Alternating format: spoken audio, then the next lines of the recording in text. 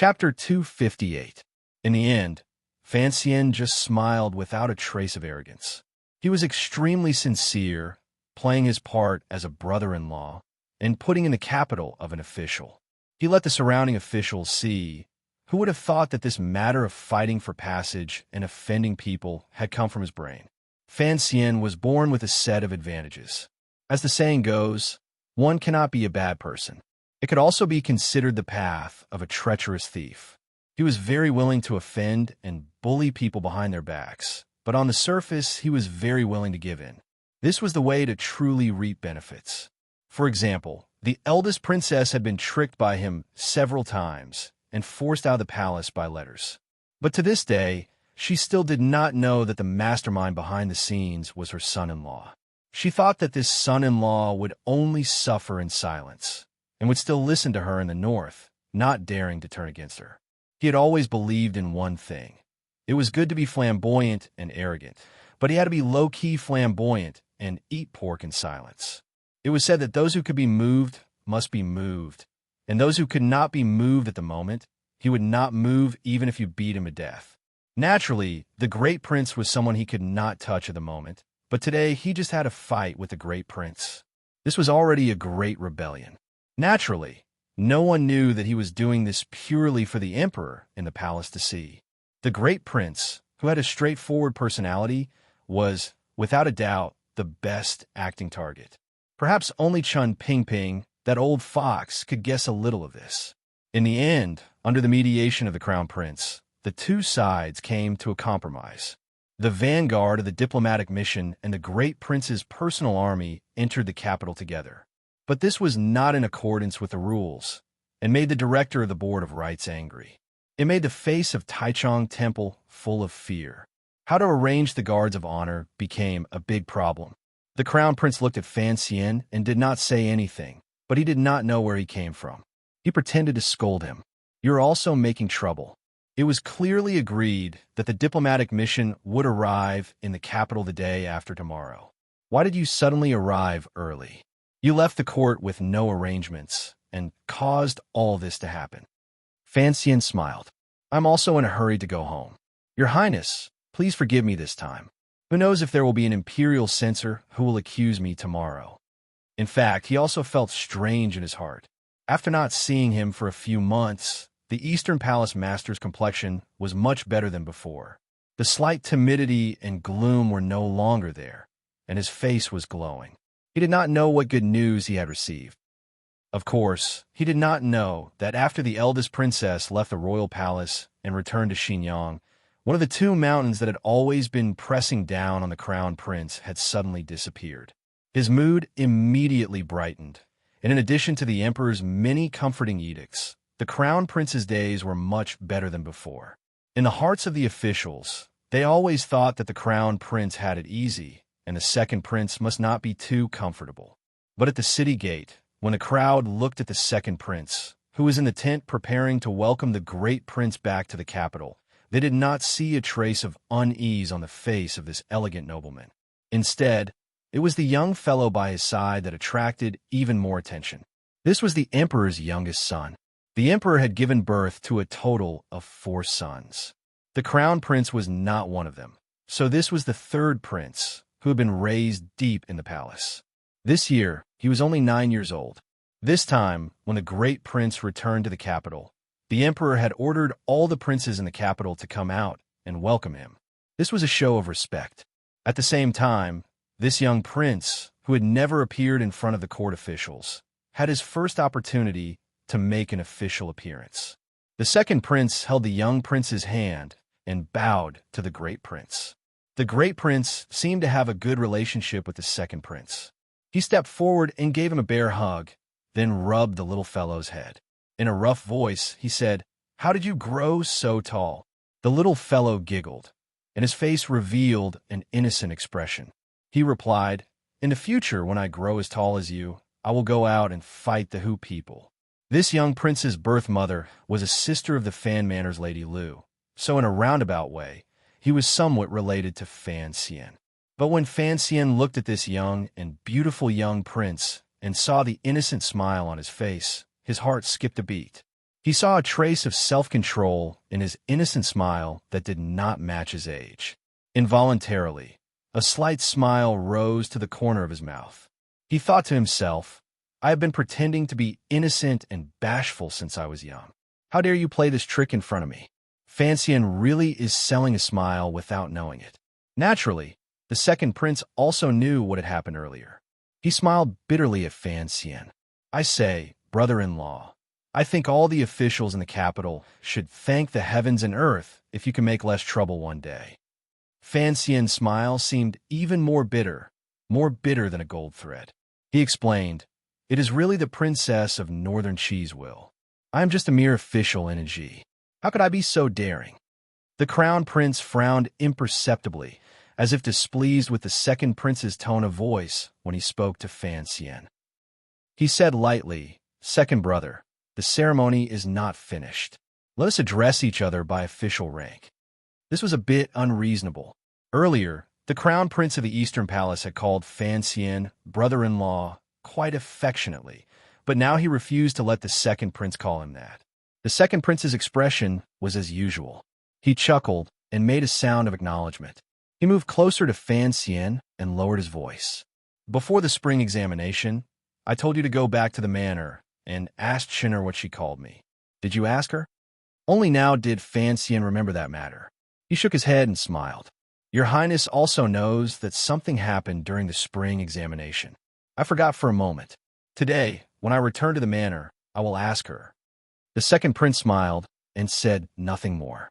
He took the third prince's hand and followed the crown prince and the great prince in front of them toward the city gate. Although the two of them spoke in low voices, it still reached the great prince's ears. This prince, who had spent many years on campaigns outside, could not help but have many doubts in his heart. Although he knew of Fancian's reputation, he was not in the capital, so he did not know what kind of power Fancian held in his hands. At this moment, he was shocked to find that whether it was the second prince or the crown prince, their words were very gentle toward Fancian. It was as if they were afraid that the officials present did not know that they had a very close relationship with Fancian. A mere official was valued so highly by the two sons of the imperial family that they were willing to lower their status.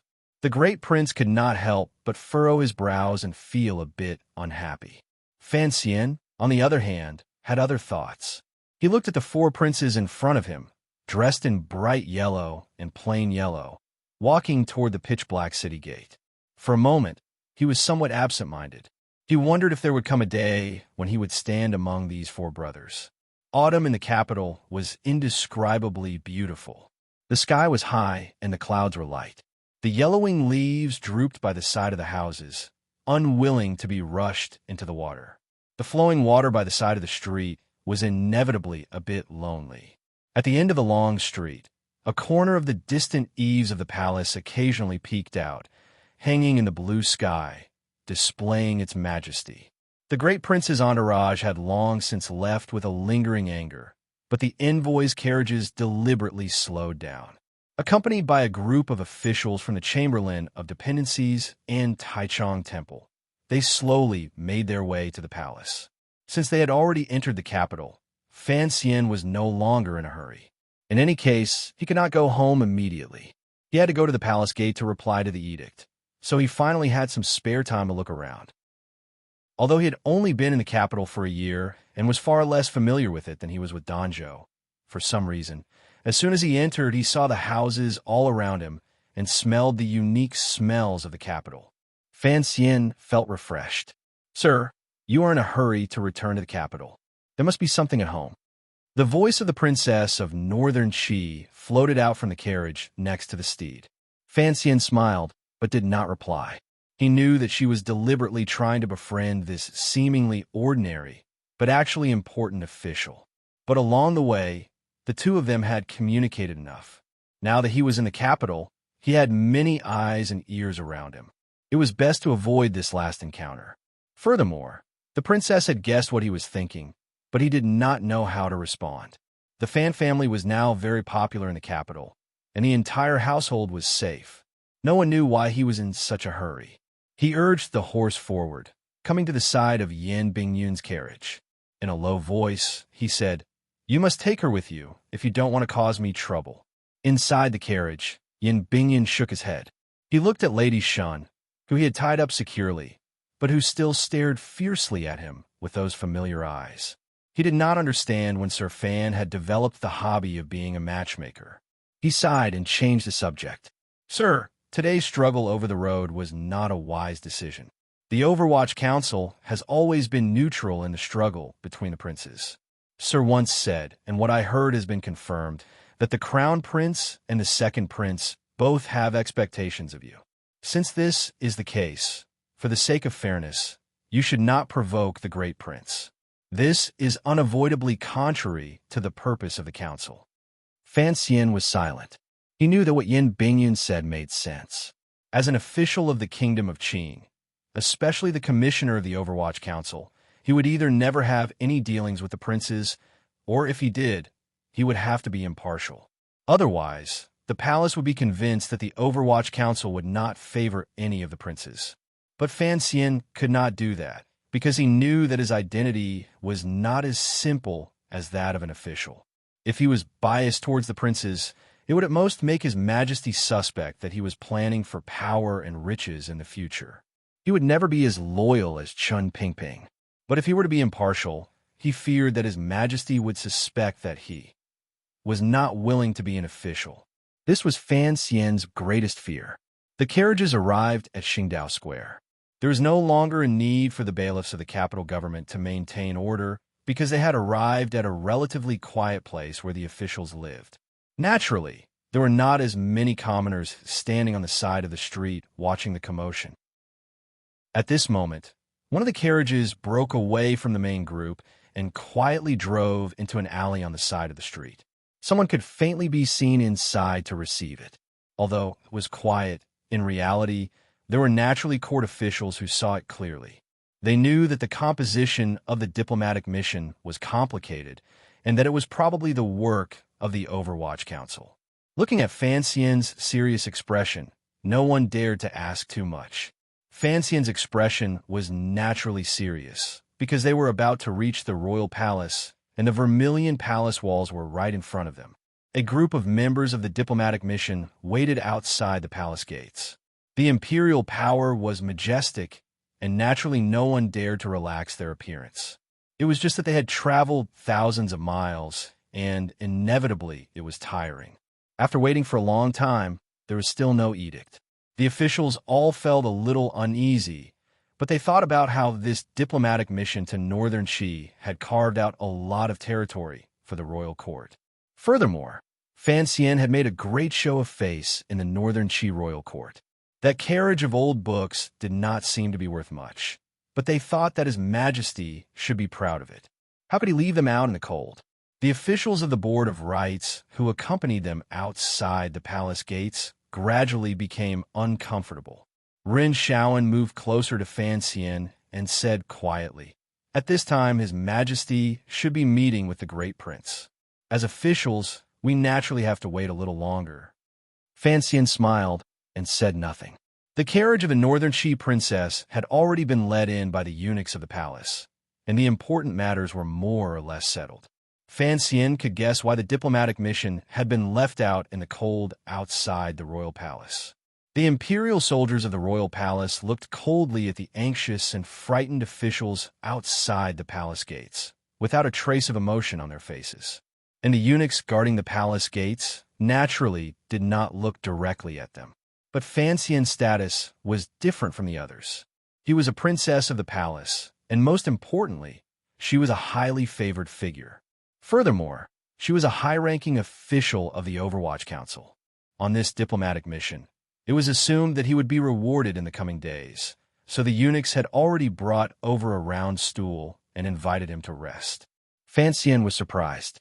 Is this in accordance with the rules? As he spoke, a head eunuch came over with a fawning expression and helped him sit on the stool. "I say, young Master Fan, I know that His Majesty has always favored you. Besides, you have traveled thousands of miles, so it is only right that you sit on a stool." "Oh, why is Unico here?" Fan Xian pretended to be surprised. The eunuch in front of him was the one he had met the first time he had followed Lady Lu and Ro into the palace. He knew that the eunuch had a good relationship with Fan Manor, so his face showed affection.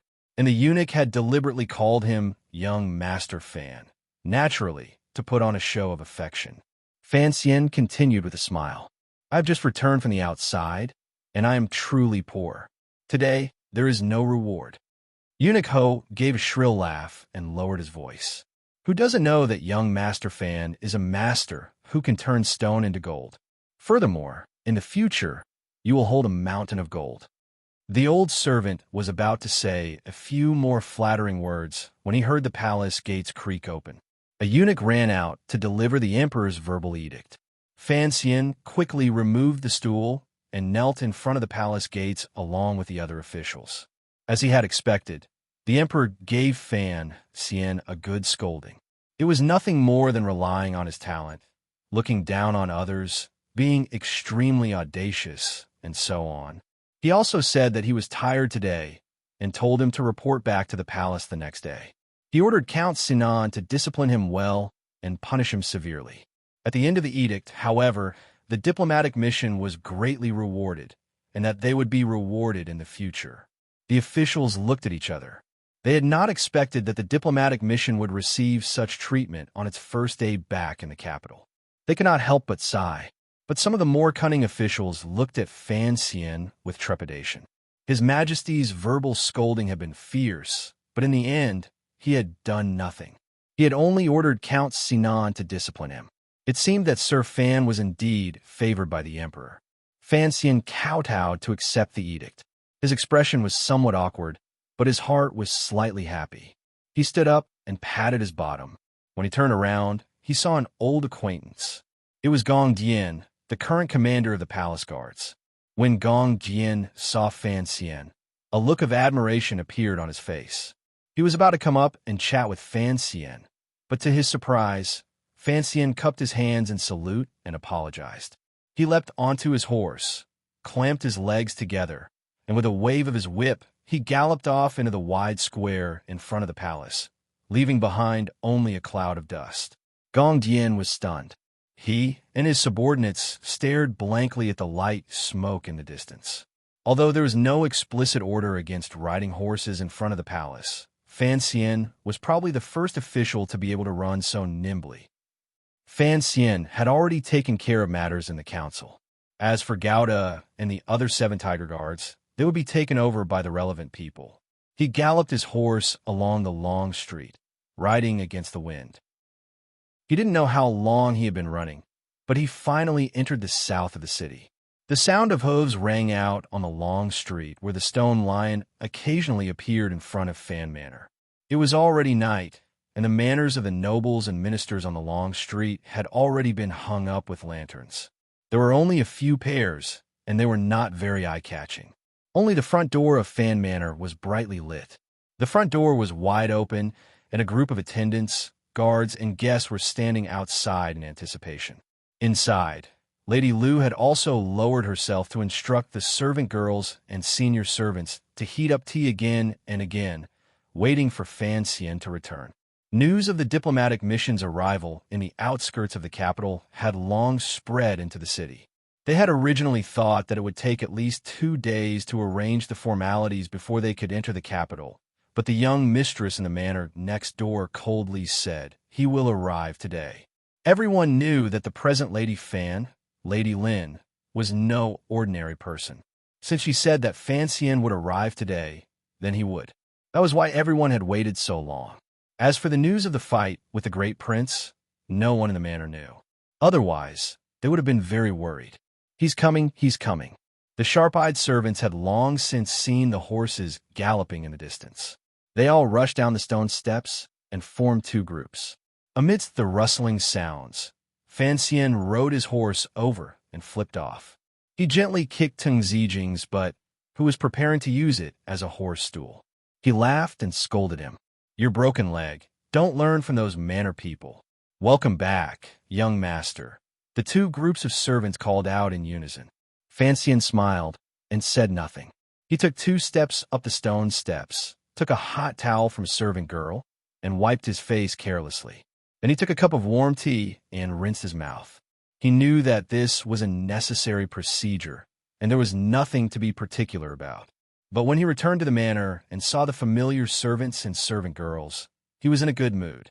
Even the smile of Lady Lu, who was behind the door, seemed less calculating and more sincere. "Your father is in the study." Lady Lu took the towel from his hand and quietly reminded him. Fan Xian nodded. Suddenly, he furrowed his brows and shook his head. "Auntie," he swallowed the last word, "auntie," and smiled. "I'll go see my sister and want her first. I'll go see father immediately." Lady Lu knew that the young master in front of her could not be constrained by filial piety and could only nod helplessly.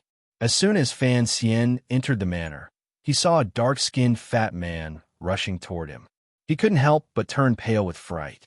It had only been a few months since he had last seen this prodigy in the accounting department. But he had no time to ask and immediately shouted, "I'll report the bill later. I have something to do." Fan Xian paused and scolded, "I'm in a good mood today. If you don't pay attention to me, I won't bother to talk to you about accounts that you don't understand." Fan Xian was also surprised, but he laughed. For some reason, he thought of the row of 4 princes outside the city gate.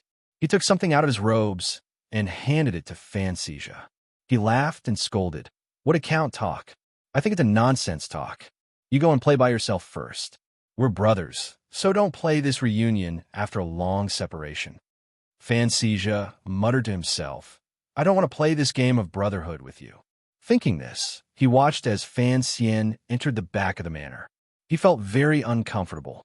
After Fan Xian got married, he had his own manor in the back of Fan Manor. However, the 2 residences were connected, so it was only 1 manor and 2 residences. He and his sister were very close, and Wanner and Ro were very close, so Ruoro spent most of her time in this courtyard. And now that he had returned, it was natural that his father would stay in the study. But what was strange was that Wanner and his sister did not come out to greet him. This made Fan Xian quicken his steps. The serving girl next to him could not keep up, and panted as she replied, "The lady is still here, and so is the mistress."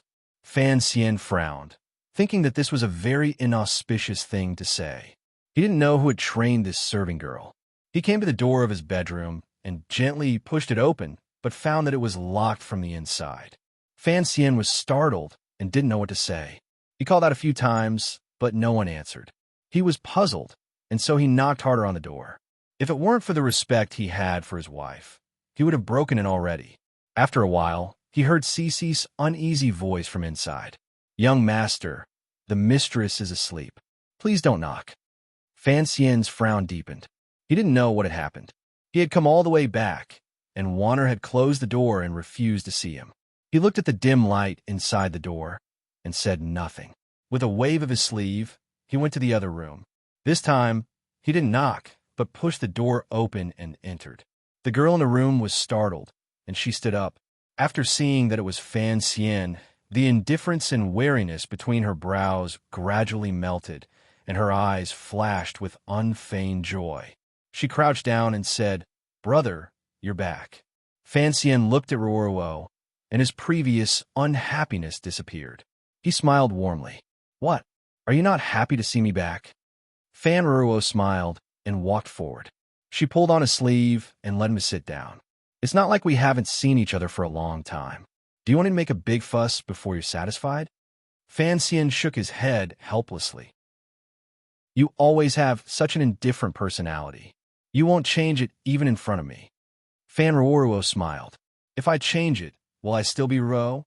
As she spoke, she poured a cup of tea and carefully brought it to her brother's lips. Fan Xian accepted it, but didn't drink it immediately. Instead, he stared at his sister's face, which wasn't very pretty, but was extremely refreshing. For a moment, the room fell into a strange silence. The 2 siblings were both very patient people, and they waited for the other to speak first. In the end, it was Fan Xian who felt sorry for his sister. He sighed. "Why do you have to do this? If there's anything, wait for me to come back and deal with it." A trace of sadness flashed across Fan Ruoro's face. She knew that her brother had seen through her plans. "I was waiting for you to come back and see you," she said softly. "That's why it's been delayed until today." Fan Xian stood up and walked directly under her bed. He pulled out a package and took out an unremarkable box from the drawer behind the bed. He flipped the box over on the table. A few banknotes, a few beaded hairpins, and a few pieces of silver fell onto the table with a clatter. He furrowed his brows as he looked at the items on the table. Running away from home with just these few things, it's far from enough. Fan Ruo was silent for a moment. She took out a self-defense dagger from her sleeve. Fan Xian was angry, happy, and distressed. He looked at his sister and said, "You are a noble young lady. You don't know the dangers of the world. Even if you don't want to marry, don't you think about how worried father will be by running away from home? And what about me? Why don't you think about how I feel?" Fan Ro lowered her head. Her hands tightly gripped the corners of her sleeves. After a moment of silence, she said, "When did father ever really care about me? As for you, have you forgotten? You taught me to control my own destiny, especially when it comes to marriage. I can't let my family arrange it." Fan Xian was speechless. In this world, no young lady from a noble family would have such a rebellious idea, let alone put it into practice. His sister was brave and even reckless enough to run away because of the stories he had told her when she was young. He had taught her how to be a good person in his letters. Could it be that Cousin May had told her so much that new Jiuexin was ready to awaken? He slapped the table uneasily. He really didn't know what his actions back then would bring to his sister. After all, this world was completely different from that world. Different thoughts could be a dagger that could hurt oneself. He suddenly raised his head and said gently, "But an arranged marriage is not necessarily a bad thing. You have never been with Hansheng. How do you know if your marriage will be a happy one?" Fan Ro's head was still lowered, but her voice did not soften. "You have known the Crown Prince since you were young. You know that I don't like him."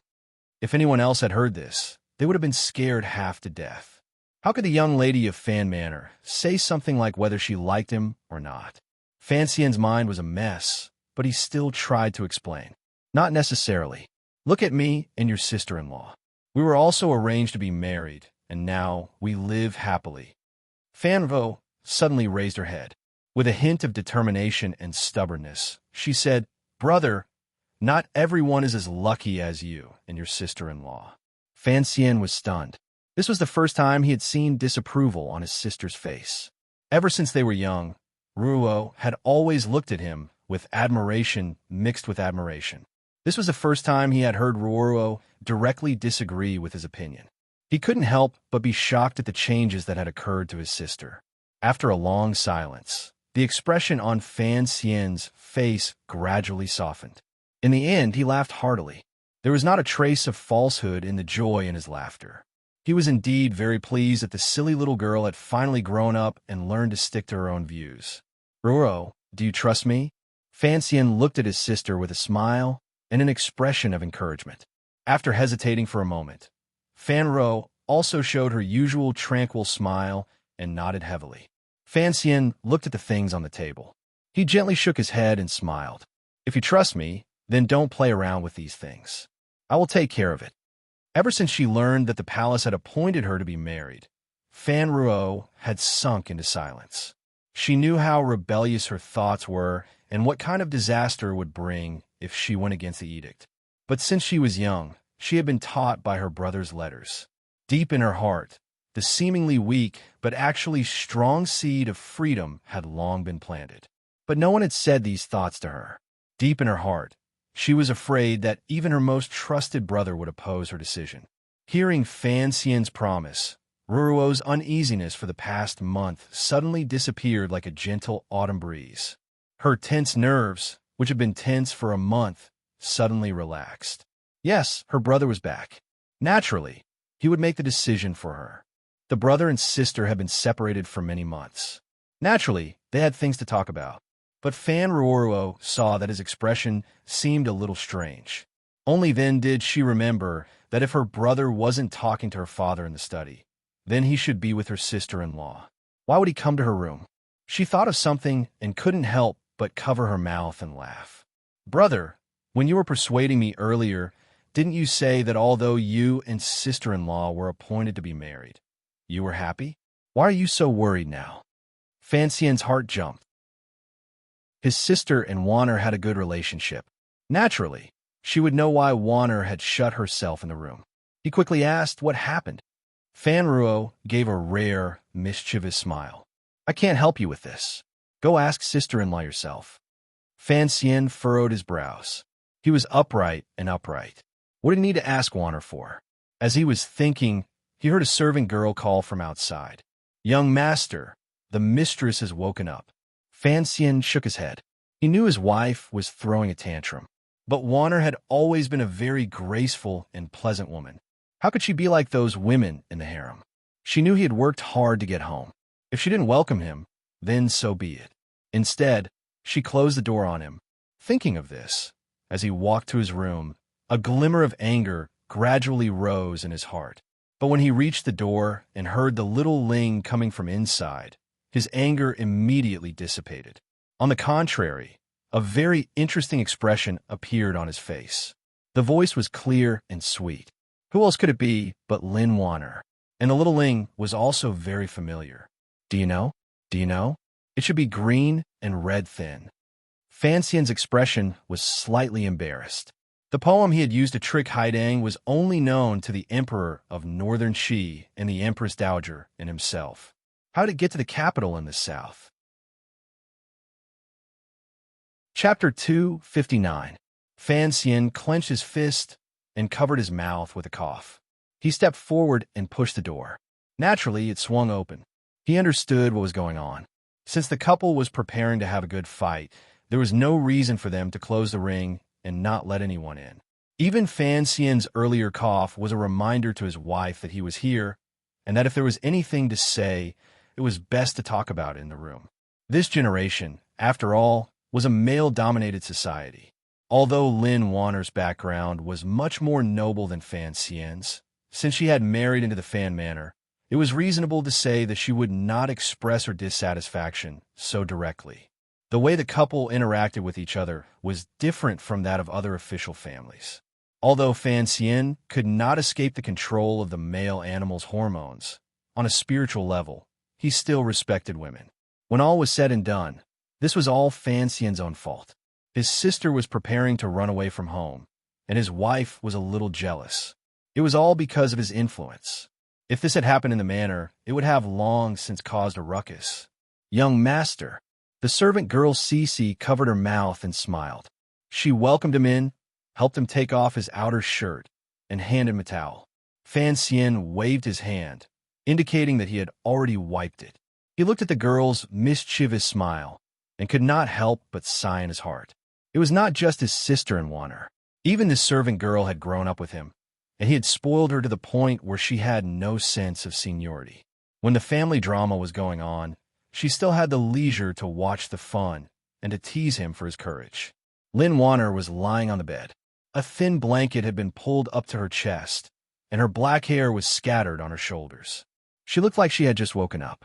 Her large eyes rolled around, and she looked curiously and sweetly at her husband, who had just returned from a long journey. There was not a trace of anger in her eyes, as Fan Xian had prepared to welcome him.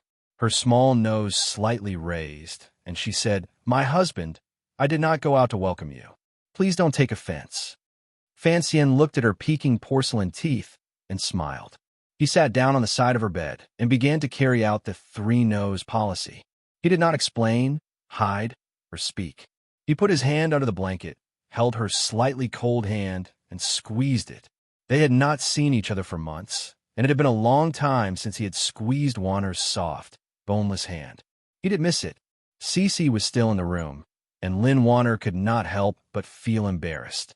She glanced in that direction. Fan Xian raised his head and saw that Cece was pretending to tidy up the medicine box on the table, but her eyes were flying in his direction. He couldn't help laughing and scolding. "You little girl, I've really spoiled you. Aren't you afraid of getting a pinprick? Get out." Cece chuckled and bowed to the young master and mistress. She then pushed open the door and closed it behind her. Coincidentally, she ran into Si Chi, who had gone to the front of the manor to bring back a tray of food. She quickly blocked her outside. Sichi was a servant girl who had followed Wanner when she married and had the same status as Cece. The two of them got along well. Seeing her blocking the door, she immediately understood what the two masters inside were doing. She couldn't help but make a face. Looking at the tray of food in her hands, she said bitterly, "The young master has just returned home. He has to eat something first." Cece smiled and said, "These are just small snacks to fill his stomach. Isn't the manor in front preparing the main meal? Besides, our family's young master needs to eat something first." To Sichi, these words were unavoidably frivolous, particularly since it involved the young mistress. No matter what, it shouldn't be a joke that servants like her should make. Her expression became ugly. She glared at Cece and snorted. Carrying the tray of food, she went to the room next door. Cece was slightly stunned. Then she remembered that her previous words were indeed very disrespectful. She stuck out her tongue and hurriedly ran over. After a while, after a moment of silence, there was a burst of extremely low laughter in the room next door. It seemed that the two principal maids had already reconciled. On the enormous bed in the bedroom, under the large blanket, Fan Xian stretched out his right hand and took out the hair fork on his head. At home, he always liked to comb a petal at the back of his head for freshness. He felt his mouth was a little dry. He stretched out his hand to the small table beside the bed and took out a cup of tea to moisten his throat. After thinking for a moment, he brought the teacup to Wanner's lips and fed her half a cup. Wanner's eyes were soft, and her cheeks were slightly flushed. After drinking half a cup of warm tea, she came back to her senses. Embarrassed and angry, she bit his left forearm and said, "How can there be someone as impatient as you? It's just nightfall. If those servants guess, how can I have the face to manage this family?" Fan Xian chuckled and turned to his side to hold his wife. His fingers gently slid along her smooth upper arm. His heart was very satisfied. He said, "Absence makes the heart grow fonder. Besides, we haven't seen each other for a long time. Who would dare to say anything when we're intimate?" His eyes turned slightly, and he mischievously said, "Besides, if I wasn't so impatient earlier, I'm afraid you would still be suspicious of what I did outside." Hearing this, Lin Wanner remembered that today she was going to try to persuade her husband. How could she have let him into the room for less than the time it takes to drink a cup of tea? She seemed to have lost her head and almost forgot what she was going to say. Could it be that her husband really did have some sort of bewitching spell? Thinking of this, she couldn't help but feel a little embarrassed. She lightly hit him and said, "If you didn't mention it, I would have forgotten. I was going to ask you if you felt anything when you heard that order." Fan Xian licked his somewhat dry lips. His handsome face and this expression didn't seem obscene. Instead, it gave off an indescribable sense of naughtiness. When it came to the way of a husband and wife, he had always been a man of action. He didn't care what Wanner was thinking. First, they got into bed and made out. In this world, after intimate matters, women would always be incomparably attached to their lovers, and the jealousy in their hearts would fade a little. But he also knew that there had to be an explanation for this, so he took the initiative to bring it up. "You little girl, you dare not let me into the room? Be careful that I don't spank you." Lin Wanner leaned into his arms and quietly said, "If you want to spank me, then spank me. In any case, you only know how to bully me." "What do you mean by that?" Fan Xian laughed. "Are you mad at me for not bringing back chicken wings from Northern Chi?" Lin Wanner got up and half-knelt on the bed. Her undergarments were slightly slippery, revealing half of her shoulders.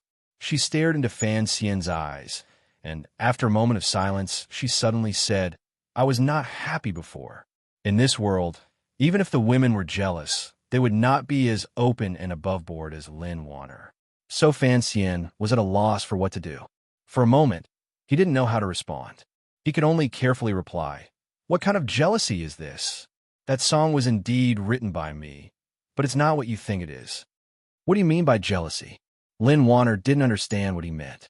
Only then did Fan Xian remember that in this world, there was no story of Lady Fong drinking jealousy and committing suicide. So he laughed and told the story, but he pretended to read it from someone else's notes.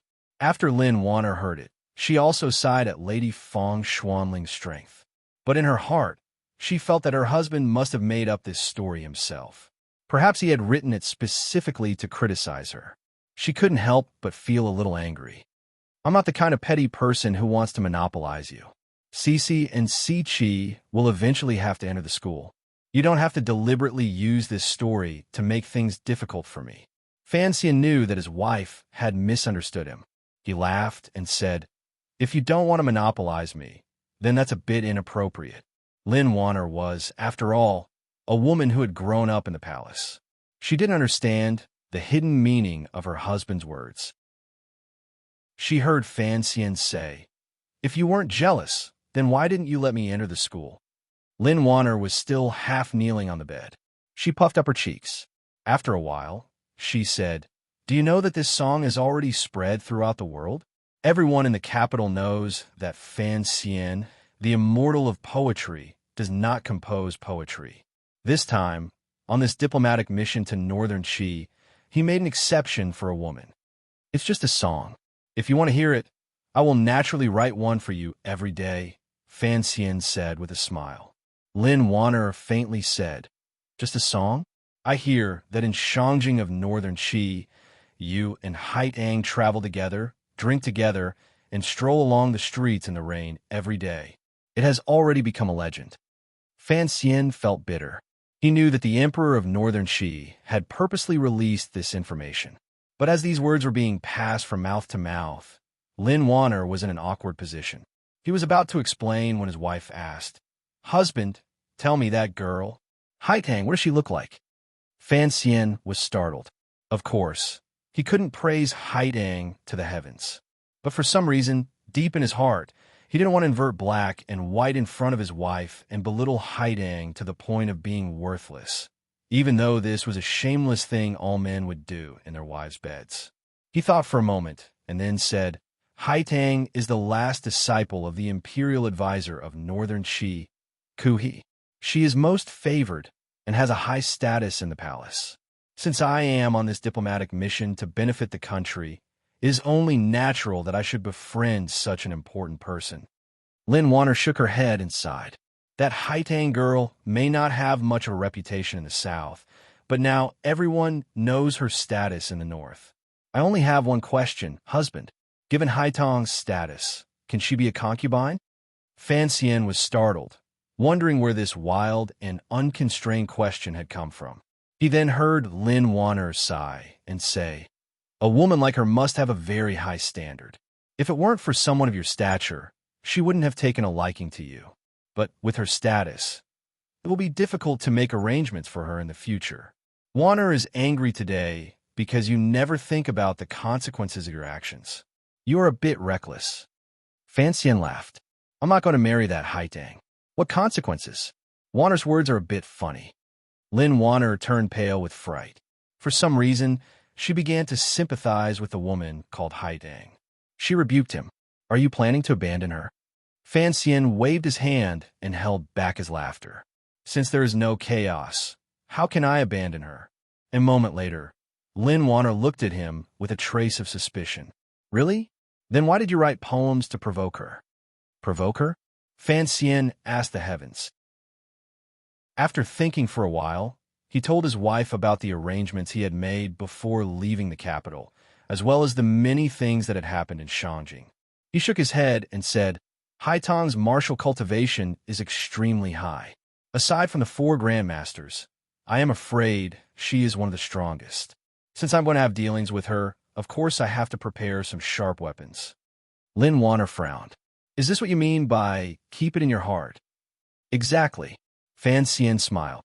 "When 2 countries go to war, attacking the heart is the most important."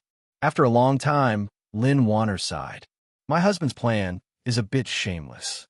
The disturbance at home had subsided. Fan-Xian thought for a while and then told his wife about his fight with the Great Prince.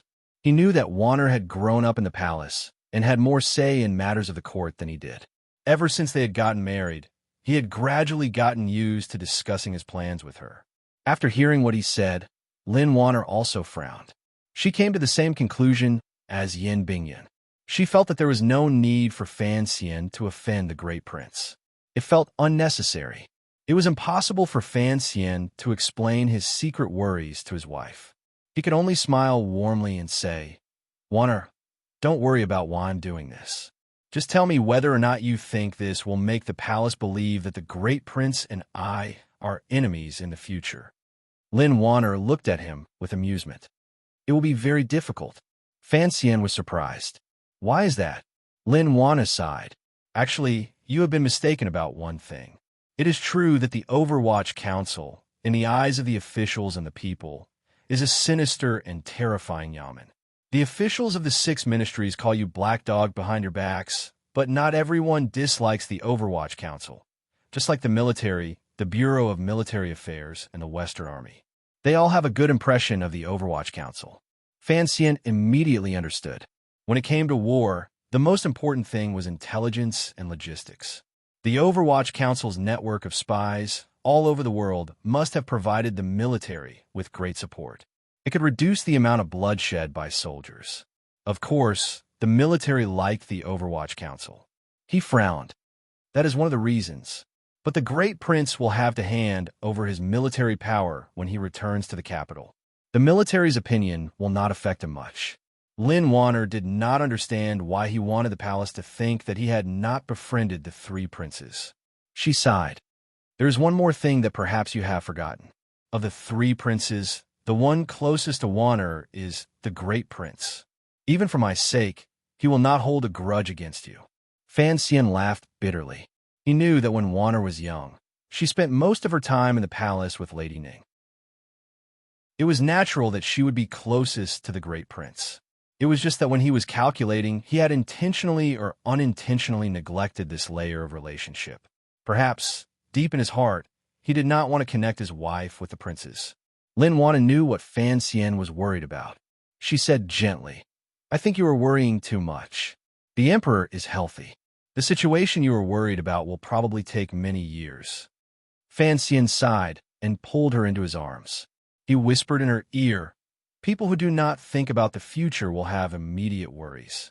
Looking at the atmosphere when I return to the capital, I know that when I take over the palace treasury next year, your brothers, the Crown Prince, the Great Prince, and the Second Prince, will not let go of a fat piece of meat like me. How was the idea I gave you on the Tsang Mountains last year?" Lin Wanner did not seem like a 16 or 17-year-old girl. She was more like a female strategist. After all, she was the daughter of the eldest princess. In this area, she had more or less inherited some of this, so Fan Xian had always trusted her advice. But Fan Xian had never agreed to the proposal on the Tsang Mountains. He lowered his head slightly and said slowly but firmly, "Asking for power to be reduced is the most appropriate thing to do. For a young official like me to be in charge of the Overwatch Council and the palace treasury, the favor of the Emperor is too great, and the power is too great. This is something that should not have happened, but Wanner, I will not let go of the palace treasury." Although Lin Wanner did not know why her husband did not want to let go of the palace treasury, as a wife, she could only silently support him. She nodded and said, "I understand." Fan Xian continued, "Since I am not willing to let go of the palace treasury, then the Overwatch Council is even more so.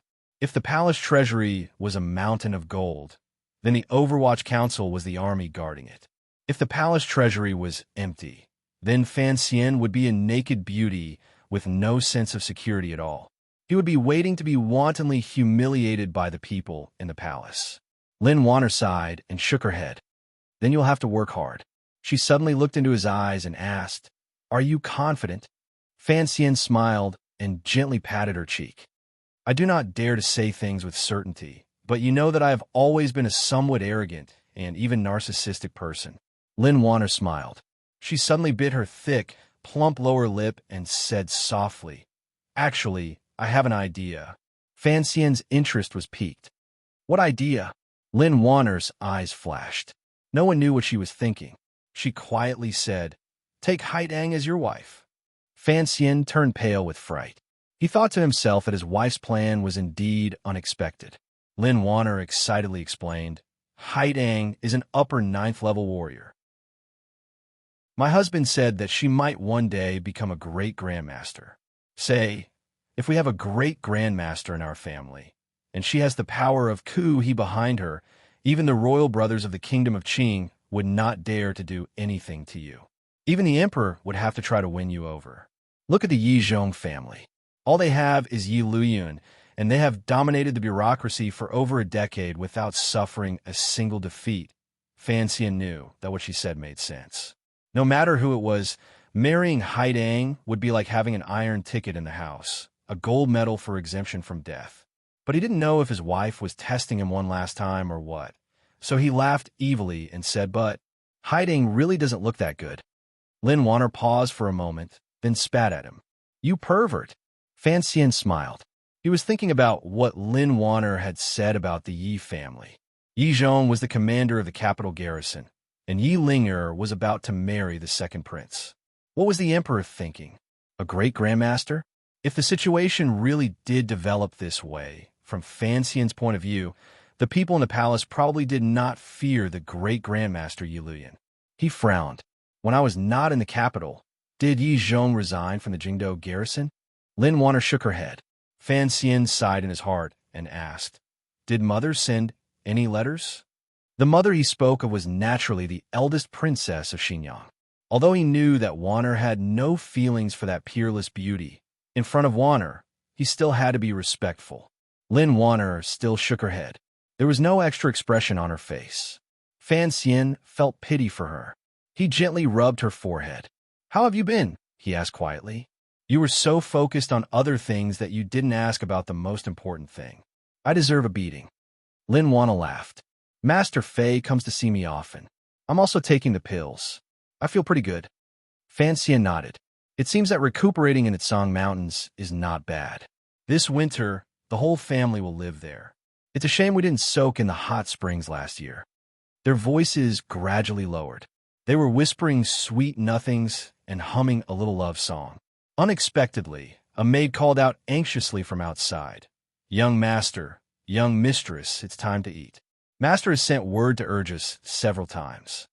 Fan Xian let out a strange cry. He lifted the covers and immediately began to put on his clothes. He had originally planned to stay in the back of the residence for a while before going to pay his respects to his father. He had not expected that by trading his body for safety, he would sink into a sea of tenderness. He had completely forgotten that his father was still waiting for him in the study. When he thought of his father's solemn face, Fan Xian could imagine how angry he was. A son had traveled 1,000 miles to return home, and yet he had not paid his respects to his parents first. Instead, he had gone to fool around with his wife. Wanner complained to him as she began to dress and make up. Cece and Si-Chi had been waiting outside the door for a long time. When they heard the noise, they entered the room to serve the two mistresses. Using the fastest speed they could muster, they followed a servant carrying a lantern. They pretended nothing had happened and went to the front house. In the hall, the servant girls stood quietly to one side. The Minister of Revenue, Count Sinan, sat solemnly in the middle. Although Lady Lu had already helped him to sit, she still stood by his side out of habit, placing cups and chopsticks. Fan Ruo sat to his left, deep in thought. Fan Xizha sat to the right, his hands hidden under the table as he played with the thing Fan Xian had thrown to him earlier.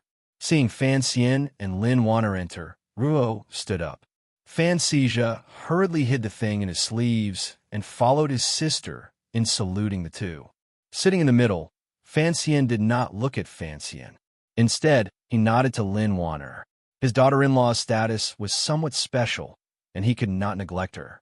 There were many rules in a large family, but Fan Xian was busy with official business, so he rarely had time to eat at home. Today was the first time Fan Xian had returned, so naturally he had to be more formal than usual. At the table, not a sound could be heard. With great difficulty, the meal was over. Fan Xian looked at his son and said lightly, "You are going to be made a noble." Chapter 260. First-class Baron, second rank. Fan Xian pondered the weight of this title, worried that it would provoke some criticism.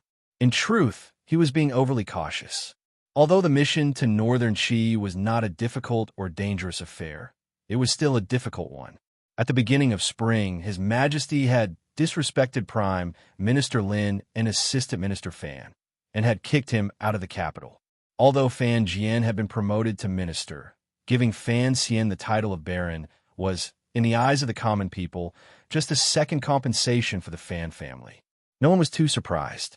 Furthermore, ever since he had entered the capital, everyone knew that the reason the Emperor of the Palace admired the Fan family's son so much was largely because of his literary talent. Fan Xian was in line with His Majesty's strategy of promoting scholarly governance. This time, Fan Xian had earned a carriage full of books in northern Qi, and His Majesty would naturally reward him. Although, given Fan Xian's current position, he did not think much of a mere baron. The title of nobility was still based on family and status. It would always have some benefits for doing things. He looked at his father and said, "When will the edict come down?" By this time, father and son had been talking for a long time in the study. Fan Xian chose to talk about some of the less secretive parts of the diplomatic mission. Every time he touched on matters of the council, Minister Fan waved his hand and told him to skip ahead before he could show any signs of awkwardness. When all was said and done, Fan Xian had grown up in Danzhou. After entering the capital, he rarely communicated with his father. Most of the time, they talked in this simple and unique study.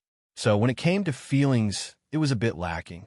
But for some reason, he looked at Fan Jian's gray hair growing on his temples and thought of the romantic figures of the northern Qi kingdom who had already been beaten by the wind and rain.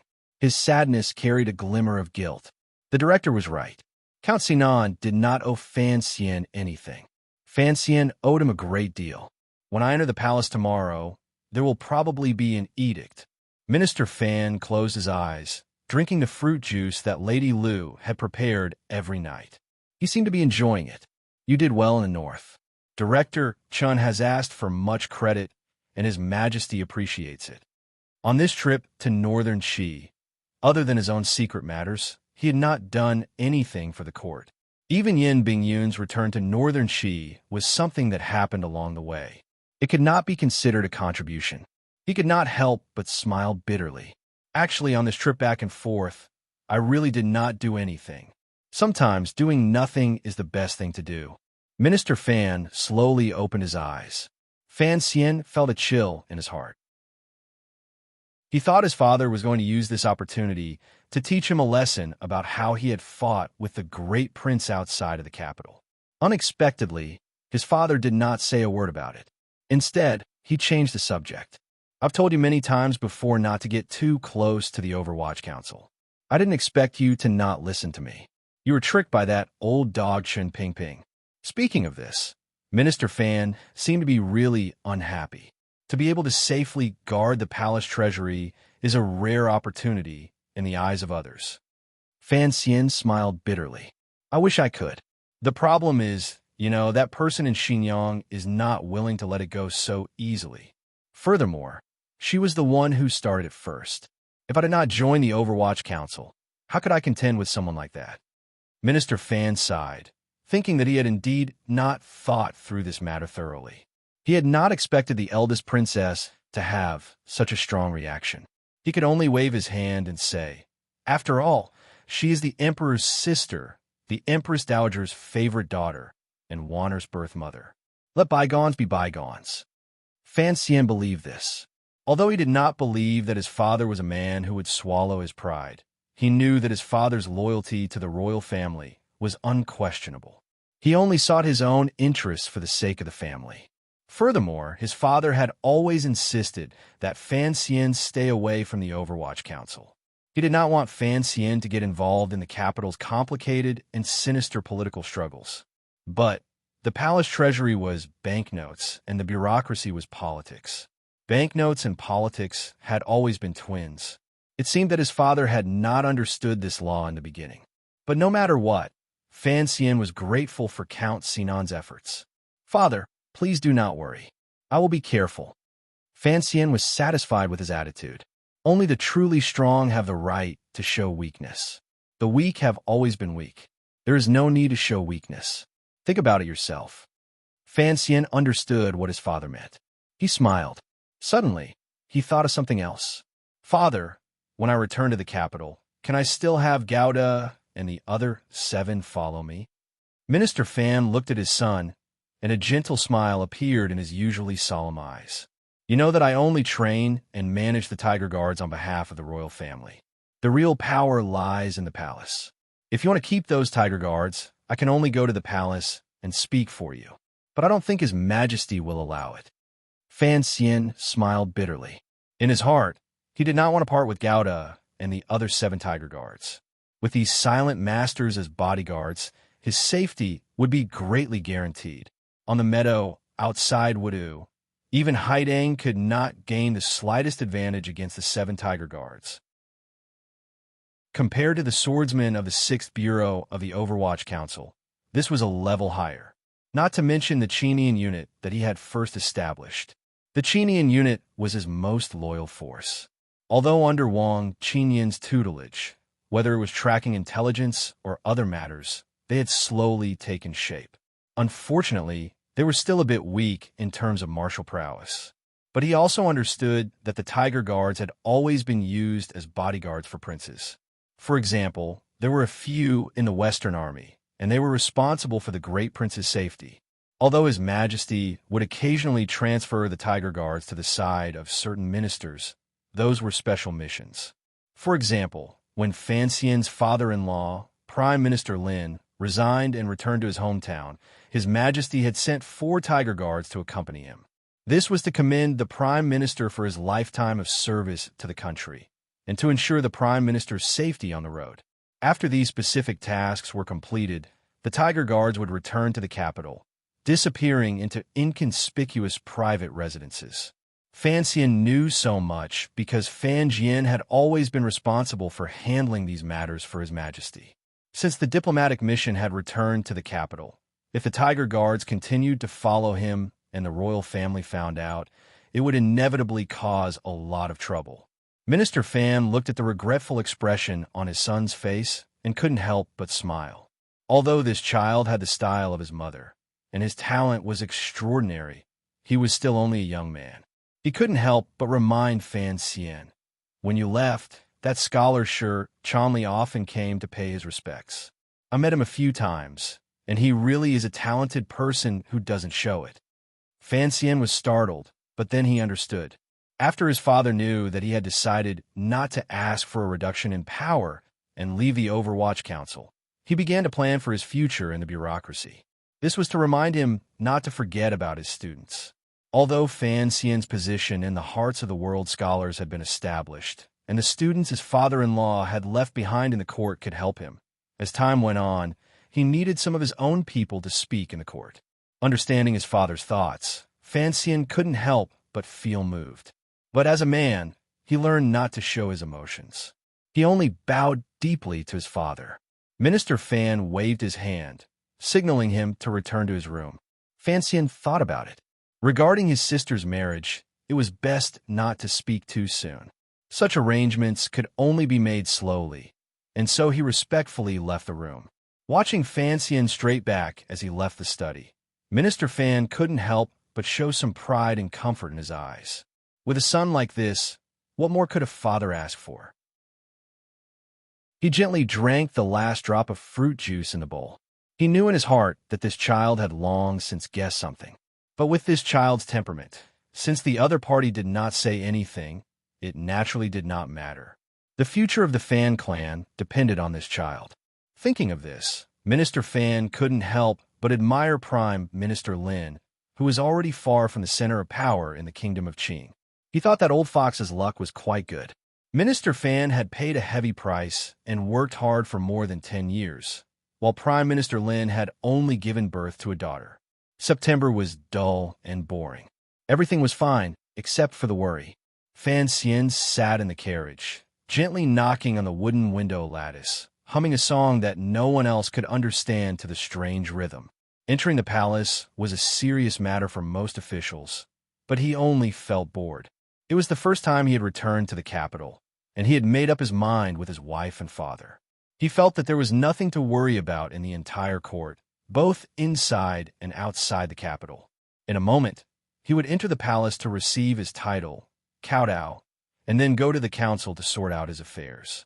It seemed that all he could do was return to Tsang Mountain to practice jumping off the cliff. His fingers, which had been knocking on the window lattice, suddenly froze. He suddenly remembered his sister's marriage, and remembered that Li Hongcheng was holding a feast on Lujing River to welcome him. His expression suddenly became unsightly. So this dull and boring September was actually such a dog's life. Today was the day of the court. Early in the morning, many officials had arrived at the palace gates to wait. It was said that in the early years, some of the older officials, in order to show their loyalty to the emperor, began to prepare their court attire in the middle of the night. They hurried to the palace gates before dawn, just to wait for the sound of the palace gates opening. After these old officials retired, not being able to hear the creaking of the gates for many nights made them feel particularly uncomfortable. Now that the emperor was on the throne, he hated those who sought fame. So the officials did not dare to come too early, but they also did not dare to come too late. It was unknown who had the idea, but some of the officials actually reserved seats in the tea house at the corner of Zinjiku. As soon as the sun had risen, they left the manor and waited in the private rooms of the tea house. They had their attendants watch the palace gates from afar, so that they could line up at the right time. There was no such thing as a commissioner of the Overwatch Council. Aside from a mysterious figure that had long since been forgotten, Fan Xian was the first commissioner since the founding of the Kingdom of Qing. That was why he was only a fourth-level official in the Imperial College. If it were not for the fact that the emperor had to report to the diplomatic mission, he would not have had the right to attend court. So he did not need to wear court attire for half a day. Early in the morning, he set out from Fan Manor, leisurely all the way. When he arrived at the palace gates, he was much later than most of the other officials.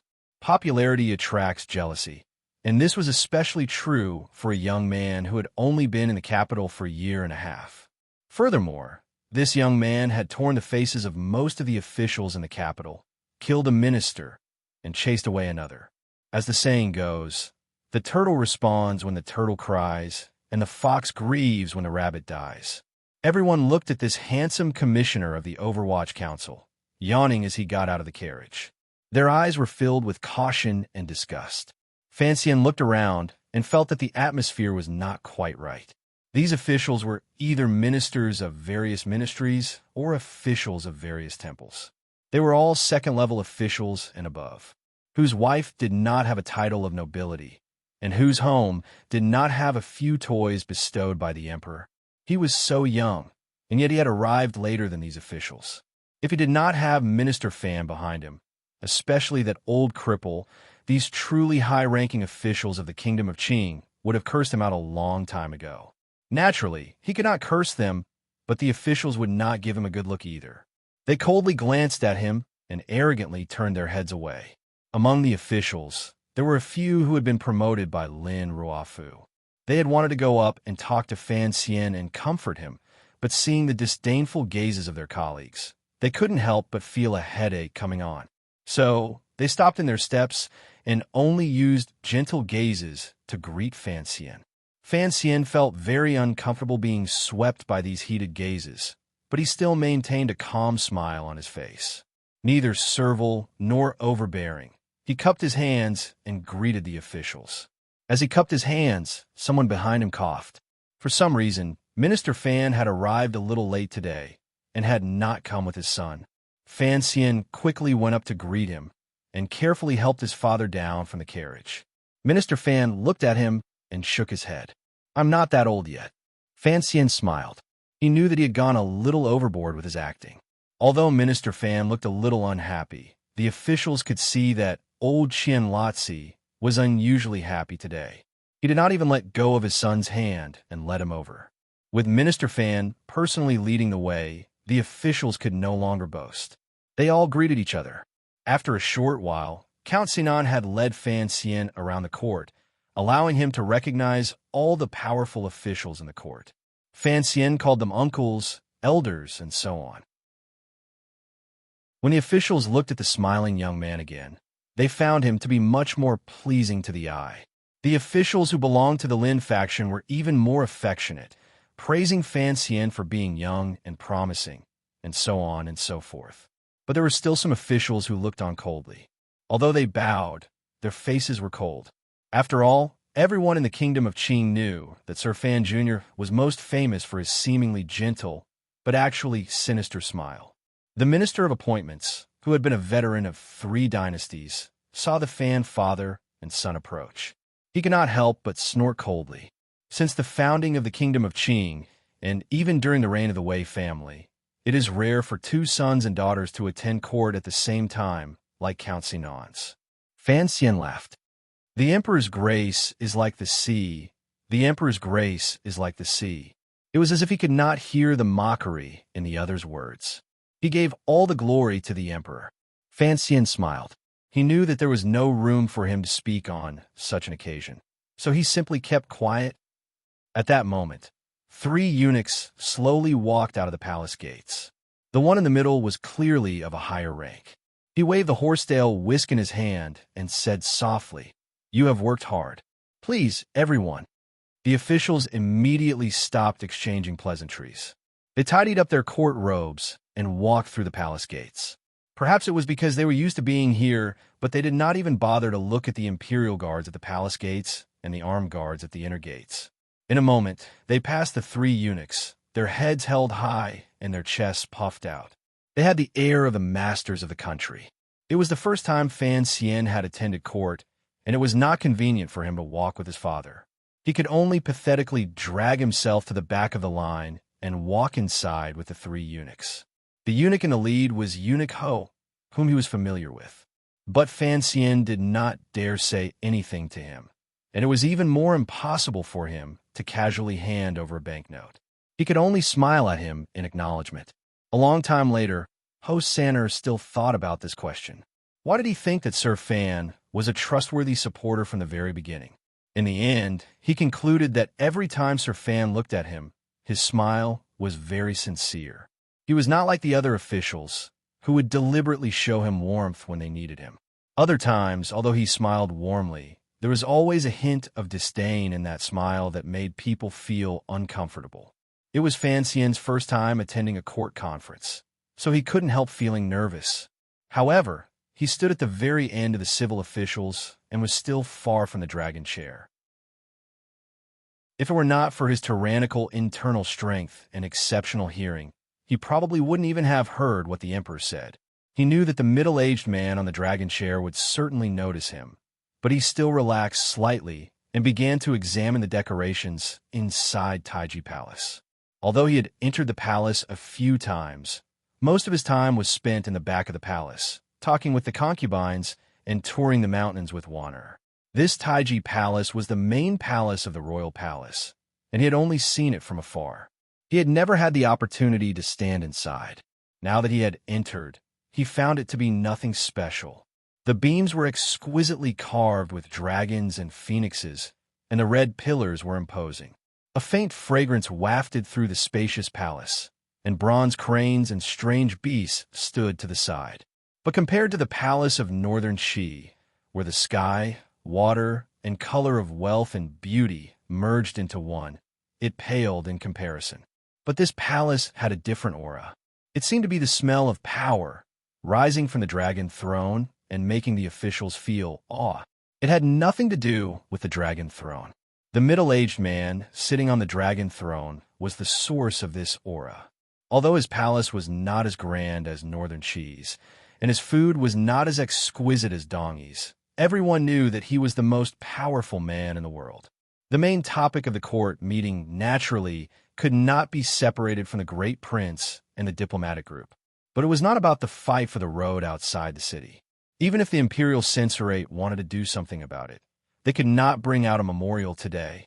It was not that the imperial censorate did not have the ability to rush a memorial overnight, but if they were to rush it, they would probably leave traces and make the emperor unhappy. Today's court meeting discussed the future arrangements of the Western Army, as well as the soldiers' requests for rewards. The great prince had already been made a king, but the 100,000 soldiers under his command had to be accounted for. This point was brought up by the Bureau of Military Affairs, and no one would raise any objections. Although the emperor placed great emphasis on the rule of literature, the kingdom of Qing was, after all, a valiant nation built on military might. No one would make life difficult for the military on this matter. As for the diplomatic group, after reporting on what had happened along the way, the Chamberlain of Dependencies presented the letter of credence on behalf of the Northern Qi delegation, presenting the newly drawn map of the world. Looking at the gradually expanding territory of the Kingdom of Qing on the map, the Emperor, who had always seemed too calm, finally had a glimmer of passion in his eyes. The officials knew what was good for them, and naturally, they cheered loudly and flattered the Emperor. The elders of the Bureau of Military Affairs stroked their beards proudly. This was the land that the sons of the army had fought for with their own blood and flesh at this time. Not many officials realized that in the process of negotiations, the officials of the Chamberlain of Dependencies, including Xian Chuwu, Fan Xian, and the 4th Bureau of the Overwatch Council, had played a large role. Even if they realized it, they would purposely ignore it. Fan Xian looked at the joy in the hearts of the officials in court.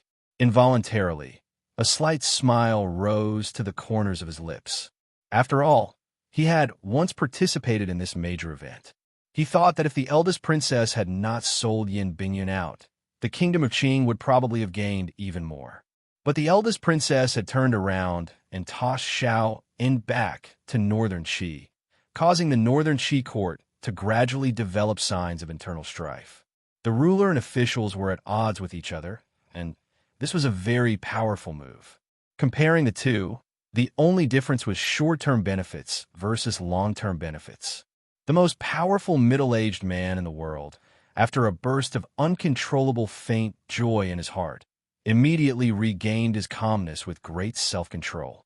Supporting his chin with his hand, he wore a smile on his face as he listened to the praises of his subjects. His gaze, however, swept across the back of the ranks of his subjects indifferently. After seeing the smile on that little fellow's face, his mood somehow became a little better. He waved his hand, and the eunuch holding the brush and the head of the secretariat began to recite the already drafted edict in a sharp voice. Because there were too many soldiers to be rewarded, and the opinions of the great prince and the elders of the military had to be consulted, it had to be delayed for some time. This edict was mainly for the members of the diplomatic mission. The hall fell silent. Everyone knew that after the diplomatic mission, it was just a routine reward, and the officials did not care. They only pricked up their ears to hear Fan Xian's name from the eunuch's sharp voice. Baron of the 1st rank, 2nd rank. The officials all breathed a sigh of relief. It seemed that His Majesty still had a sense of propriety. Regardless of their relationship with the Fan family, these officials did not want Fan Xian to be given such a high title at such a young age. Everyone thought in different directions and stood in different positions, but their thoughts were very similar. Xian Chuwu, Fan Xian, and the others had long since knelt in the hall and thanked the Emperor for his grace. Just as the officials were about to hear the words, "If there is something to report, if there is nothing to report, the court is dismissed," His Majesty sat on the dragon chair and said lightly, "The few of you stay." His Majesty's gaze fell on the few high-ranking officials closest to the dragon chair. After Lin Ruofu resigned as prime minister, the court could not find a suitable candidate to replace him, so the current affairs of the cabinet were handled by few scholars and ministers. These days, after court meetings, His Majesty would often ask them to stay and say a few more words. Today, the Crown Prince and the Great Prince were also in the hall, so they naturally had to stay and say a few words. So the officials did not feel that anything was amiss. After greeting the Emperor, they all retreated from the hall. Then, these officials heard something that made them feel incomparably jealous and envious. "Fan Xian, you stay as well." Chapter 261. With strange expressions on their faces, the officials walked past Fan Xian and exited Taiji Palace. At this moment, Fan Xian felt a little uneasy. He knew what the situation of the conversation in front of the Emperor would be. Even if he was the commissioner of the Overwatch Council, he would probably stand out. In the end, his experience and age were too young. But since things had come to this, he could only accept it calmly. With a trace of caution, he followed behind the old officials and followed the eunuch to the back of the palace. After a few turns and 2 turns, they didn't walk very far. They came to a side hall. The ceiling was blocked, so the space didn't seem very spacious. To the left was a large row of wooden shelves that were as tall as a person. The shelves were all filled with books. Fansian secretly looked around at the decorations. He knew that this was probably the legendary royal study. A smile appeared at the corner of his lips. He was probably thinking of the braid plays he had often seen in his previous life. At this time, the emperor had already taken off his dragon robe with the help of the eunuchs. He had changed into a sky blue casual shirt with a jade belt tied around his waist. He looked quite casual. The emperor reclined on the low couch and reached out to place a teacup on the table.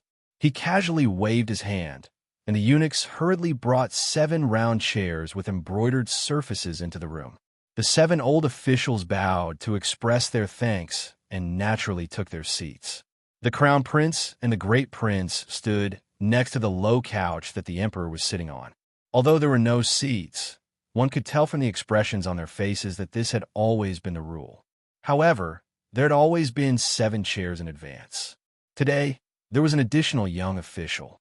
The eunuchs of the royal study had probably never seen Fansian before, so they were in a bit of a dilemma. They didn't know if he was just a low-ranking official who had been sent in for questioning or some other noble figure. Everyone was sitting, and Fansian was standing alone. This immediately made him stand out. His father, Minister Fan, was looking at his nose and did not even glance at him. Fansian couldn't help but laugh self-mockingly. He moved his already inconspicuous position further back. His small action was noticed by the crown prince. The crown prince smiled slightly at him. Fansian only dared to return the gesture with his gaze. Inadvertently, he saw the great prince give a small yawn behind the emperor. He had probably just returned to the capital yesterday and had drunk a lot of wine. He was probably very tired today. Other than the day when they first met in the tea house by the Lu Jing River, today was the closest Fansian had ever been to the emperor. He was so close that he could almost touch the emperor. He couldn't help but raise his head slightly and quickly sweep his eyes over the emperor, but he didn't dare to stare at him. After all, the other party was the emperor. Although there was an official called Mu Tianyan in the Qing dynasty, no one dared to wantonly appreciate him as if he was a beauty.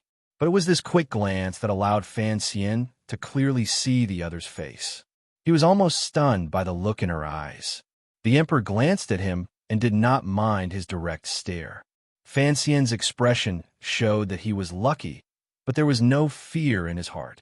After a while, the second prince, who was studying with the little prince in Xingqing Palace, was also invited over by a eunuch. When he entered the royal study, he was still holding the little prince's hand. Seeing the harmonious scene between the 2 brothers, the emperor nodded slightly, seemingly satisfied. The crown prince had a smile on his face, but who knew how many profanities he was cursing in his heart. Bring Fansian a seat. After the 4 princes all stood next to the low couch, the emperor seemed to notice that Fansian was still standing and casually ordered him. Fansian was slightly surprised. I wouldn't dare. Given his rank, entering the royal study was already an exception. These 4 princes were still standing, so how could he dare to sit? When the 6 old officials heard the emperor give this young man a seat, they also felt an itch under their buttocks. They moved, twisted, and coughed. It was clear that they were somewhat dissatisfied. They had been in the court for at least 20 years before they finally had a seat in front of the emperor. Fansian, this child of the Fan family, had just entered the royal study and already had a seat. The crown prince looked at the officials and respectfully said to the emperor, "Father, Fansian is young, and his body is not as strong as the old officials. Look at how frightened he is. It is better for him to stand." These words were spoken very calmly, and whether it was the old officials or Fansian, they all felt grateful.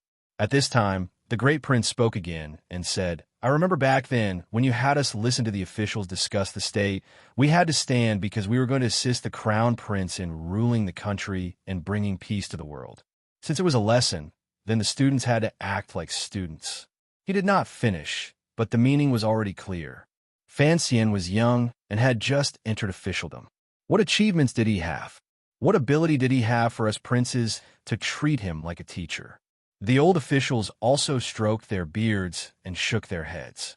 This seat looked normal, but the meaning hidden within it was no small matter.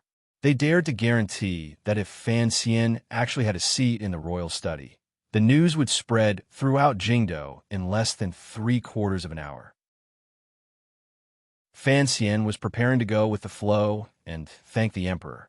Unexpectedly, he saw the indifferent gaze the emperor cast his way. His heart trembled slightly, and he swallowed his words.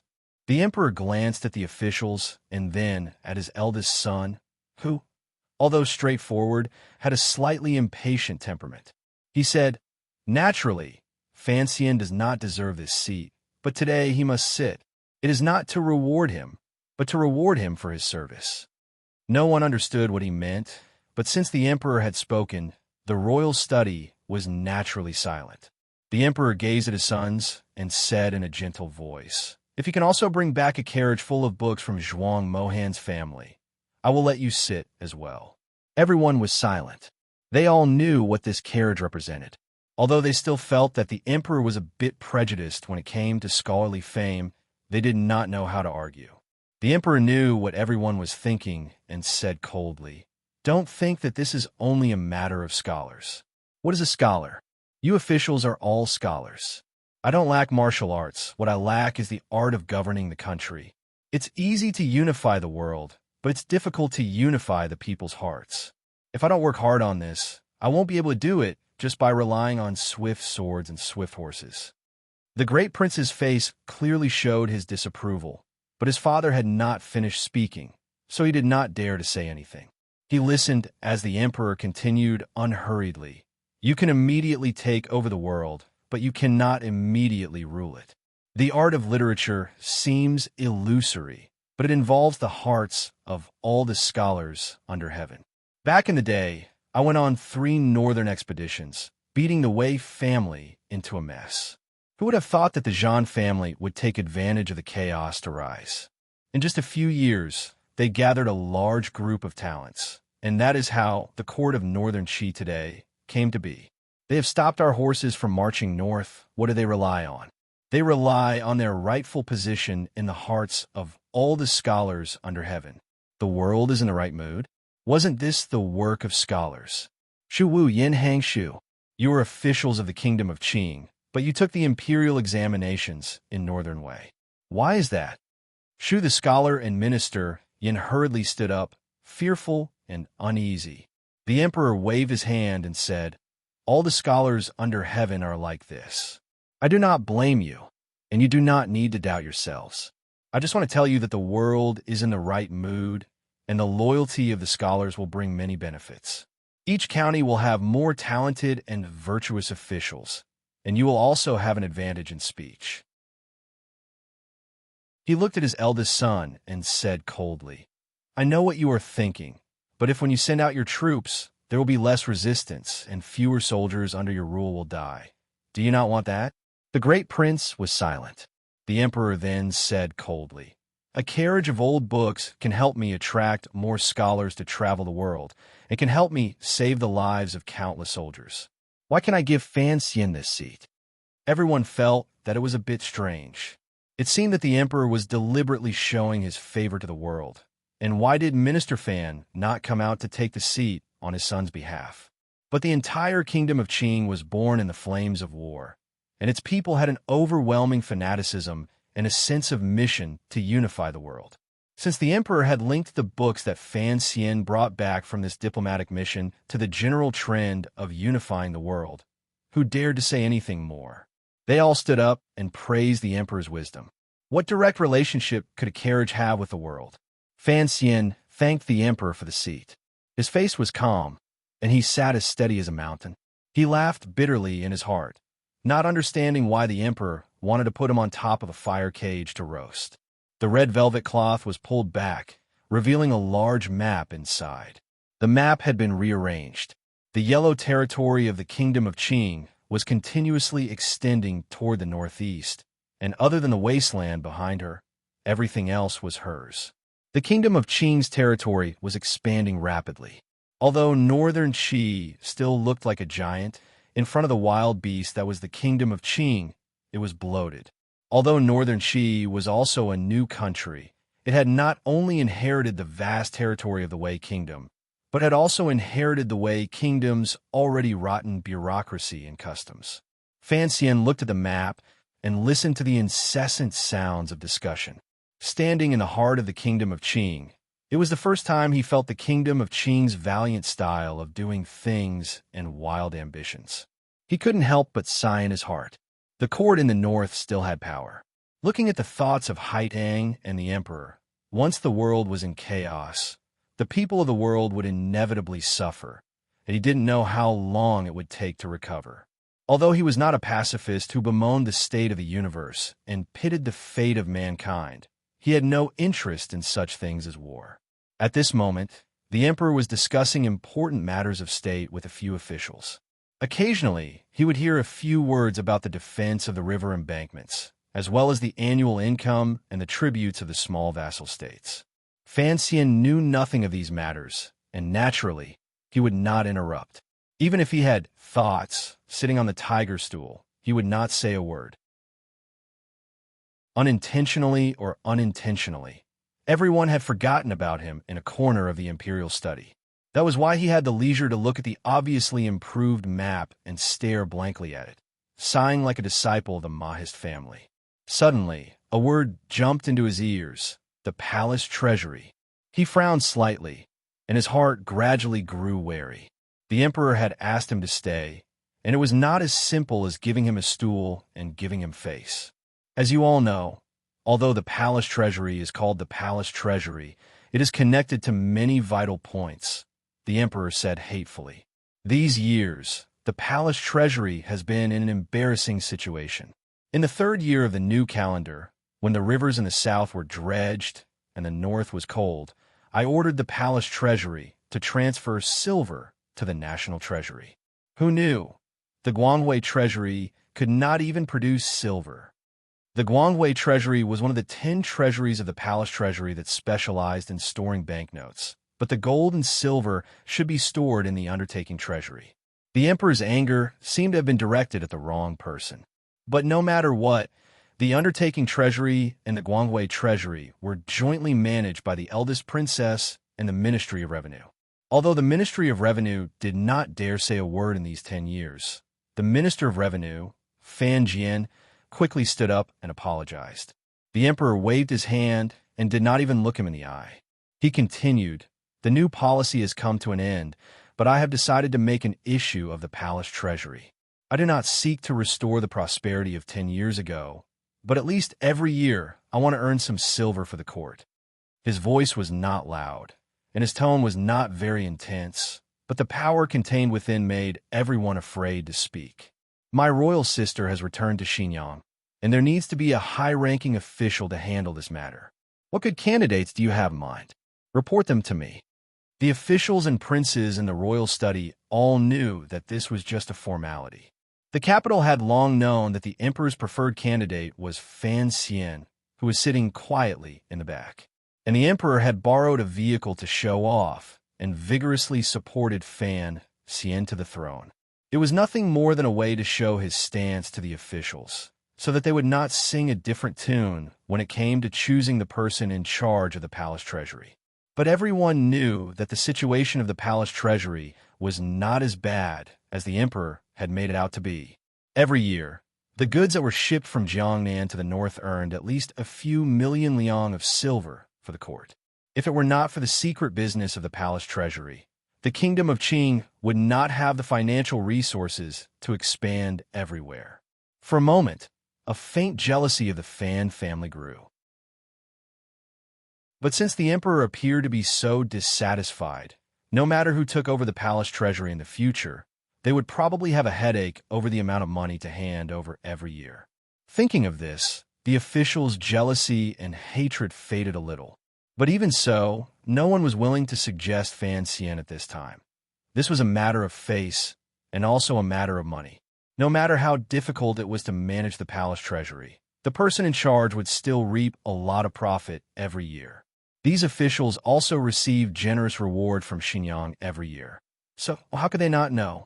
The officials did not say anything, and Fan Jian, due to his status, could not recommend his own son. For a moment, the royal study fell into an awkward silence. The emperor did not say anything.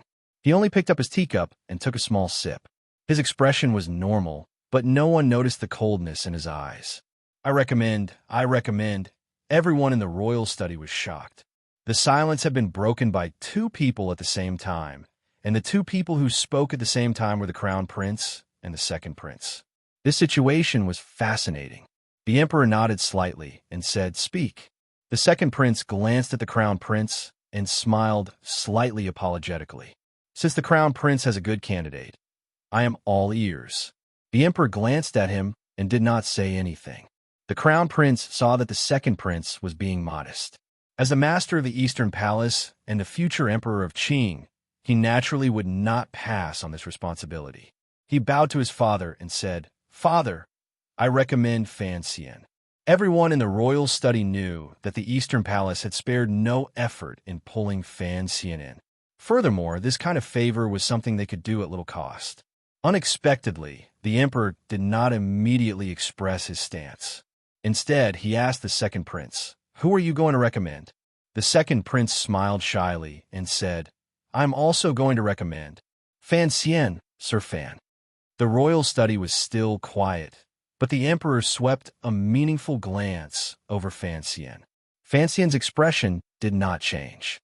He prepared to rise and respond. Unexpectedly, the emperor did not give him the opportunity. He lightly said, "Since you two brothers think Fan Xian can do it, then it is him. After autumn, we will draft an edict. There is no need to send it to the various provinces." With this, the topic was settled. Although this was something that had been decided in the palace when Fan Xian and Lin Wana married last year, it had been brought up in the royal study and recorded. Naturally, it cannot be changed. Thinking of the Fan family's father controlling the national treasury and son controlling the palace treasury, everyone felt a strange feeling in their hearts. This kind of royal favor, this kind of honor, there was no other family in the capital.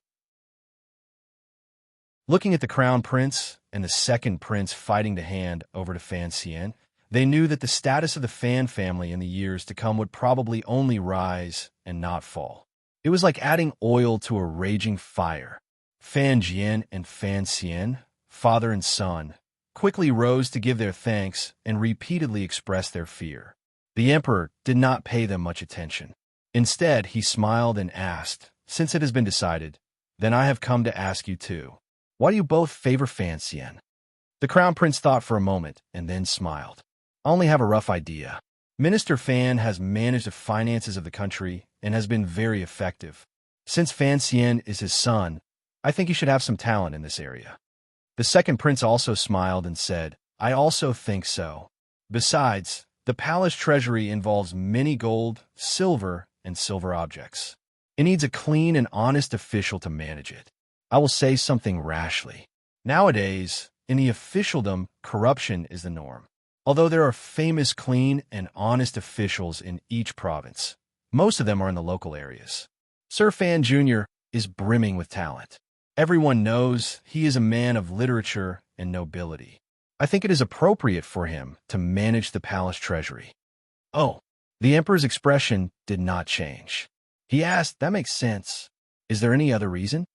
The crown prince and the second prince looked at each other, feeling a little confused. Could it be that the emperor was using this opportunity to test them? The arrow was knocked on the bowstring, and it had to be fired. The crown prince could only brace himself and say, "Second brother is right." Furthermore, the supervision of the palace treasury has always been the responsibility of the Overwatch Council. Since Sir Fan is the commissioner of the Overwatch Council, I think it will be much more convenient for the two departments to work together. The little prince, who had come in with the second prince, had been standing for a long time. His feet were a little sore. Perhaps he did not understand what the white-bearded officials were saying to his father, so he could not help but feel a little tired. In his daze, he felt a little strange. He laughed and said in a childish voice, "Brother Crown Prince, according to what you say, Fan Xian is supervising himself. He was a child, so he could speak a little more freely. Others would only think that he was speaking childishly. But it seemed like he was speaking carelessly, but it pointed out the crown prince's mistake. Although the officials did not dare to speak, the crown prince's face was slightly sullen. Fortunately, the second prince was also distressed. "Father, I really cannot think of anything." The emperor did not rebuke the crown prince. He only said lightly, "You cannot think of anything? Then why did you want to protect him earlier?" The people in the royal study saw the emperor's hesitation. He clearly had his heart set on Fan Xian, but he still wanted to make trouble for his two sons. They felt that the emperor's heart was hard to predict, so they could only keep their mouths shut for fear of causing trouble. As the person involved, Fan Xian felt that the tiger stool under his buttocks was not only pricking, but also burning his buttocks. At this moment, the second prince spoke with a trace of unease. "Actually, there's another reason. Because I have a good personal relationship with Sir Fan." The emperor looked at his second son calmly. After a moment, he suddenly laughed. His laughter seemed very comfortable. "There are thousands of reasons, but this one is enough. What is this palace treasury?" "It is the treasury of the royal family. Since Fan Xian is in charge of the palace treasury, he naturally needs to be close enough to the royal family. Since Fan Xian has worked at Taichung Temple, this closeness is enough." Of course it was enough. No matter what, Fan Xian was a princess consort. No matter what, the crown prince and the second prince often called him brother-in-law. The crown prince listened to this and couldn't help but sigh. He thought that the second prince was indeed amazing. He had actually guessed the answer that the emperor wanted. Why was he a bit slower?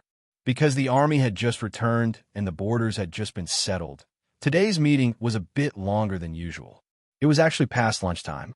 The emperor looked at the time and ordered the eunuchs to prepare food. He had the officials and princes stay behind to eat together. This was the first time Fan Xian had eaten something made by the royal kitchen. He didn't think there was anything special about it. It was just some vegetables, fish, and chicken. What made him feel even more comfortable was that eating with the emperor was not as uncomfortable as he had imagined. He didn't have to kowtow again before eating. The crown prince's and the second prince's earlier words all fell into his ears. He knew he couldn't hide. When he looked again at the middle-aged man on the dragon couch, he couldn't help but feel a glimmer of wariness and coldness in his heart. The emperor's favor was based on some absurd fact, but he didn't think that an emperor would have such a rare thing as family. Fan Xian was not a person who was easy to control. He could kneel, endure, and listen. However, when something threatened his bottom line, he would smile and touch his left calf. He could not kneel, endure, or listen. He would only say, "Fuck you." The crown prince and the princes obediently waited on the emperor as he ate. They then went to eat in the side palace. The emperor was chatting with a few old officials. Naturally, they didn't talk about national affairs at the table.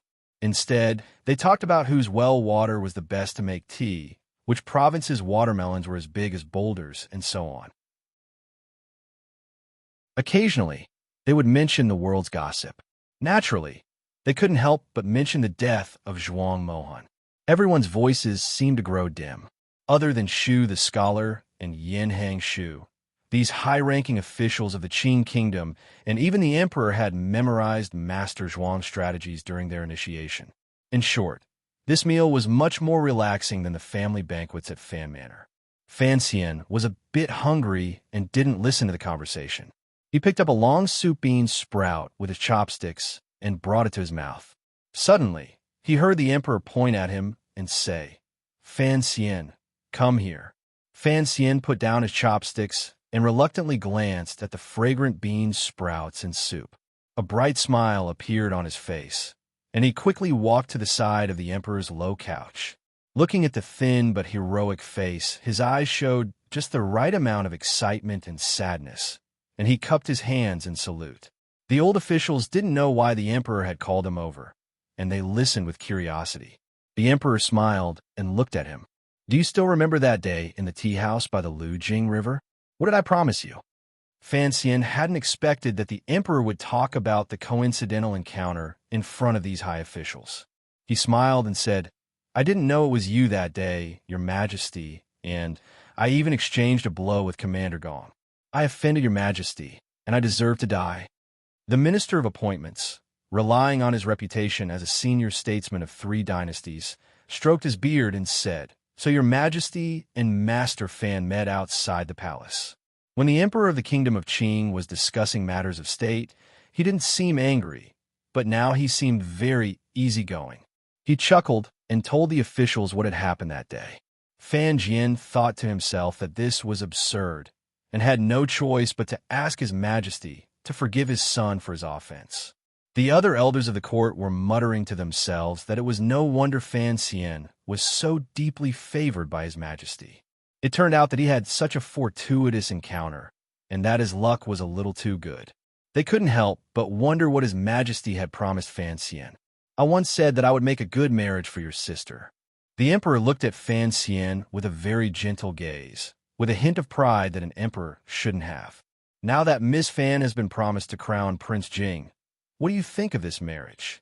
Fan Xian's heart was filled with bitterness, but his face was full of gratitude. He thanked his father again and again. The old officials next to him, after a moment of surprise, also began to flatter him.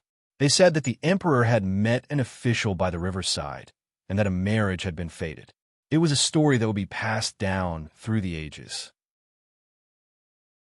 His voice was a bit loud, and it reached the ears of the princes who were eating in the next room. The great prince frowned, but the crown prince smiled, feeling even more confident that his decision to win over the Fan family was a wise one. He looked at his second brother's face and found that his expression hadn't changed. He was still as calm and unhurried as he had been all these years. He even seemed a bit strange, as he chewed his food slowly and continuously. He couldn't help but curse his hypocrisy in his heart. Inside and outside the palace where the royal study was, there was laughter and the sound of praising the emperor. Who knew the troubles and pain in Fan Xian's heart? When Fan Xian stepped out of the palace in the afterglow of the sun, he saw the crown prince on horseback at the entrance of the new street. His troubles grew. Crown Prince Jing, Li Hongcheng, came to greet him with a face full of joy.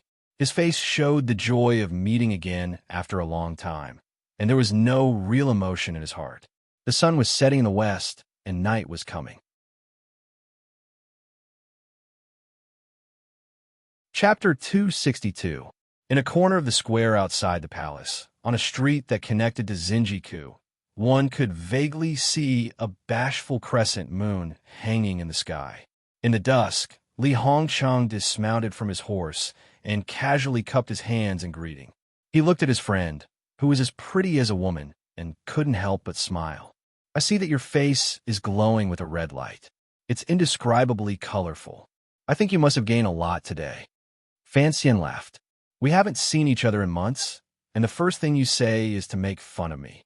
You are the crown prince of King Jing, the 5th most powerful young master in the capital. Why make life difficult for a poor person like me?" Other than the 4 princes among the younger generation, Li Hongqing's status was naturally the most respected. Fan Xian had purposely placed him as the 5th young master. If it had been a normal friendship, it would inevitably have seemed frivolous.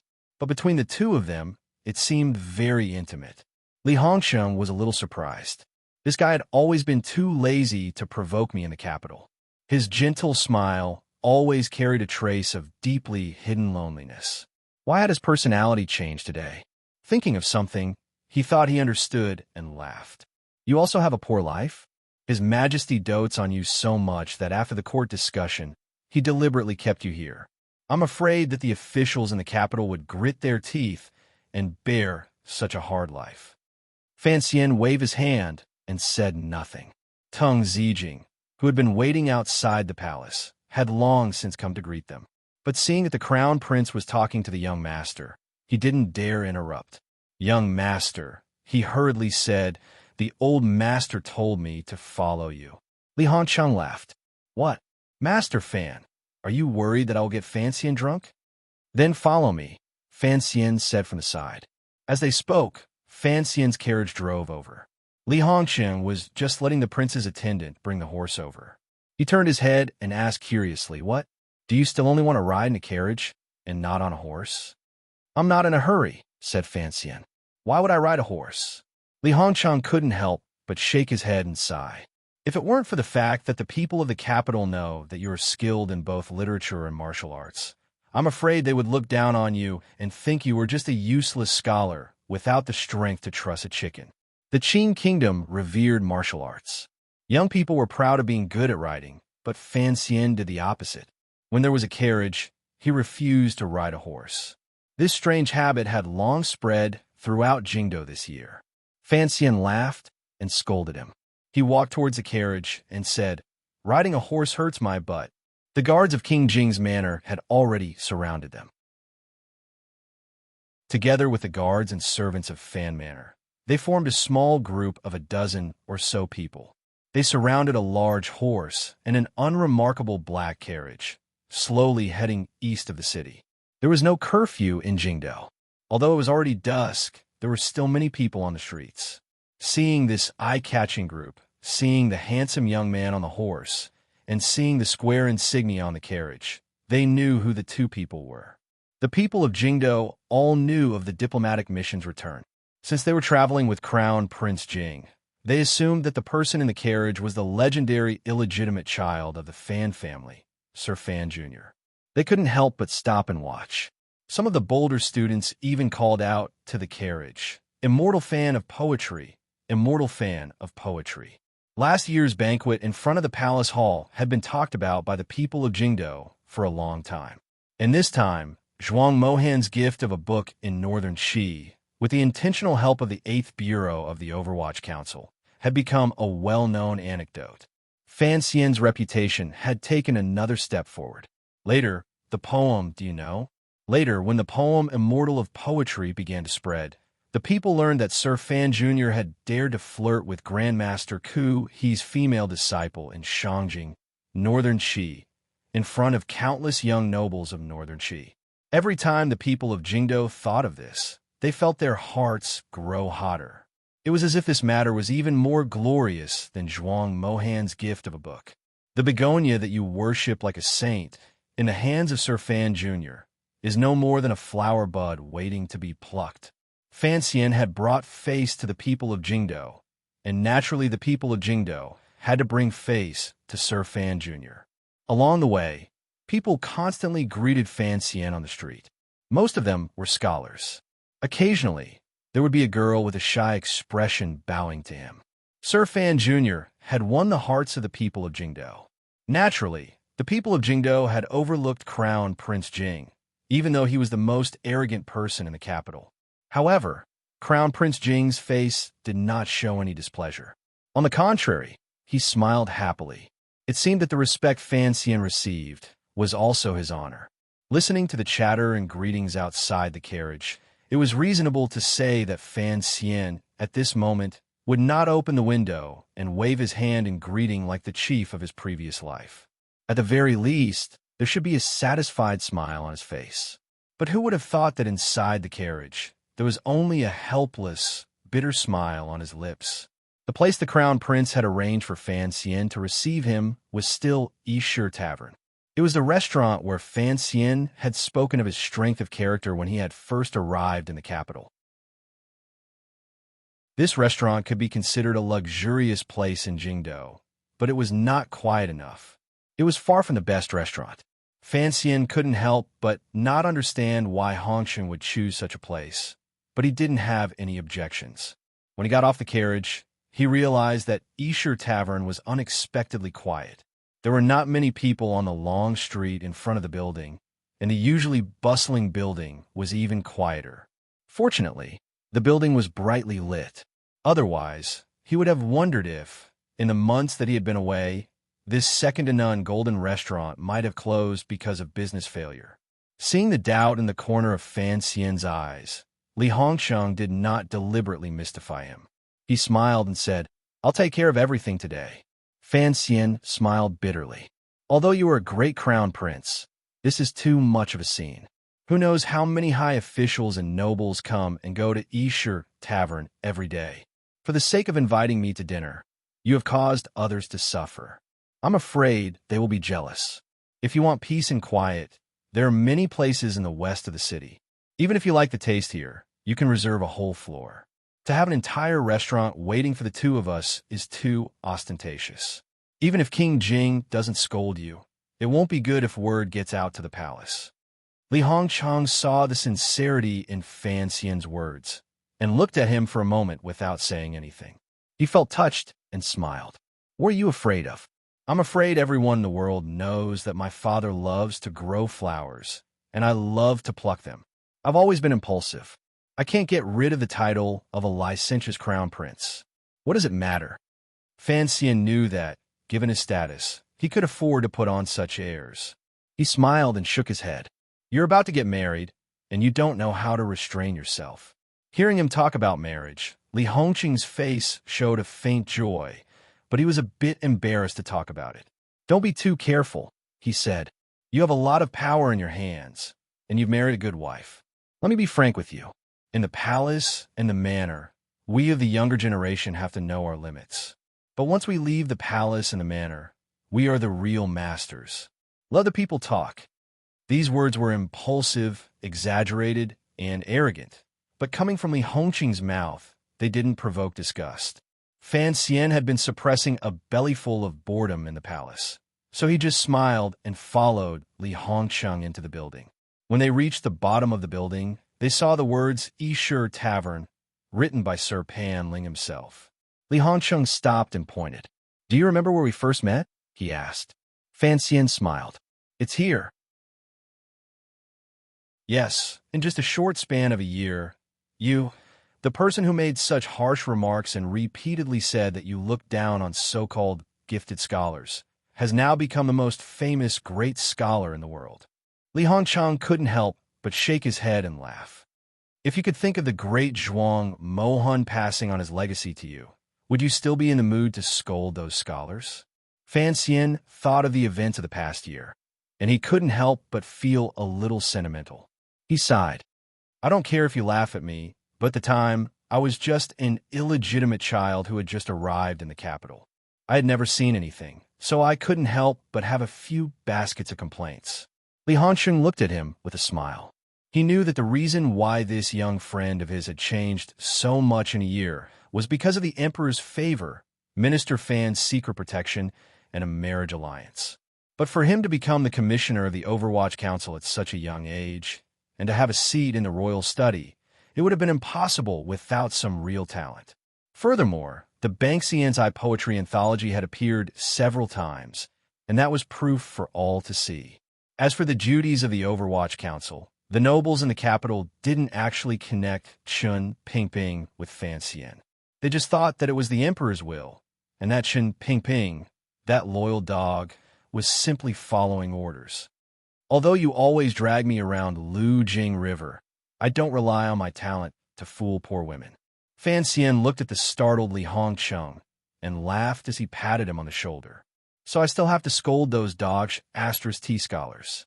In his heart, Haitang, who had been fooled by his poetry, was not a poor woman. The two of them stood in front of Yishur Tavern, reminiscing about the past and feeling deeply moved. Inside the tavern, the shopkeepers and waiters were extremely nervous. Although they didn't know how the owner had managed to invite the crown prince to hold a welcoming banquet here. If Sir Fan Jr.'s first meal after returning to the capital was at Yishur Tavern, not only would the reputation of the tavern go up a notch, but in the future, rich scholars from Jiangnan would all pick this place to eat. Wouldn't that be a waste of money? Although Yishur Tavern was already famous enough, who would complain about having more of these three things? Fame, power, and money? Fortunately, they didn't have to be nervous for long. Li Hongqing and Fan Xian had already walked into the tavern, arm in arm. The guards from the prince's manor, who had been guarding the two ends of the street behind them, immediately withdrew and stood guard at the entrance of the tavern. At the same time, waiters had already led Fan Manor's carriages and attendants elsewhere. With a creak, the door to Yishur Tavern closed.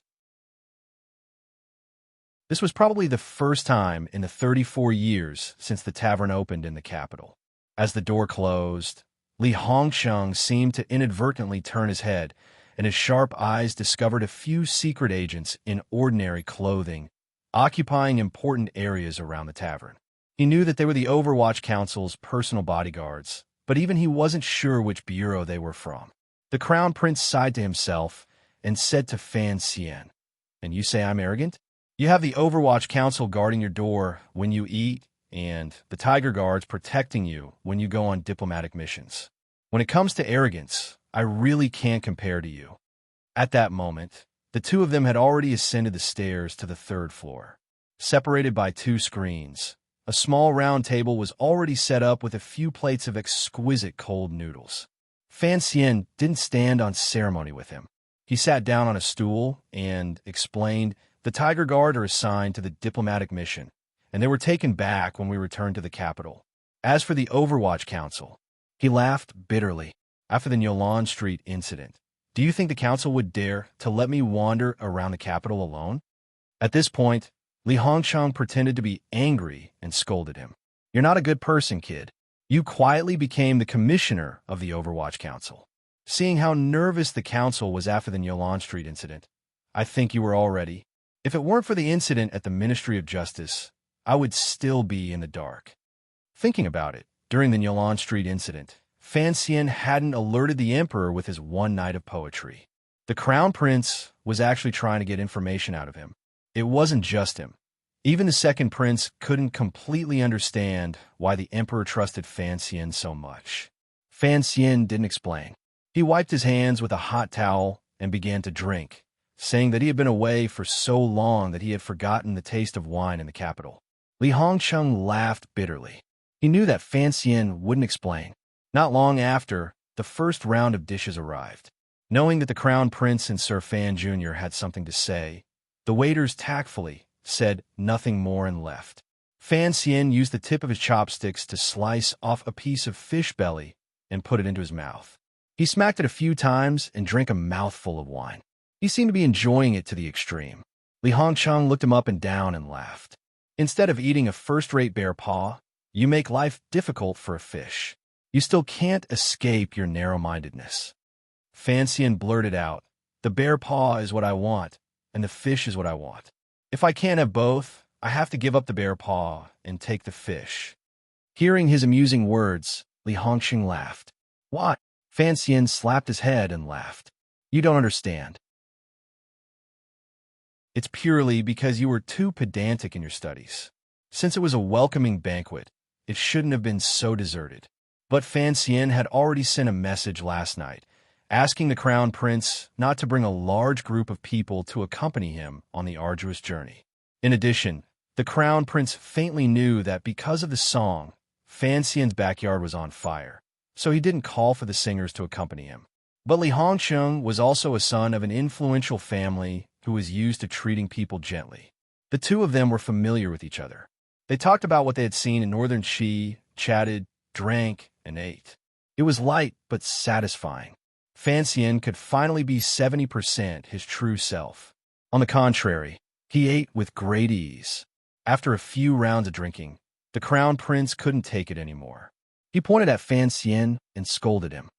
"I heard that you drank in Northern Qi and got drunk as soon as you drank. How come you're a wine immortal in front of me?" Fan Xian was a master of medicine, and the Jinqi in his body was tyrannical. He couldn't be made drunk by a few cups of wine. Last time in Northern Qi, when he was drinking with Haidang, he got drunk because he wanted to vent his years of depression. Hearing Li Hongcheng's words, he laughed. "You're a man. What good is it for me to get drunk in front of you?" Li Hongcheng suddenly looked fascinated. "That Haidang girl, is she really as beautiful as a fairy?" he asked quietly. Fan Xian spat out a mouthful of wine. Fortunately, he spat it out quickly, and it only hit the ground. He laughed and scolded him. "Could it be that you invited me to dinner today, just to say this?" After 3 rounds of drinking, Fan Xian's eyes grew brighter and brighter. Li Hongcheng became drunk. He pointed at Fan Xian's delicate face and said, "Fan Xian, I don't know what happened to you on this trip. Looking at your face now, it's a bit different." Fan Xian unconsciously touched his face. "What's different?" he asked curiously. Li Hongcheng scratched his head and spilled wine all over the floor. It seemed that he was thinking about how to phrase it. After a while, he laughed loudly. "If you were in the past, you would have a faint smile like you do now. You would make people want to get close to you, but there would always be a barrier, as if you didn't want others to get too close to you. But now, your smile doesn't have that purposeful purity. It just makes people feel at ease, and their eyes are clear. Whether it's your speech or your actions, it's like a polished piece of jade, incomparably warm. Fan Xian smiled, fitting the scene perfectly. He thought that this was probably the change that night in the cave had brought to him. He finally understood some things. From the depths of his heart, he began to see himself as a part of this world. He began to make real plans for his future. Starting from the inside and showing it on the outside, there would naturally be changes. Li Hongcheng gradually became drunk, but Fan Xian was incomparably sober. I know. Today, the palace has decided that you will be in charge of the palace treasury. Li Hongcheng seemed a little drunk. In the future, you'll have to leave some soup in your hands for me. Although it was a naughty joke, for him to say it as a prince was already giving Fan Xian enough face. Fan Xian couldn't help but feel a little surprised. He looked at him and quietly asked, "Your family is a hereditary nobility. Why do you care about these things? Do you think the emperor owes you anything?" Li Hongcheng had a mocking expression on his face. He stuck out his tongue and said, I spent a lot. Even though there's a shopkeeper in Qingyu Hall helping the manor manage its finances, and there is some income, it is not enough." He sighed. "You also know that even though my brother is the emperor's blood brother, he has not been willing to do anything all these years.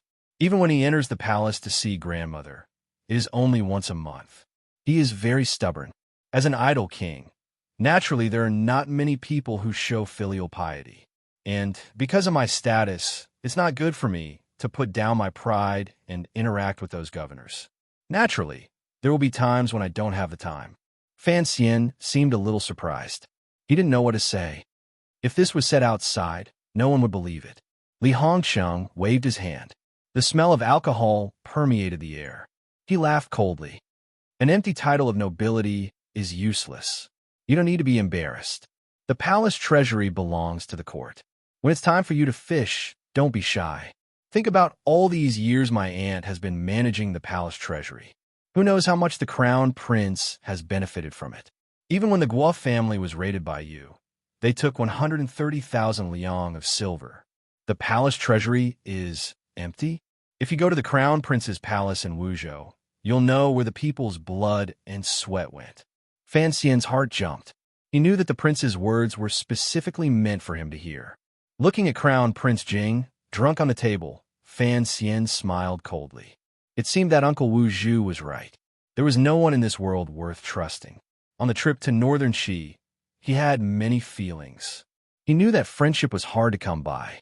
Even though he knew that Li Hongcheng was using the excuse of welcoming him to represent the second prince in announcing his close relationship with the second prince to the capital, he still didn't refuse. But he didn't expect the crown prince to tell such a big lie in front of him. Li Hongcheng, Crown Prince Jing, was one of Fan Xian's trusted subordinates. He had been secretly managing all the flesh business on Lu Jing River. Although it wasn't a glorious business and didn't seem to match the crown prince's status, it provided him with a steady stream of silver. The crown prince's actions were extremely secretive. If Fan Xian hadn't sent people to investigate Yuan Meng last summer, perhaps even the Second Bureau of the Overwatch Council wouldn't know about this matter. No wonder he dared to cry poor in front of Fan Xian. But Fan Xian also knew that the second prince wasn't necessarily interested in the money in the palace treasury. It was just that while the eldest princess of Xinjiang was at the helm, the Eastern Palace must have done a lot of work in the palace treasury. Perhaps the second prince was relying on Fan Xian and wanted to use this to topple the crown prince. And he also understood that there was truth in the crown prince's words. There were indeed some nobles who didn't live as they pleased. Even Fan Xian himself, if he didn't have the support of the bookstore and the head steward of the National Treasury, would have to stretch out his hands everywhere, without anyone to show him respect. Did he have to rely on the government salary? The banquet was over, and the wine was finished. Fan Xian patted Li Hongcheng twice. Seeing no reaction, he didn't care whether Li Hongcheng was really drunk or just pretending to be drunk. He pretended to stagger, stood up, and walked out. The innkeeper had already informed the attendants on both sides to wait on him. The wooden door of Esher Tavern opened, and the early autumn wind blew in. Fan Xian shook his head. He tried to treat his friend with sincerity, but there was no response. He couldn't help but feel disappointed. At that moment, a plainly dressed middle-aged man appeared out of nowhere and bowed to Fan Xian in fear and trepidation. Fan Xian turned slightly and frowned. If Li Hongsheng had booked the entire tavern, and there were guards outside, how did this man get in? The man saw the confusion on Fan Xian's face and hurriedly replied humbly, "I am Chui Qingchuan, the owner of Esher Tavern." "Greetings, Master Fan." So was the owner of Esher Tavern. He had probably come to flatter Fan Xian. Fan Xian was about to smile when he suddenly remembered the family name. "Chui?" he asked, frowning. Chui Qingchuan carefully smiled. "That's right. The elders of the clan wanted to come and thank you for your kindness in teaching the second son in the north. But they know that Master Fan is a scholar and doesn't like to do things like this, so they ordered me to serve you well today." Fan Xian nodded expressionlessly. He knew that the Chui clan was a famous family with roots in the capital. They did business in the north, and Master Chui, who had knelt in the rainy night of the diplomatic mission and begged for his life, was one of them. Presumably, the Chui clan knew that their son had offended Fan Xian, and so they had done everything they could to smooth things over. Chui Qingchuan tactfully did not step forward. He only handed over a box. "This is a dwarf ginseng. Although it's not very nutritious, it's best used to sober up a hangover. It's been washed, and it's best to chew it raw." Fan Xian nodded, and Teng Zijing took it from him. In the carriage, Fan Xian opened the box on his knees. There was no dwarf ginseng, but a thick stack of banknotes. He frowned and flipped it over. There were 20,000 taels of silver in it.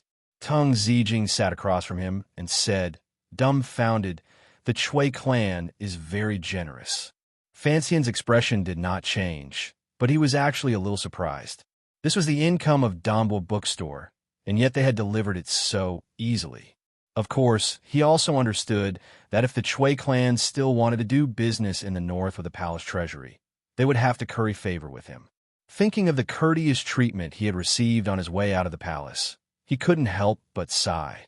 Although he had lived 2 lives, and his temperament was much firmer than that of the average person, at this moment he truly felt the feeling of power, and he felt a little lost. But the Chui clan had given him this money for nothing. Since Fan Xian had already made up his mind, in the future, the Chui clan would only be able to accompany the eldest princess in death. Thinking of this, his dislike for the crown prince lessened a little.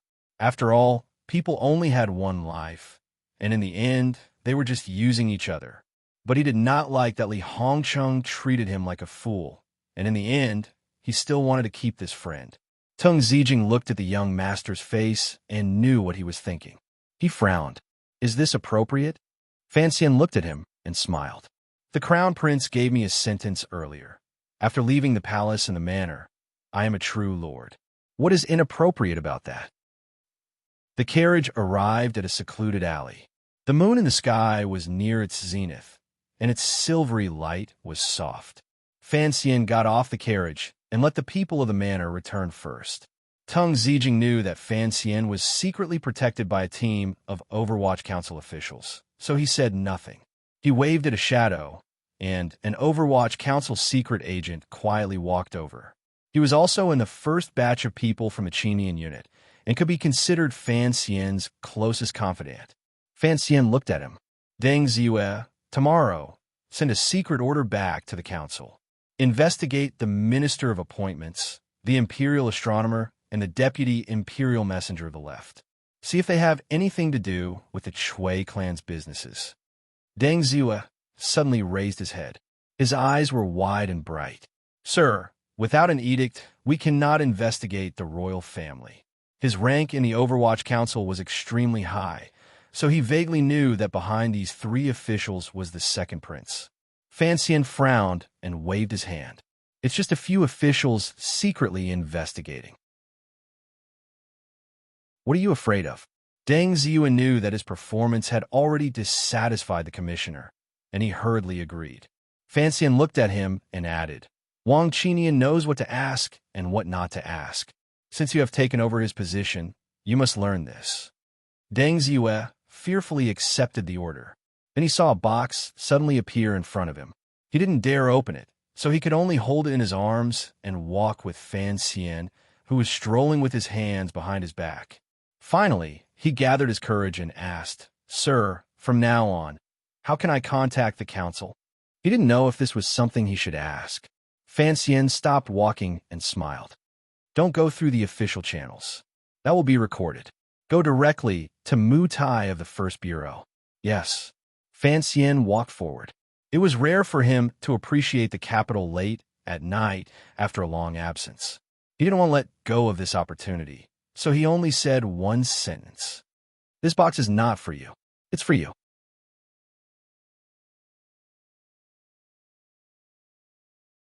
Chapter 263. The nights in the capital were quieter than those in Shangjing, northern Qi. The people of the Qin kingdom were not used to the so-called Golden Age, so most of the time, they were used to staying at home at night. Of course, the pleasure boats on the Lujing River and the brothels in the west of the city were not included. Fan Xian put his hands behind his back and walked slowly through the night. Deng Ziyu held the box and followed a few steps behind him. Suddenly, Fan Xian stopped and waved his hand toward the darkness in front of and behind him. The Overwatch Council officials hidden in the darkness responsible for his safety revealed themselves somewhat unknowingly. Everyone in the capital knows you are by my side. Why deliberately stay in the dark? Fan Xian said with a smile. Deng Ziyu explained with a wry smile. The court officials do not like to see the Overwatch Council spies on the streets. The common people are also afraid. I'm afraid it will have a bad effect on you, sir. Fan Xian understood what he meant. He smiled and said, You always walk on people's roofs. Aren't you afraid you'll disturb people's sleep? The subordinates looked at each other, but they followed Commissioner Fan's orders and came to the streets. These people were all officials who had not been very successful in the Overwatch Council. When Wang Qinian was ordered to form the Qinian unit, he had put in a lot of thought and found people who were suitable. Now that the people of the Qinian unit were following Commissioner Fan, it could be said that they were riding on the crest of success in the council. No matter which of the 8 bureaus they went to do business with, they were always respectful. Furthermore, other than their monthly salary, they also received a large allowance. This kind of change made them feel that following Commissioner Fan was a very fortunate thing. It was near the middle of the night, and the temperature was dropping. Deng Ziyu hurried forward a few steps and put a thin black windbreaker on Fan Xian's body. He then immediately returned to his position. A group of 7 or 8 people walked forward. Everyone wore the black unlined clothing that the Overwatch Council had specially made. The hem was above the knee. The material did not reflect much light, and it gave off a gloomy feeling. Under the moonlight, the group maintained a very meaningful distance. Silently and synchronously, they surrounded Fan Xian in the center and walked forward.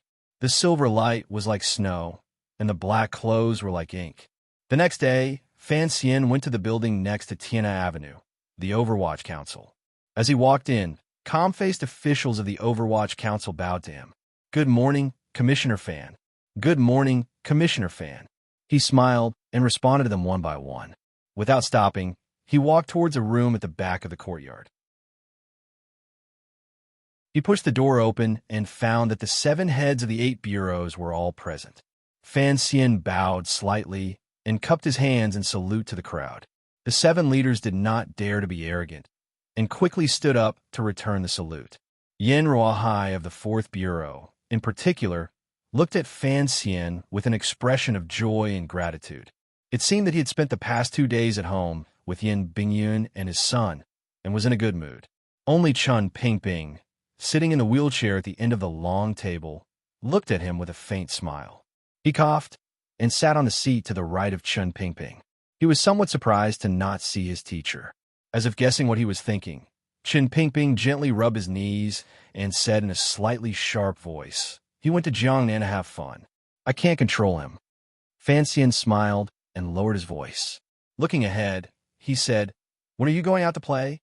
Chen Pingping glanced at him and said, "That depends on when you have the ability to take over." The Overwatch Council rarely held these kinds of meetings, and Fan Xian had coincidentally run into them both times he came. Of course, these two meetings were inextricably linked to him. After listening to Fan Xian's report on his trip to northern Qi, the officials all relaxed.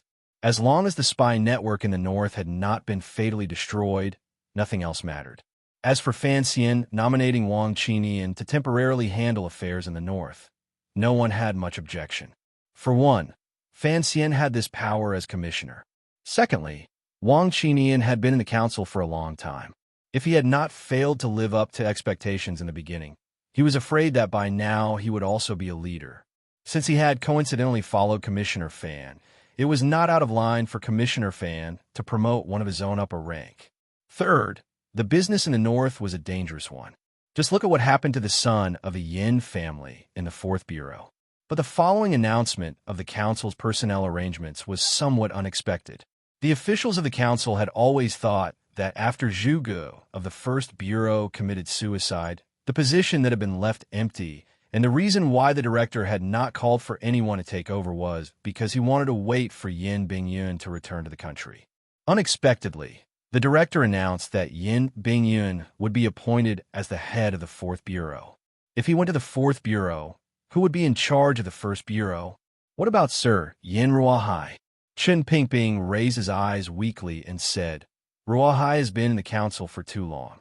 He is a bit tired of it, so he is asked to resign from his position in the 4th Bureau. Tomorrow, he will send a letter to the Ministry of Appointments and find a position in the capital to enjoy his retirement." From the looks of it, Chen Pingping was not very happy about Yin Ruohai's voluntary resignation. But Yin Ruohai had been worried about his son's life every day for the past year and was actually somewhat tired of life in the council. In addition, he knew that the council's 8 bureaus could not allow 2 heads of the Yin family to appear at the same time. In order to make room for Yin Bingyun, he could only rush to resign first. The heads of the Overwatch Council's 8 bureaus did not seem to have a high rank, but in reality, they held great power in their hands.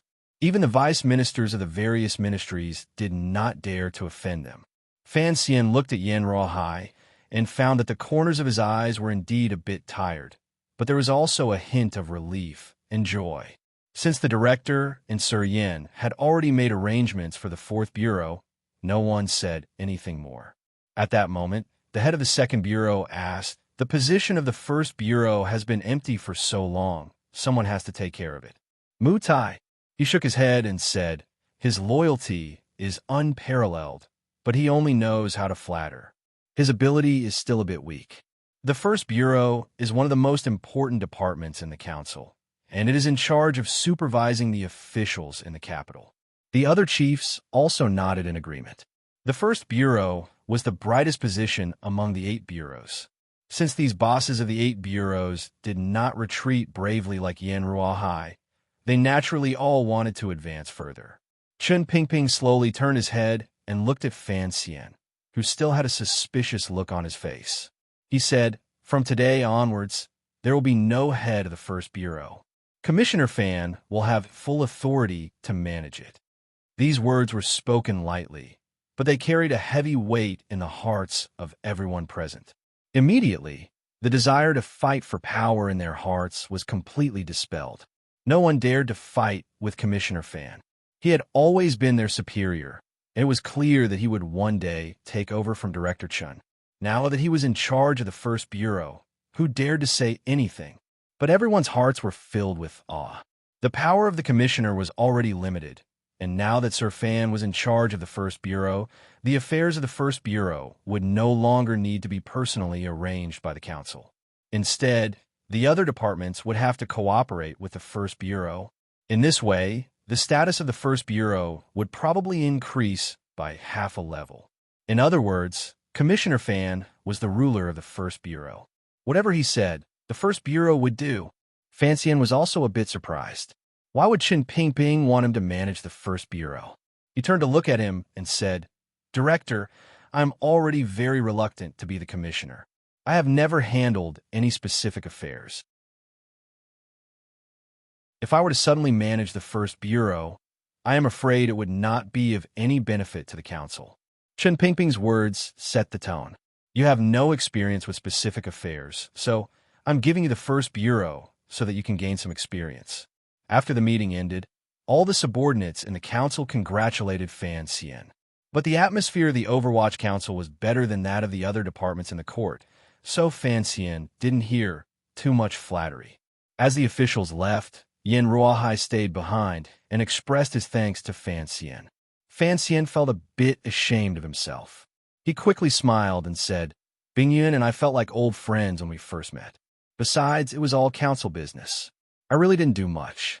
Please don't say that, Sir Yin. I am ashamed. Yin Ruohai saw that Fan Xian did not take credit for himself and admired the young nobleman even more. He smiled and patted Fan Xian on the shoulder. In a few days, I will send an invitation for Master Fan to visit us. Of course. Fan Xian wouldn't refuse. He also wondered what Lady Shun was like in Yin Manor. Only Chun Pingping and Fan Xian were left in the room. Nonsense station. Chun Pingping frowned and looked at him. I know that Bingyun is a calm child and would never bring that woman back to the capital. I think it was all your idea. Everyone was afraid of Chun Pingping, but Fan Xian always laughed and played the role of a junior in front of him. After complaining about being wronged, he said, Director, this has nothing to do with me.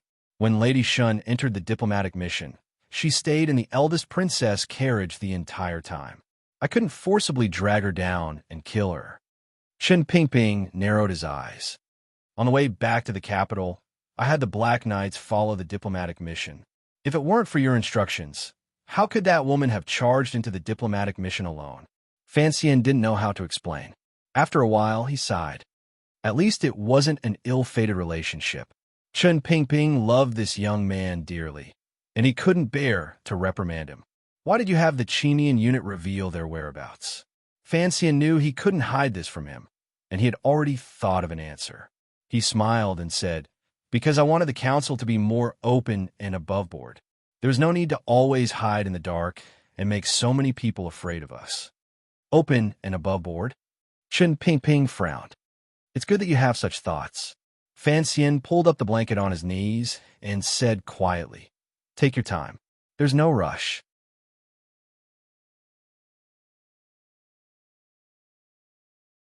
Chapter 264. Seize every moment. How can I not be anxious? Chen Pingping's thin face was expressionless. His smooth, beardless chin made the wrinkles on his face seem even deeper. He looked very old. Remember, I'm not much younger than Xiaoan. Fan Xian was silent. He could smell some sort of gray aura from the old cripple in front of him. He forced himself to calm down and reported some of the secrets that had occurred on his journey. But he did not reveal that he had talked with Xiao in all night in the cave, and that he already knew the specific location of the temple. When can see Lily enter the palace? Chen Pingping seemed to be very confident in controlling that woman from 1,000 miles away. Fan Xian frowned slightly, wondering when he would be able to get in touch with Si Lily's brother. I'm making arrangements with some people. For the Northern Qi Court, this isn't a big deal. It shouldn't be difficult. Chen Pingping nodded. You know, the first bureau's position was originally reserved for Yin Bingyun. I didn't expect Yin Ruohai to want to retire at such a young age. Yin Bingyun has always worked for his father and is very familiar with the fourth bureau. Staying there is not a bad choice. But the first bureau has been thrown to you. You need to be careful. Fan Xian squinted. Is there anything I need to be careful of? Chen Pingping looked into his eyes with a strange smile. There are many things you need to be careful of. In fact, His Majesty has always hoped that you would pick up the first bureau. After all, there are many officials in the capital. If you don't keep a close eye on them and let them get too close to the princes, there will always be some trouble. Fan Xian's heart trembled. He began to secretly curse that person in the palace. Your sons are making a ruckus. Why do I have to put out the fire? Chen Pingping's withered fingers gently tapped on the armrest of the wheelchair. His knuckles protruded like the joints of bamboo. Fan Xian turned to look and heard the tapping of the armrest. Only then did he realize that the armrest was hollow, just like bamboo. He couldn't help but have a strange thought. This most strict and terrifying old man in the Qing kingdom was as temperamental as bamboo in the wind. "You did well in the north this time," Qin Pingping said. "You had Wang Qinian stay there. I know what you want to do, but as long as His Majesty doesn't say anything, you can't make a move." Fan Xian frowned and said, "The eldest princess made a lot of money from that line. You also know that I will be taking over the palace treasury after the new year. If I do not clean up this mess before I take over, I will not be able to produce results. How can I explain it to the world?" Qin Pingping glanced at him and said, "The Chui family sells goods to the north on behalf of the eldest princess. If you cut off this line, is there anyone suitable to take over?" Fan Xian thought he had something to introduce, so he put on an expression that said he was all ears. Qin Pingping waved his hand. "I will report this matter to the emperor. The emperor also feels that the eldest princess has stretched her hand too far these past few years. But after all, we are one family. If he is not willing to relent, then you should not act. You must know that the council also hopes that you can firmly control the palace treasury. First, you are the commissioner. Second, you must know that the reason the Overwatch Council is able to maintain its current position among the 3 departments and 6 departments is inseparable from the palace treasury." Fan Xian asked, "What do you mean by that?" Qin Pingping glanced at him and slowly explained in a gloomy voice, "The Overwatch Council has the power to supervise all officials, so it cannot have any relations with these departments. The affairs of the state and the council have always been separated. The Overwatch Council spends a large amount of money a year, but in all these years, not a single cent has been taken from the national treasury. So, whether it is the Ministry of Revenue or the other departments, they cannot order the council around. This is the so-called independence." Fan Xian understood. The Overwatch Council's funds and salaries are all directly taken from the profits of the palace treasury. "Correct," Qin Pingping continued. "This was an iron rule set by your mother in order to separate the council from the officials of the world. So, if you want to control the council in the future, you must plan for the thousands of officials in the council and the people on the periphery. The healthier the palace treasury, the more stable the Overwatch Council's economic foundation, and it can always maintain this independent position." Qin Pingping laughed coldly. "Since the beginning of the bloodshed 13 years ago, the emperor has made who knows how many new policies. The old Ministry of Military Affairs was changed to the Council of Military Affairs, and now it is changed to the Bureau of Military Affairs. He has also re-established the Ministry of War. This is just a small example.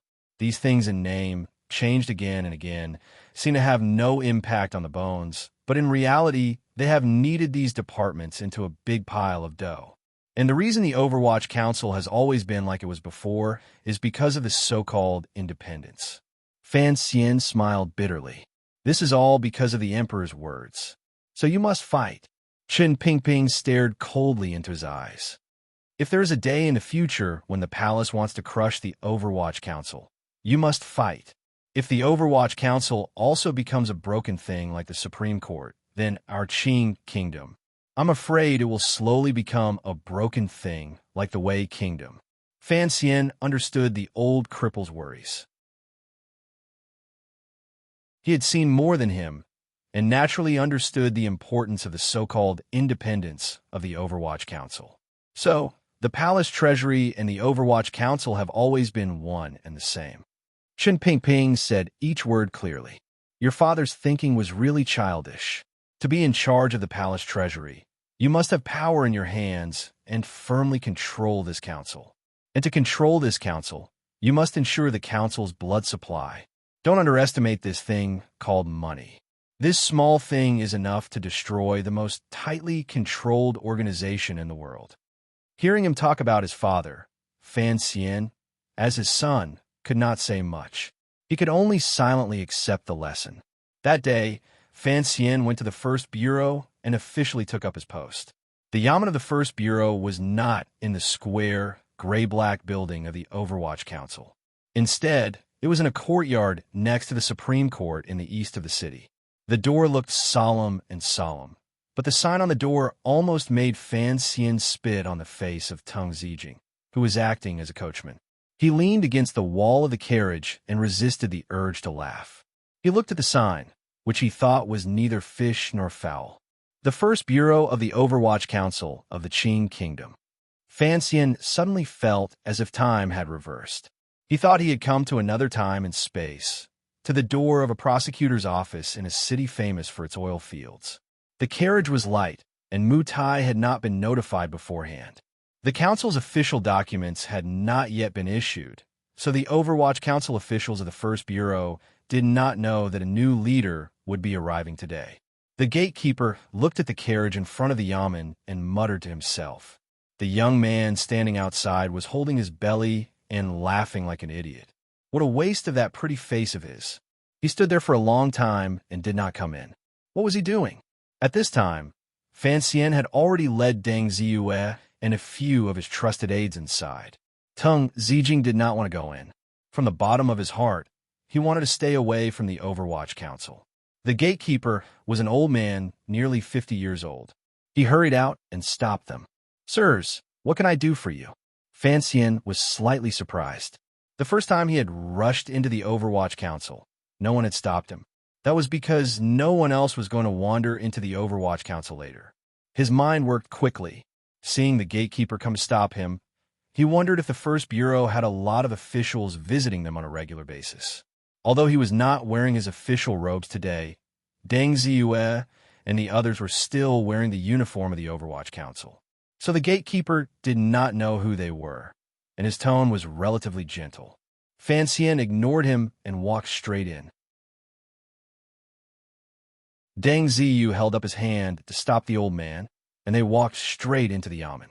Once inside, Fan Xian realized that the First Bureau was indeed different. Not only did no one come up to greet him, but after walking through a few rooms, he found that the rooms were empty. When it was time to be on duty, there was not a single person. He was a little confused. He found a chair in the side hall and sat down. He could faintly hear the sounds of chatter coming from the back of the yamen. There were a few officials in the Qinian unit. Coincidentally, one of them was with the commissioner today. His name was Su Wenmao. Seeing that Fan Xian did not look pleased, he hurried to the registration room to look for the official on duty. Unexpectedly, he could not find him. Su Wenmao was also puzzled. He had only left the First Bureau for a year. Why had the atmosphere in the yamen become so strange? Fortunately, he was an old man. Even if he could not find him, he could still find tea and hot water. He hurriedly and respectfully made a cup of tea and brought it to Fan Xian. Fan Xian was not in a hurry. He held the teacup in his hands and sipped it gently. Like the old officials in the court, he maintained his composure. Deng Ziyue glared at Su Wenmao. What he meant was, after all this time, no one had come out. Su Wenmao stood by Fan Xian's side, his body half bent with a bitter smile on his face. He did not dare to respond. He truly did not think that the First Bureau of the Overwatch Council would, under Director Chen's might, become like an idle yamen. The gatekeeper poked his head in from outside the door and saw that these officials were only drinking tea. He guessed that they were waiting for someone, so he didn't bother to pay them any more attention. Thus, they sat awkwardly in the middle of the hall. Fan Xian was getting impatient. He stood up and motioned for them to sit, while he walked to the cupboard at the side of the hall. He began to flip through the files that had long been covered in dust. He thought to himself that no one had come to stop him. The discipline of the First Bureau was truly broken. Suddenly, a few people walked in, talking and laughing. Looking at their uniforms, they were all officials of the Overwatch Council. In their hands, they carried large bamboo baskets. In the baskets, there were fish chilled. They looked quite fresh. When these people passed by Fan Xian's group, they did not look them in the eye.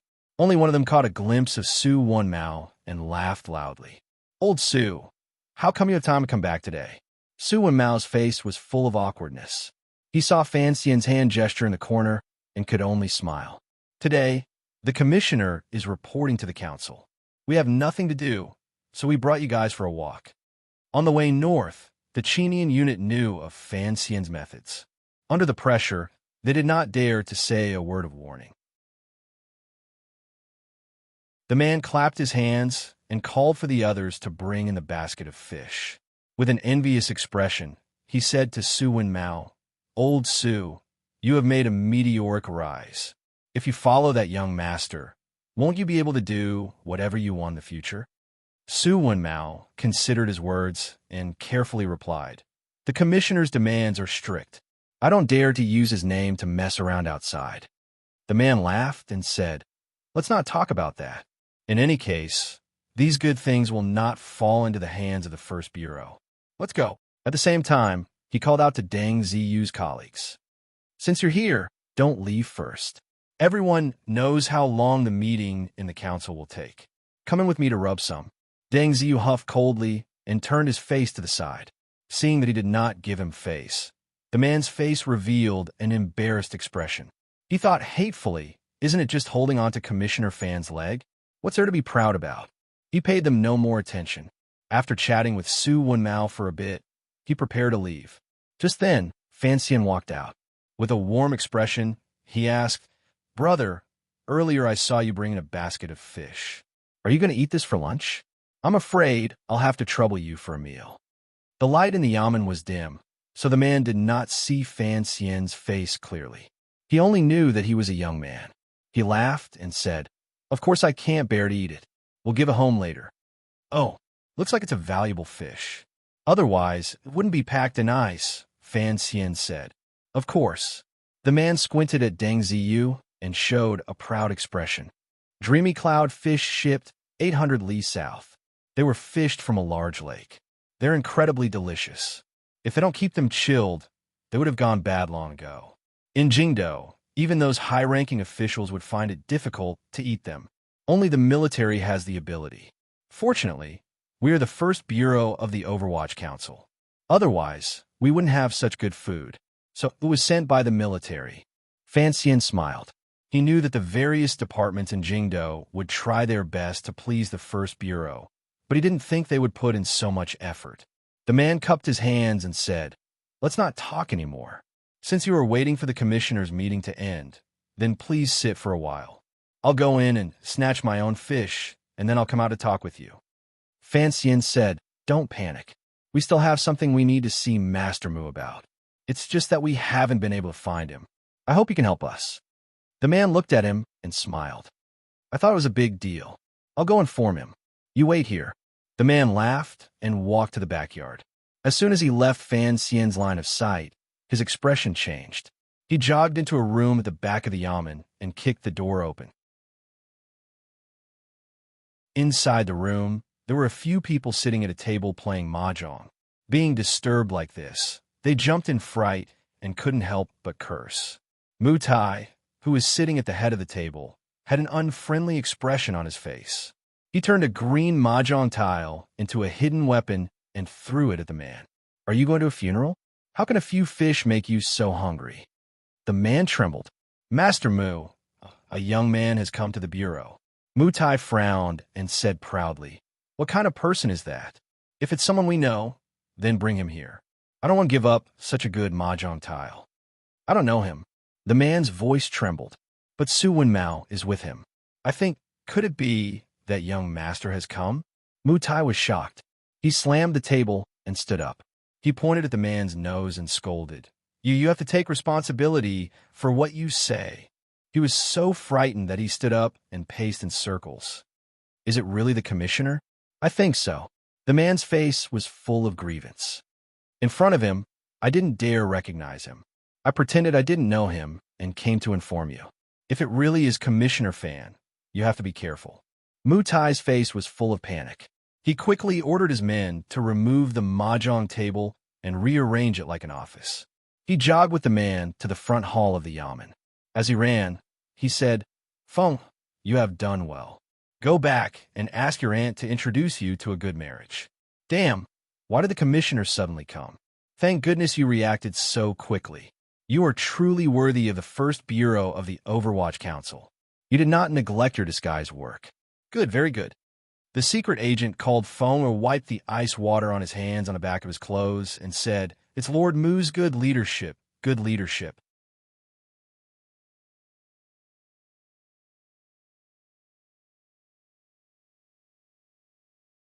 Fan Xian lifted the hem of his robe and sat down on a chair. He held out his hand, and Mu Tai placed the teacup in his hand. Dejectedly, he said, "I'll go now." He knew that this young master was not easy to fool, and that his future was in Fan Xian's hands. All he could do was work seriously, hoping to reduce Fan Xian's dislike of him. "You don't have to go yourself. It's such a small matter." Fan Xian took his hand back and took a sip of tea. He found that it was already cold, and he couldn't help but grin. Mu Tai quickly reached out his hand to change it. Fan Xian stared at him and placed the teacup on the clean table beside him. "Come with me. I have something to tell you." Mu Tai hurriedly ordered his subordinates to call back all of the First Bureau's employees, who were always out and about, while he himself followed Fan Xian to the backyard. Seeing Fan Xian step into the room he had just come out of, Mu Tai felt a wave of anxiety wash over him. Fan Xian frowned and looked at the jade mahjong tile under the threshold. This is the most powerful yamen in the Overwatch Council. Even their mahjong tiles are made of jade. Mu Tai was sweating profusely as he explained, "It's fake jade. I wouldn't dare lie to you. This is a new product made by the Palace Treasury 2 years ago. It looks like jade, but it won't break." Back then, one of the 8 bureaus was given a set. The First Bureau's set has always been in the yamen, and no one has dared to take it home. Normally, when there isn't much work to do, we play with it occasionally. I am ashamed. I hope you will punish me severely.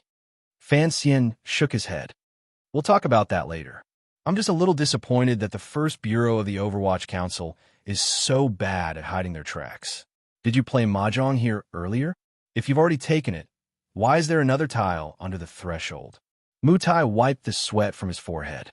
He knew that this was the tile he had used to hit his nephew. When his subordinates were cleaning up the room, they must have forgotten about it. Fan Xian sat down and looked at him. "Tell me, how did you become an official? It's not a big crime to play mahjong when you have nothing better to do." Mu Tai's heart skipped a beat. So none of this was a big crime. Just as he was feeling at ease, he suddenly heard a loud bang. He was frightened, and he looked at Commissioner Fan with a timid expression. Fan Xian slammed his palm heavily on the table. With his current strength, it would have been easy for him to smash the wooden table into pieces. But this time, he only made a loud noise.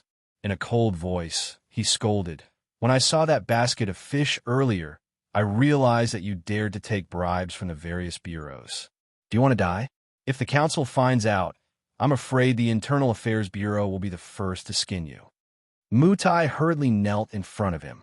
He mumbled for a long time, unable to say anything. He thought that a basket of fish was not a big deal. Fan Xian coldly scolded him. "Do you think a basket of fish is not a big deal? But you must know the iron rules of the council, especially when it comes to supervising the officials in the capital. If you play with those officials like brothers, how will you supervise them in the future?" Fan Xian had always seemed like a gentle person, but gentle people could occasionally get angry. His words were cold and oppressive, and it made Mu Tai feel terrified. Fan Xian looked at the official kneeling in front of him. He couldn't help but feel disappointed and surprised, not only because of the First Bureau he was about to take over, but also because of the man in front of him. "Rise." According to the council's rules, there was no need to be so strict between superiors and subordinates. But Mu Tai knew that he had to maintain a proper attitude. After all, he had some history with Fan Xian. Hearing Fan Xian's words, he dared to stand up. Fan Xian looked at Mu Tai's impressive face. His lips were like thin iron, and his complexion was dark. He couldn't help but frown. "In the entire capital, you're the first person to know my true identity." Mu Tai's heart sank. Last year, when he was investigating Yalan Street, he had taken the liberty of going to Fan Manor to ask questions. At that time, the Fan household was not as popular as it was now. But this young man in front of him had revealed his identity, and he knew that he was the legendary commissioner of the council. This had been a rare opportunity. He had thought that he would have to struggle for many years, but in the end, it had all gone to Wang Qinyan's old man. "In this year, you have helped me with some things," Fan Xian said, squinting. Fan Xian narrowed his eyes and said, "Logically speaking, you should have used my connections more often, but you didn't. This made me very happy. I thought you were a sincere person." I just didn't expect that in a year you would change so much. You went from an honest person who felt awkward even when flattering Sima Qian to the wily old bureaucrat who only knows how to muddle through life and learn to change faces. I am very disappointed. The words very disappointed made Mutai feel even more disappointed in himself. He knew that although he was not as close as Wang Qinian and Commissioner Fan, and he did not expect to be in charge of such a large area by himself, in the past year, he had been promoted from a 7th-ranked official to a 5th-ranked official. Even if he thought with his butt, he knew that this was all because of Commissioner Fan.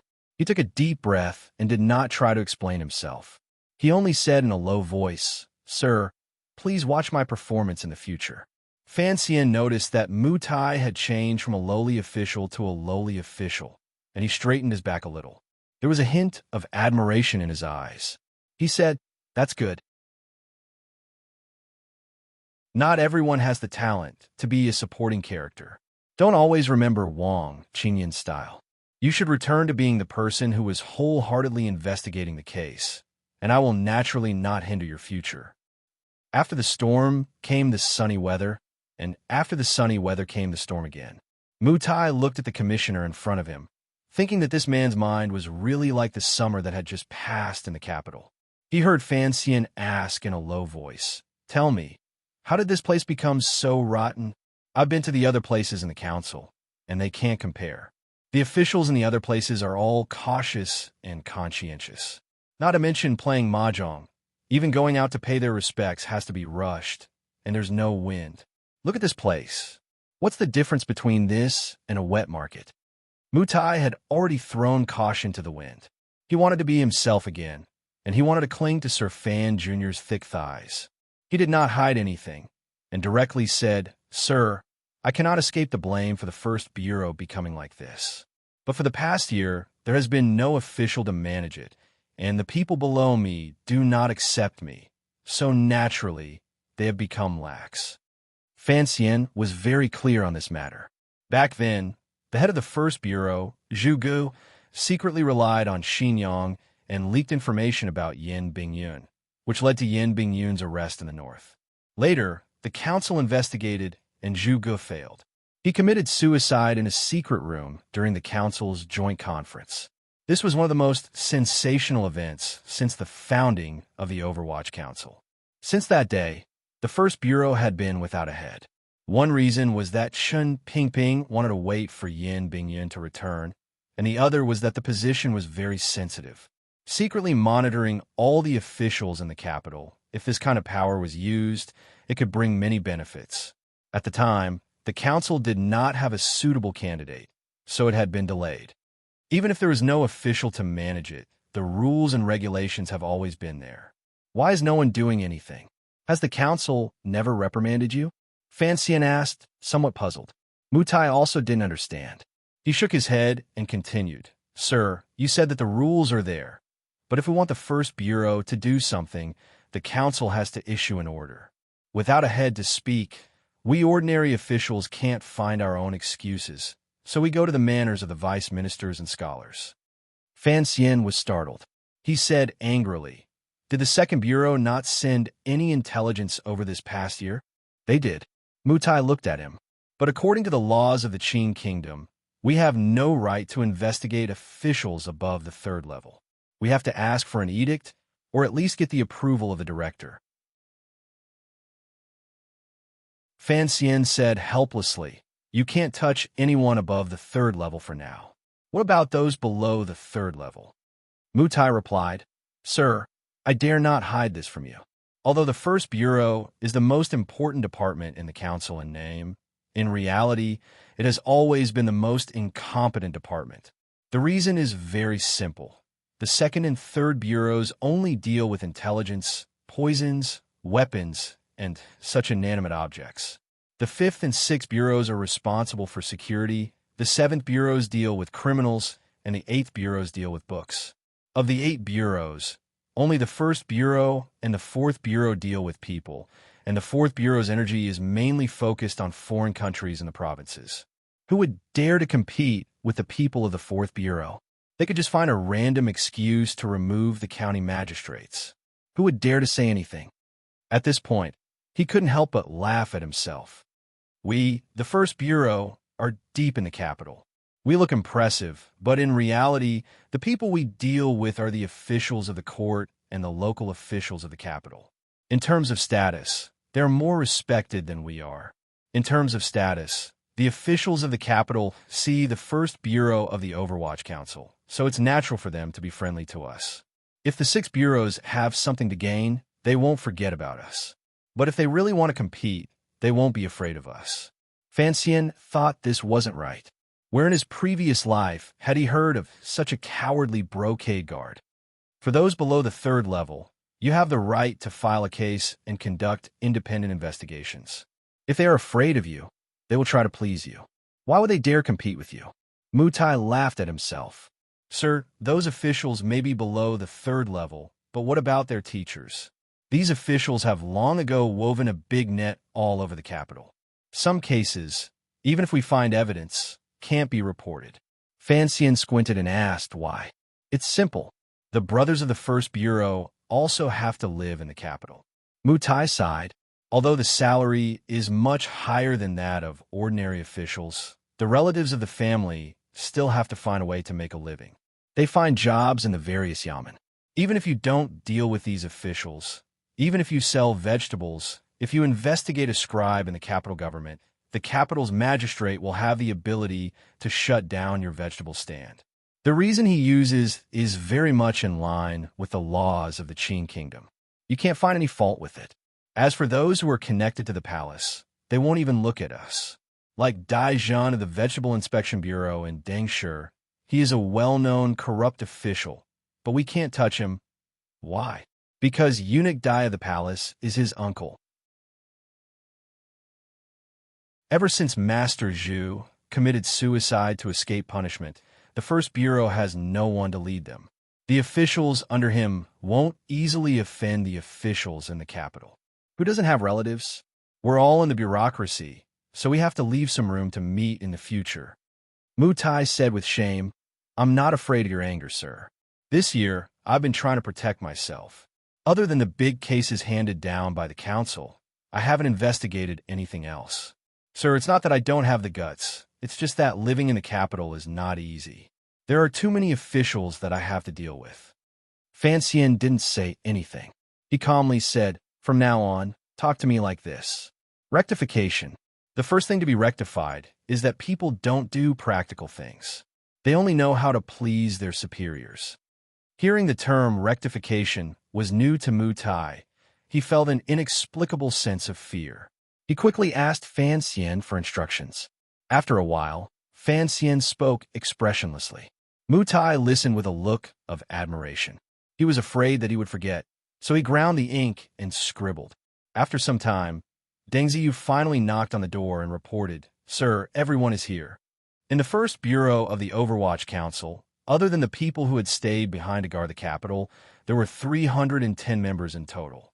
Other than those who were investigating the case and the spies buried in the manners of the officials, everyone who could come was basically all present. They took up an entire piece of flat ground in the back courtyard. Everyone had already tidied up their clothes and stood solemnly, waiting for the commissioner to speak to them. Fanxian sat in a chair in front of everyone. He had no intention of standing up. He looked at these people and nodded slightly. He realized that a year of laxity had not completely worn away the solemn atmosphere around these people. He could still smell a trace of the gloominess of the Overwatch Council spies. He was quite satisfied with this. Mutai leaned forward and whispered in his ear, The First Bureau is a bit special. The spies here are not secret. Everyone here has revealed their identities. Most of them are still in hiding. The spies' names are kept in the yard and cannot be accessed. If you want to see them, you will need the First Bureau's report and the director's warrant. He thought of Fanxian's status and paused. You are the commissioner, so you do not need the director's warrant, but you will need the First Bureau's report. I will write in a bit. Fanxian shook his head. After a moment of silence, he smiled. There is no need. From today onwards, I will be in charge of the First Bureau. If you want me to write a report, I will have someone write it. Mutai's body stiffened. He had thought that Fanxian was only here for an inspection. He did not expect that he would be in charge of the First Bureau. But when he thought of the fact that he could work with Fan Xian in the future, and that it would be easier to get close to him, a trace of joy appeared on his face. There was a long silence on the flat ground. Fan Xian did not say anything. The hundreds of members of the First Bureau stood in the same posture as if they were javelins. Although they were not soldiers, their uniform black was still very pleasing to the eye.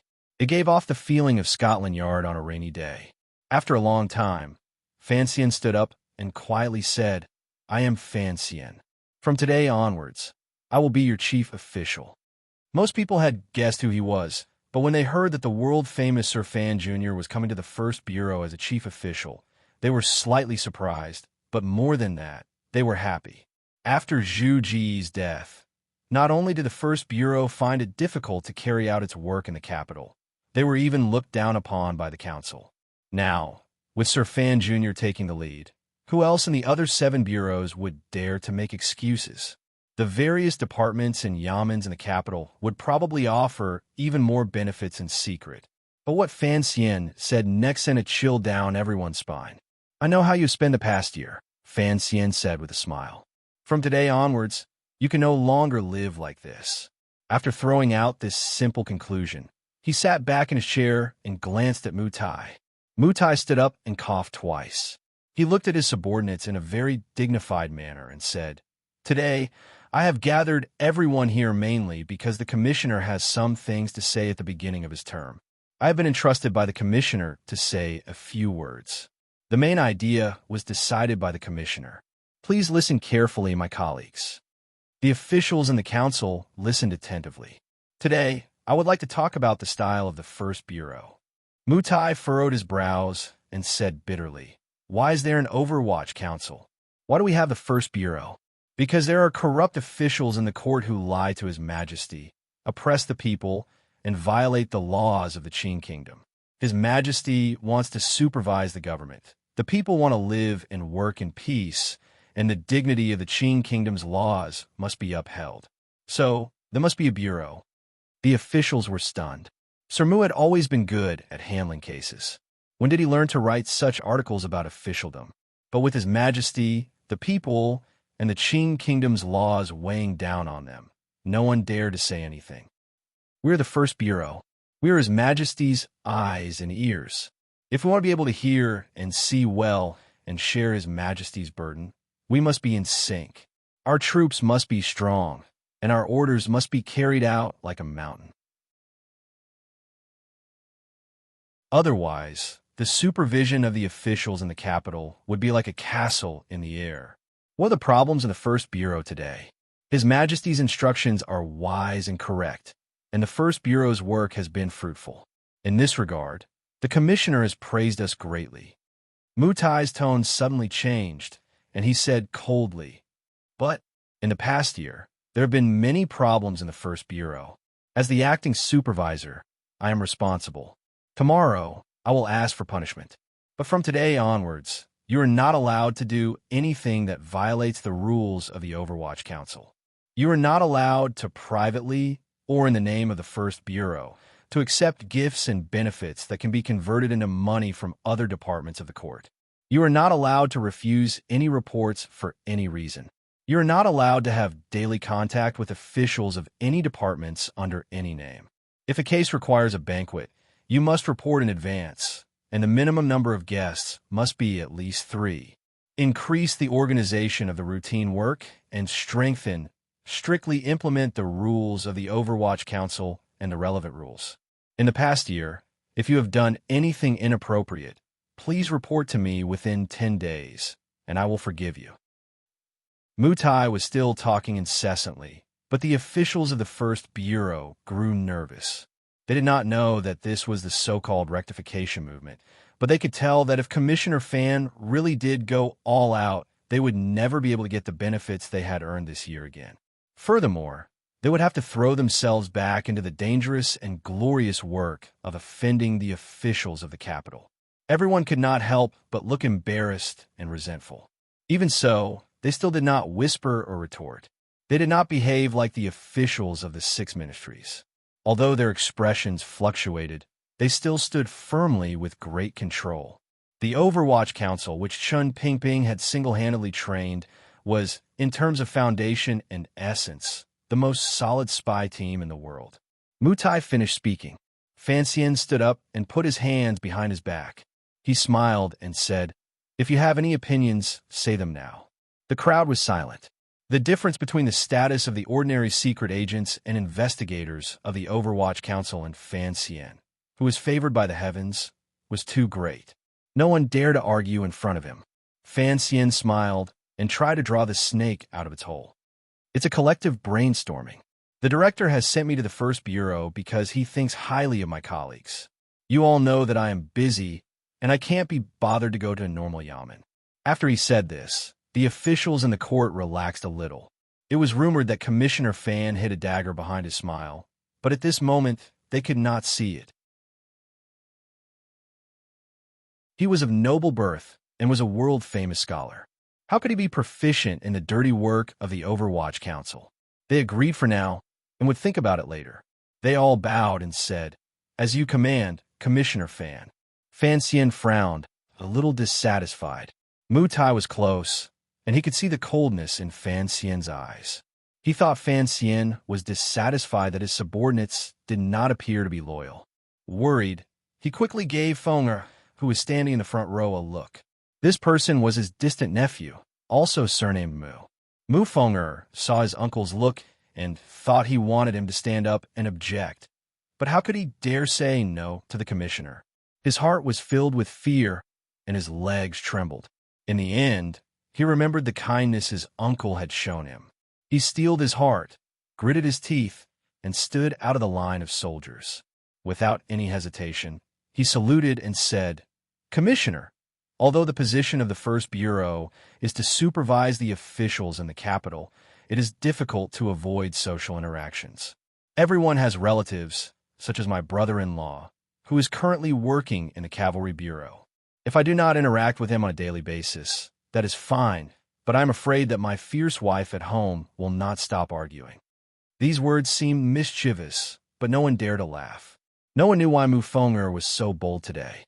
Fan Xian was happy, but his face was gloomy.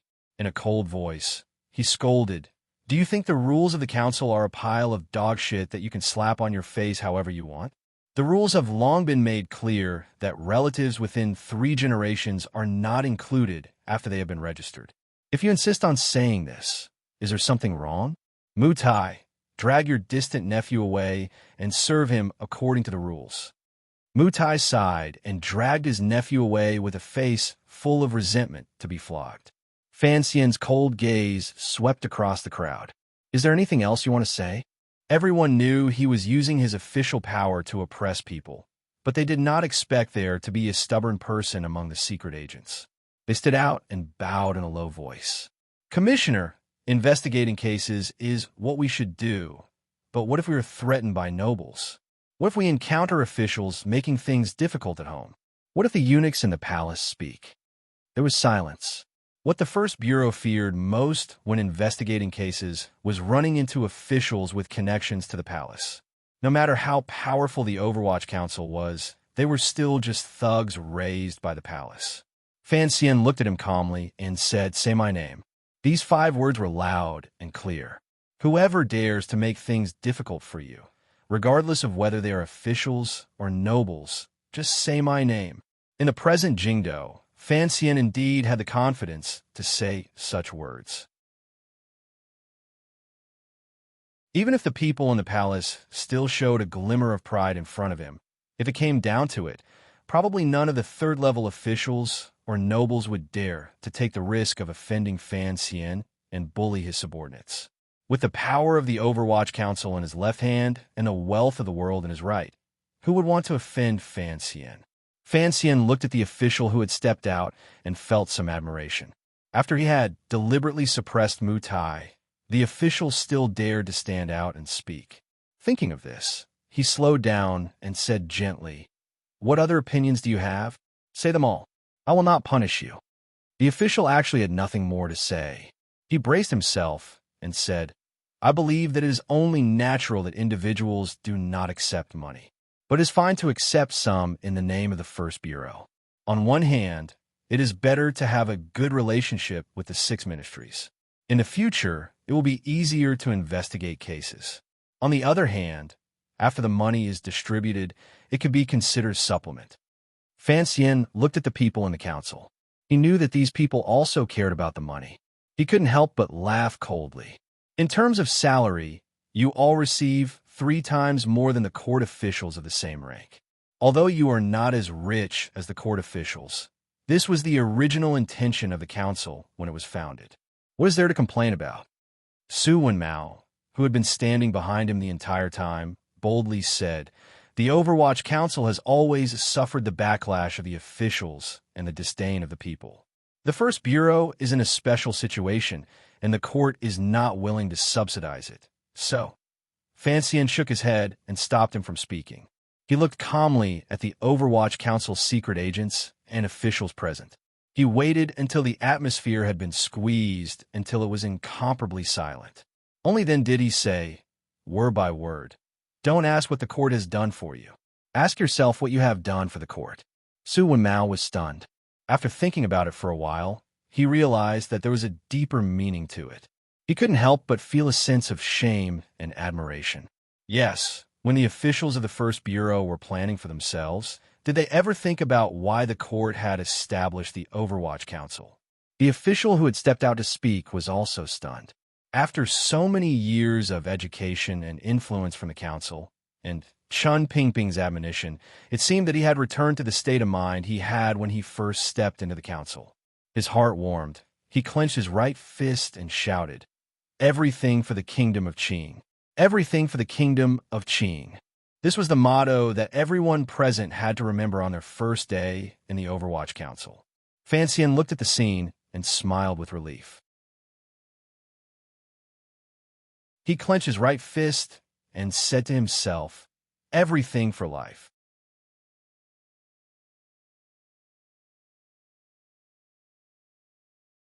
Chapter 266.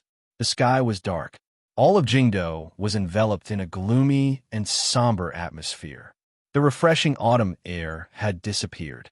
The cold rain that had continued for 3 or 4 days not only washed away the dust in the roof tiles of the private residences, but also washed the stone pavement clean.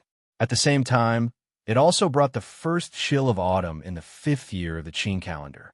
Fan Xian rubbed his hands together and sat on the 2nd floor of Xinfeng Restaurant. His gaze pierced through the layers of rain outside the window and looked at a yamen across the street. A little further in that direction was the yamen of the Supreme Court. Comparing the two yamens, the First Bureau appeared much quieter. However, the expressions of the Overwatch Council officials who went in and out were steady. They were no longer the same as before. The rectification had been going on for a few days. Of course, Fan Xian did not think that just shouting a few slogans and reiterating the rules would be enough to bring back the minds of all the officials. So, the secret self-examination and investigation had continued. After ruthlessly removing some people from their positions, and at the same time, even more ruthlessly sending some officials to the 7th Bureau for trial, the atmosphere in the 1st Bureau finally changed. The yamen, which was as precise as a machine, finally began to operate effectively. Fan Xian was not used to sitting in the 1st Bureau, so he refused Mu Tai's offer of a room. Instead, he booked a quiet room facing the street on the 2nd floor of the famous Xinfeng Restaurant. Every day, he would sit there and eat some snacks to kill time. At the same time, he could ensure that if something happened in the 1st Bureau, he would be able to react immediately. There was a steamer on the table in front of him. In the steamer about the size of 2 palms, there was a single steamed bun. From this, one could tell that this steamed bun had a thin skin and a large stuffing. It was indeed not small, and the white surface was filled with a delicious oil that was about to overflow, making one feel a little envious just by looking at it. He blew gently on the bun and used his chopsticks to unfold the longan, revealing the freshly oiled broth inside. Fan Xian took a tube of wheat straw and tilted his head. "Do you want some soup?" "Huh." Fan Xian smiled and used his chopsticks to open the eyes. He picked out the meat filling that had been soaked in the soup for a long time and had already started to taste. Using a small plate, he placed it into the bowl of the person beside him and coaxed, "Dabao is the best. This soup is hot, but the meat is not. However, you still need to blow on a bit." Dabao was very obedient. Puffing his cheeks, he blew at the meat in the bowl with all his might. Tiger, tiger, tiger. Ever since his father-in-law had resigned and returned home, the Lin Manor had become deserted. When Fan Xian was in northern Qi, Dabao spent most of his time in the manor. After he came back, he didn't see Dabao for a few days. He couldn't help but feel suspicious. After asking her, he found out that she thought he had just returned, so she sent Dabao back to the Lin Mansion. Fan Xian was not happy to hear this. Although others would not dare to make things difficult for Lin Manor for his sake, the servants in Lin Manor were the most cunning characters. Right now, Lin Manor was only looked after by Warner's distant relatives. How could he be at ease? Unfortunately, after he took over the first bureau, he had been busy for many days and did not have time to deal with this matter. Taking advantage of today's rain, and there was nothing to do in the capital, he called Deng Ziyu to bring Dabao out from the Lin Mansion and sit with him in Xinfeng restaurant to taste the restaurant's most famous jiatong buns.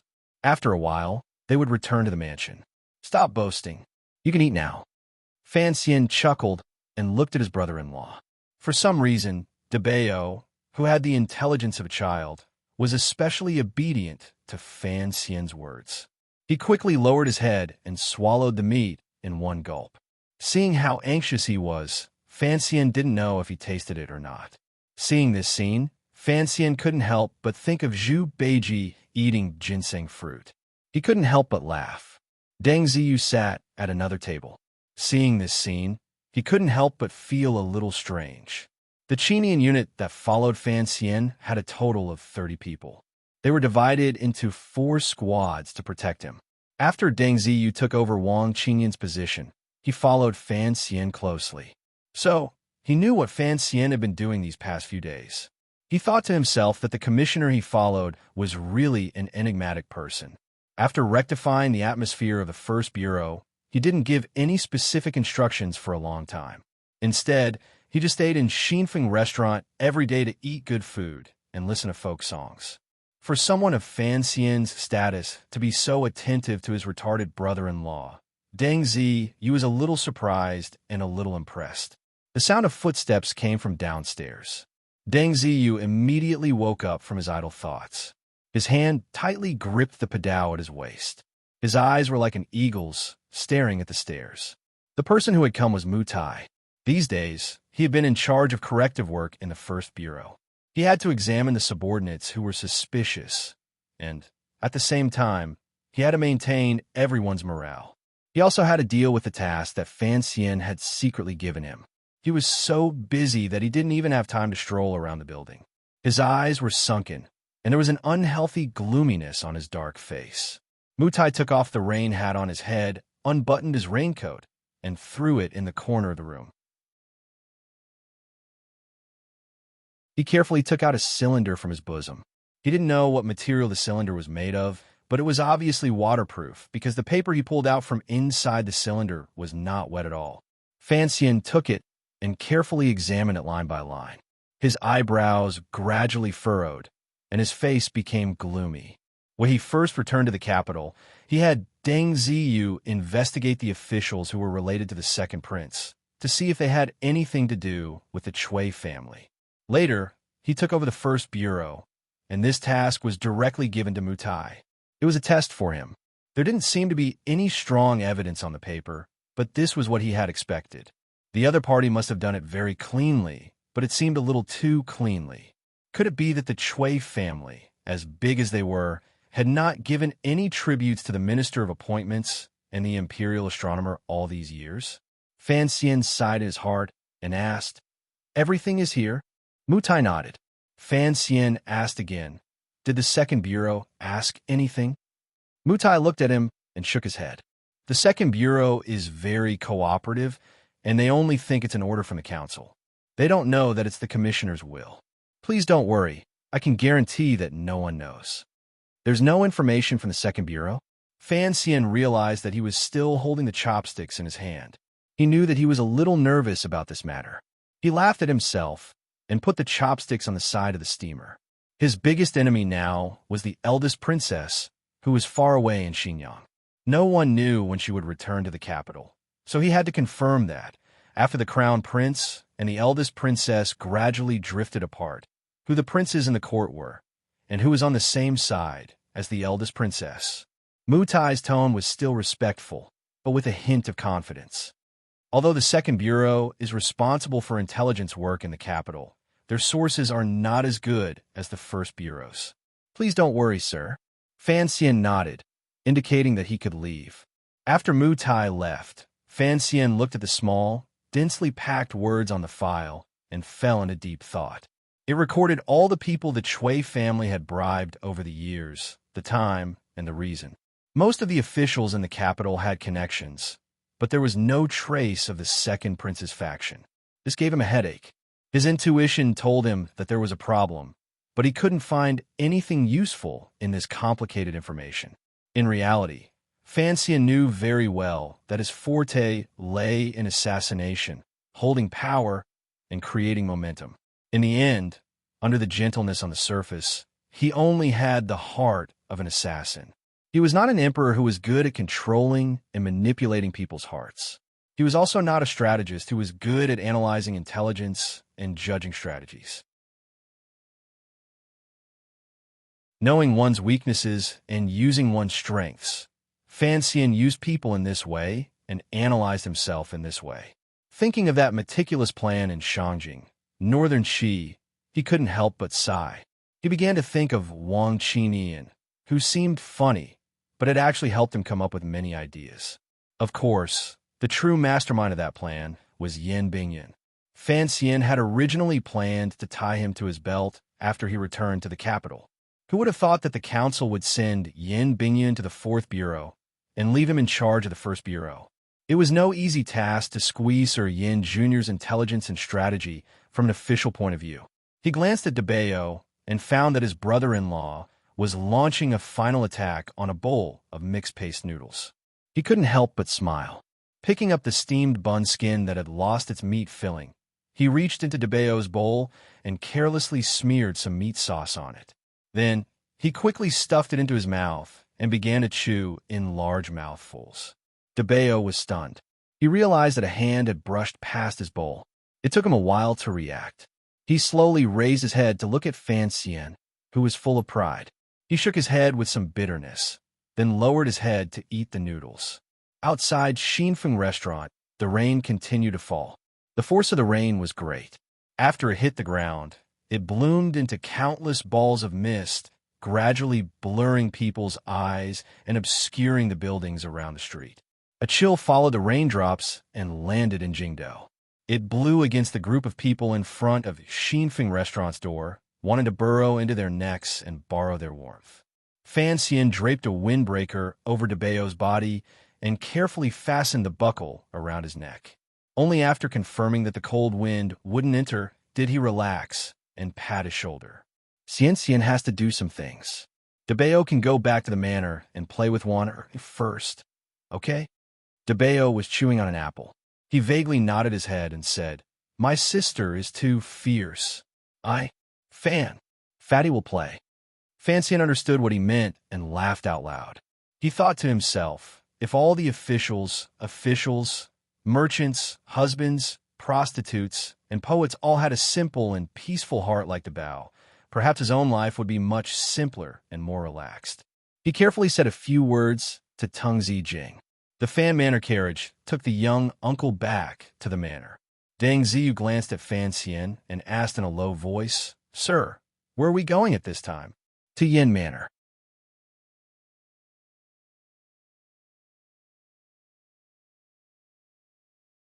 Chapter 267. Deng Ziyu was slightly startled. He thought to himself, on this rainy day, instead of waiting in the bureau for his subordinates to show their filial respect, instead of eating heartily in Xinfeng restaurant, instead of going back to his manor to enjoy the warm tea, he insisted on going to Yin Manor in the face of the storm. He didn't know what he was thinking. "I'll go get a carriage," he said to Fan Xian in a low voice, and prepared to walk to the opposite side of the street. Fan Xian shook his head and flipped his hand to cover his head with the hood of the raincoat. He was not afraid of the pouring rain outside. Just like this, he walked into the rain on Chong Street, allowing the rain to hit the gray-black clothes on his body. The Overwatch Council's official robes were very common, but there were special styles. For example, when investigating a case on a rainy day, they would often wear this kind of raincoat. The sleeves were wide, but not long, and it was all made of waterproof material. There was a one-piece hat on the back. The style was a bit strange. It was like a windbreaker, but also like a cloak. When the rain fell from the sky and landed on this clothing, it would slide down smoothly. Back then, when Shu the scholar first saw this kind of Overwatch Council clothing in Jingdo, he was greatly interested and gave it another name, lotus clothes, using the meaning of rainwater sliding off lotus leaves like pearls. But, after all, the style of this kind of raincoat was a bit strange and did not fit in with the current sense of beauty. So, even with such a wonderful name as lotus clothes, it still did not spread among the people. Only the officials and spies of the Overwatch Council would wear this kind of clothing. So, in the current rainy days in Jingdo, as long as one saw this kind of person wearing a black and gray lotus clothes, everyone would know that the Overwatch Council had come out to do business and would hide like a ghost. Fan Xian walked first into the rain. The people of the Chinian unit did not dare to be negligent. Just like that moonlit night, they split into a few positions and surrounded him at a distance that was neither too far nor too close. They walked forward on the quiet, rainy Chong Street. The rain pounded against their clothes, and their long boots stepped on the puddles. Tap, tap, tap, tap. The few people in the mist unexpectedly had a silent and fierce aura. The owner of Xinfeng Restaurant, who was bowing to send off the guests, raised his head slightly and looked at this scene. He thought to himself that this Commissioner Fan was truly an interesting person. Bringing along a few subordinates, he was able to wear these strange clothes beautifully and walk out with texture. The Yin Manor was not far. After walking for a while in the rain, they turned into a small alley. Once they came out and stood to the right, they could see the manor door, which was not very wide. Thinking of the father and son in this manor, who were in charge of all of the court's spy activities, even Fan Xian couldn't help but feel a glimmer of seriousness. Yin Ruohai was an old official who had been in charge of the 4th Bureau of the Overwatch Council for 10 years. He was deeply favored by the emperor, as well as held in high regard by Chan Pingping. Even the 6 ministers of the court did not dare to be too arrogant in front of him. When the Overwatch Council was first set up, the official ranks were set very low. Later on, for the sake of convenience, the emperor basically used the method of bestowing titles and titles to forcibly raise the political status of the Overwatch Council officials. For example, Yin Ruohai had become a second-rank viscount a few years ago. Last year, Yin Bingyun had been betrayed by the eldest princess to Northern Qi. In order to appease the loyal officials of the Overwatch Council, the emperor directly promoted Yin Ruohai's title to a 3rd-rank count. Even Fan Xian's father Fan Jian, who was now the Minister of Revenue, was only a 1st-rank count. From this, one could see how well the emperor treated the officials of the Overwatch Council. However, there was no new plaque on the door of the Yin Manor. The small title below the Yin Manor still read Jing Chengzi Manor instead of Jing Chengzi Manor. The words were also in black instead of gold, making it appear extremely low-key. But Fan Xian knew that other than the officials who had been granted titles, only the officials who had been personally appointed by the emperor had the right to write their titles in front of the manor. From this, it could be seen that the Yin Manor was also bestowed by the emperor. Even if they wanted to be low-key, they could not. Standing at the manor gate, where the rain had yet to stop, the caretaker at the gate had long since seen them arrive. Seeing the raincoats they were wearing, he knew they were officials of the Overwatch Council, but he didn't know if they were colleagues of the master or friends of the young master. He hurriedly descended the steps, using his hand to shield himself from the rain, and welcomed Fan Xian and the others. Fan Xian lifted the rain hat off his head, revealing his slightly wet hair. "Is little Yin home?" he asked. The caretaker was about to say that the master was not home, but hearing the other party speak, he realized they were looking for the young master. Looking at the handsome face, he had long since guessed who it was. He respectfully said, "The young master is home. May I ask if you are the commissioner?" Fan Xian nodded and took off his raincoat, placing it on his forearm. The caretaker hurriedly took it, holding up an oil paper umbrella in his left hand. "Sir, please come in." This was a clever man. He knew that the young master had returned from the north and had a close relationship with Commissioner Fan, so he took the liberty of not announcing his arrival and welcomed them directly. Fan Xian had the same idea. He smiled at the caretaker and very naturally walked into the manor. After all, his rank was above that of the Yin father and son, so there was no need to be polite under these circumstances. This was the first time he had come to Yin Manor, and he couldn't help but be curious about the environment of the manor. But following the caretaker's umbrella, he did not see anything out of the ordinary along the way.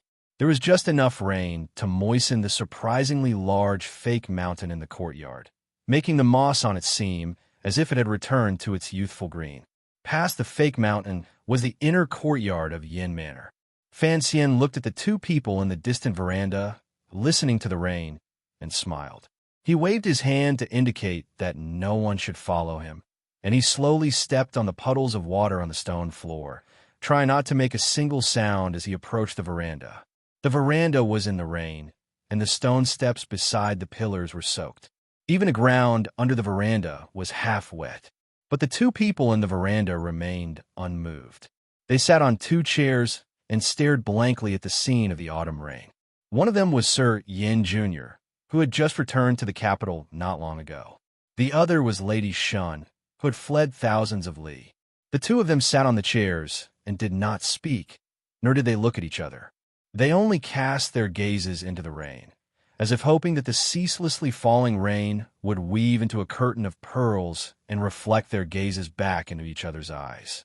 Fan Xian laughed bitterly. He found that Yin Bingyun's face was still a sheet of frost, but there was a gentleness in his eyes.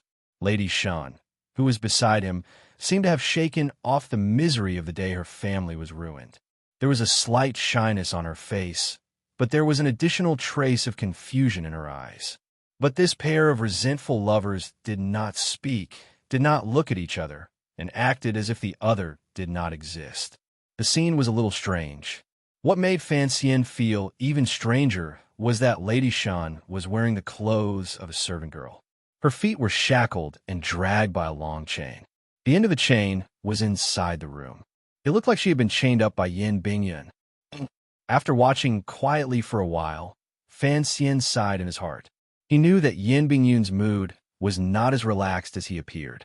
Otherwise, he would have been able to stand behind the two of them for so long without noticing. So he coughed lightly.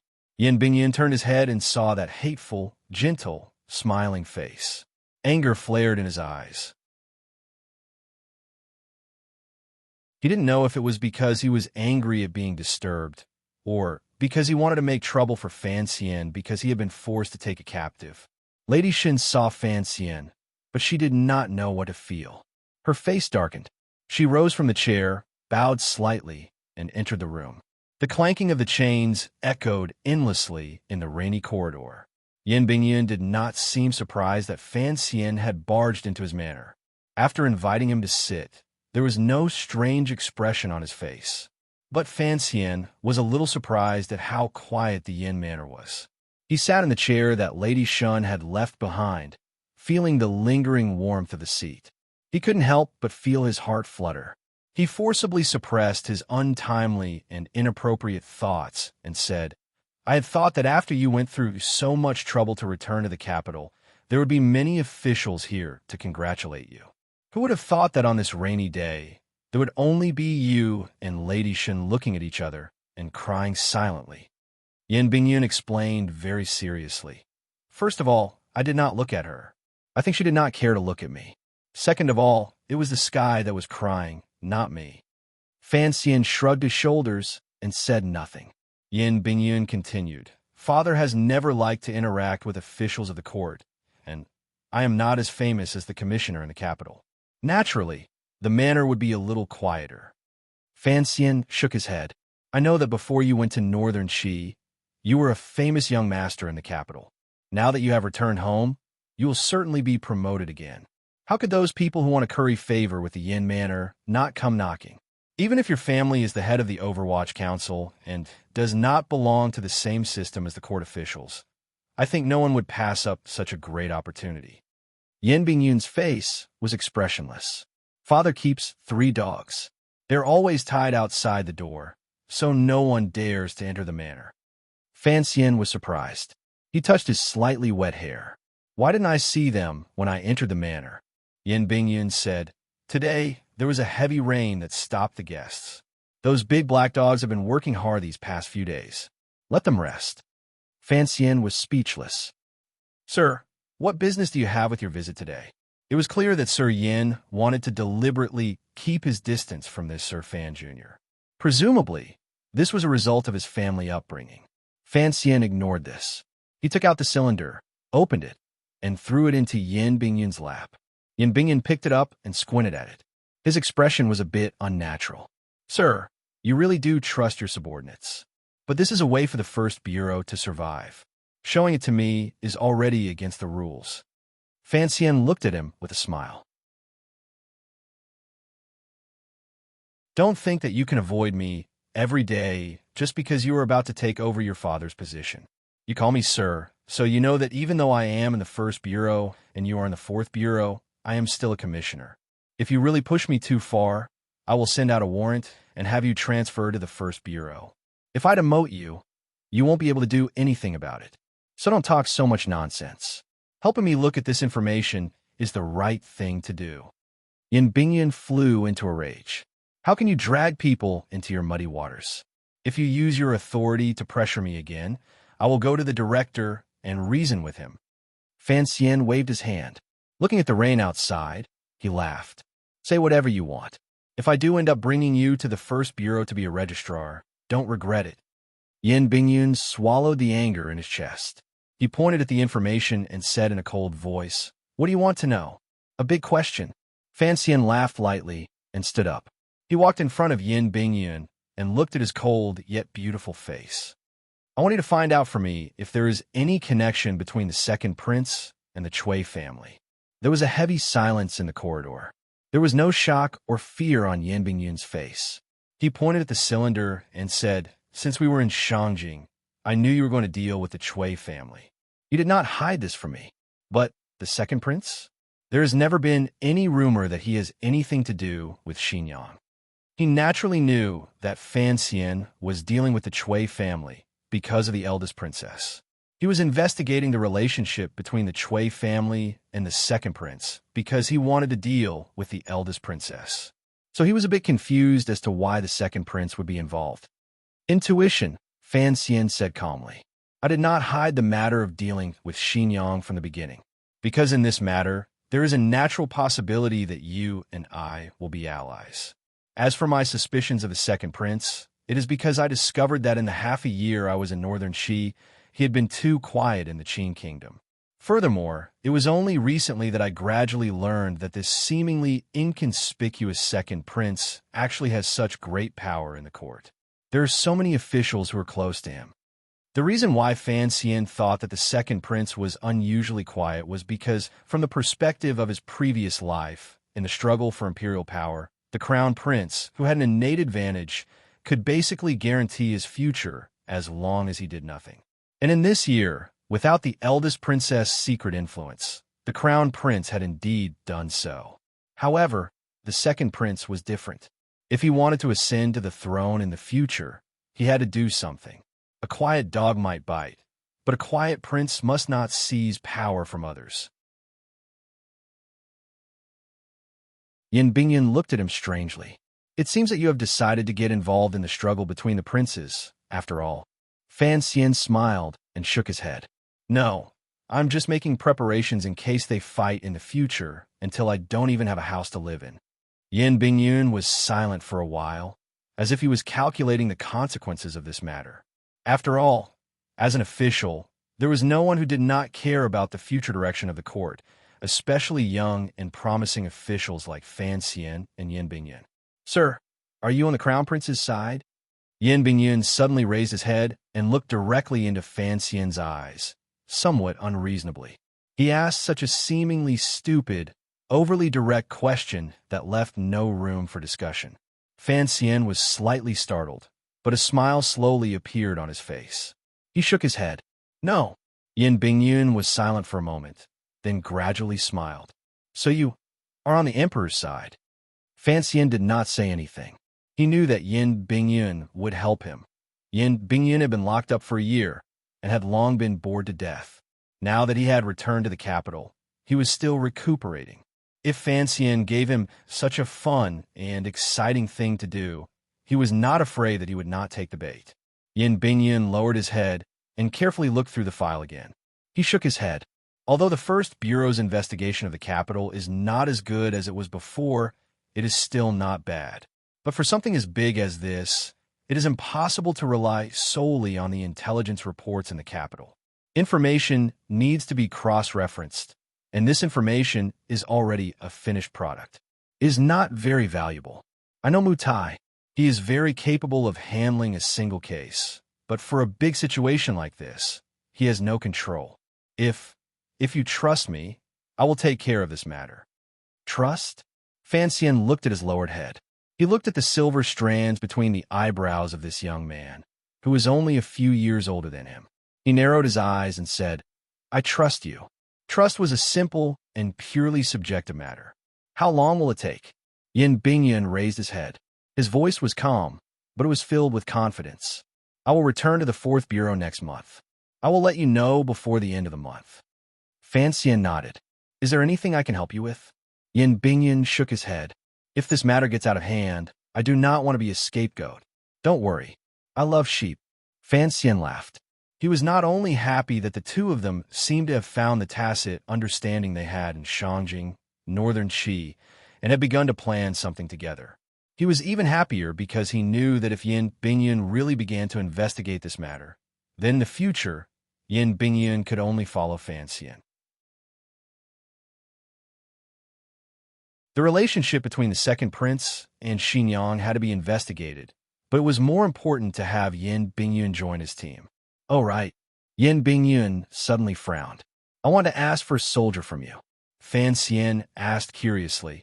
You have been recuperating all this time. Are you secretly investigating something? As for asking for a soldier, Sir Yin has so many elite soldiers in the 4th Bureau. Do you really need to ask me? Outside the corridor, the rain was coming down even more heavily.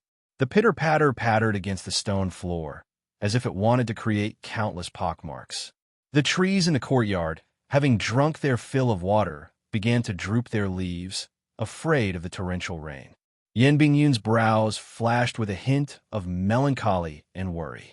There is a serial murder case in the south, spanning across several prefectures. Many people have died in the 13 yamens of the Ministry of Justice, but they have not been able to catch the murderer. Thus, the case has been transferred to the council by His Majesty. Fan Xian nodded. He was a knowledgeable man. He remembered that when the two of them were in Shangjing, northern Qi, they had received a secret report from the council, but at the time, they had not paid much attention to it. Yin Bingyun did not understand. This is within the jurisdiction of the 4th Bureau. But after the 4th Bureau took over, 13 secret agents died in succession, and not a single trace of the murderer was found. Furthermore, the way they died was extremely tragic. According to the report, the murderer was clearly a powerful martial cultivator, but there was no way to confirm what level he was. But seeing as he was able to kill so many investigating officers without a sound, I estimate that he was at least above the 9th level. Fan Xian began to take an interest in this matter. In today's world of peace, as long as a martial cultivator was above the 9th level, no matter what country he was in, he would be strongly recruited by the government. The court would do its best to welcome him, and even the military, for some reason, had changed its attitude in the past and began to recruit such experts. But there were not many experts above the 9th level in the world. Dongyi was the richest in the world, and Sigajian had opened his sword hut to welcome guests, so they had the most experts above the 9th level.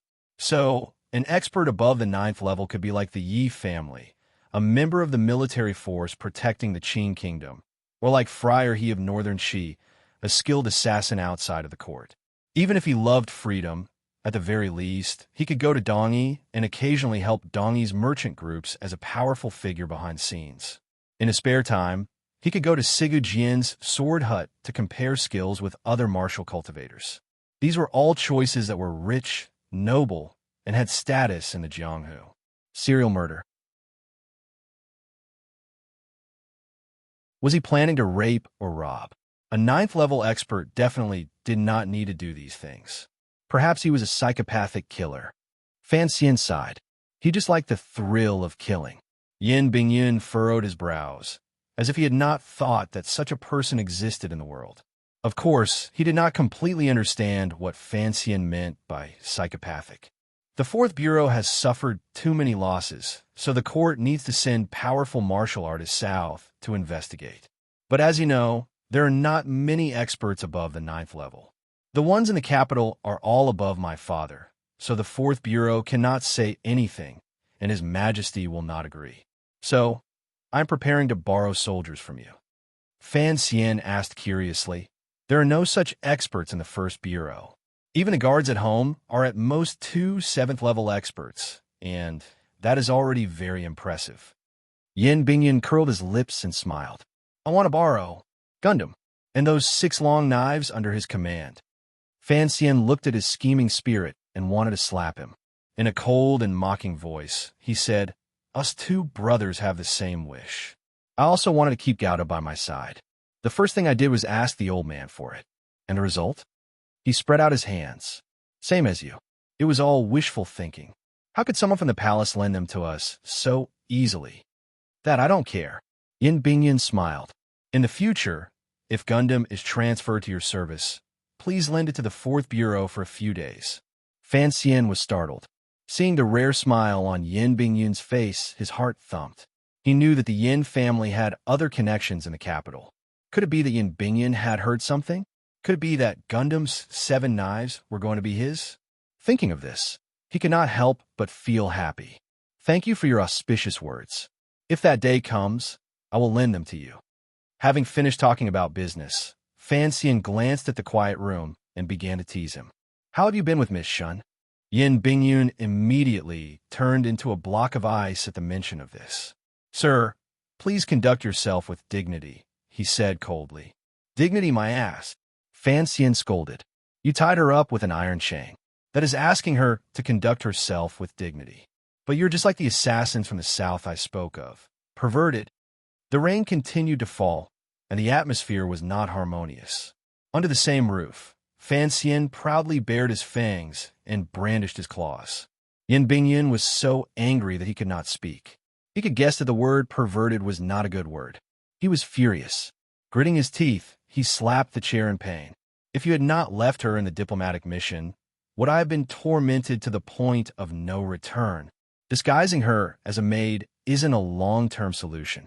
Besides, I don't think you need to chain her up.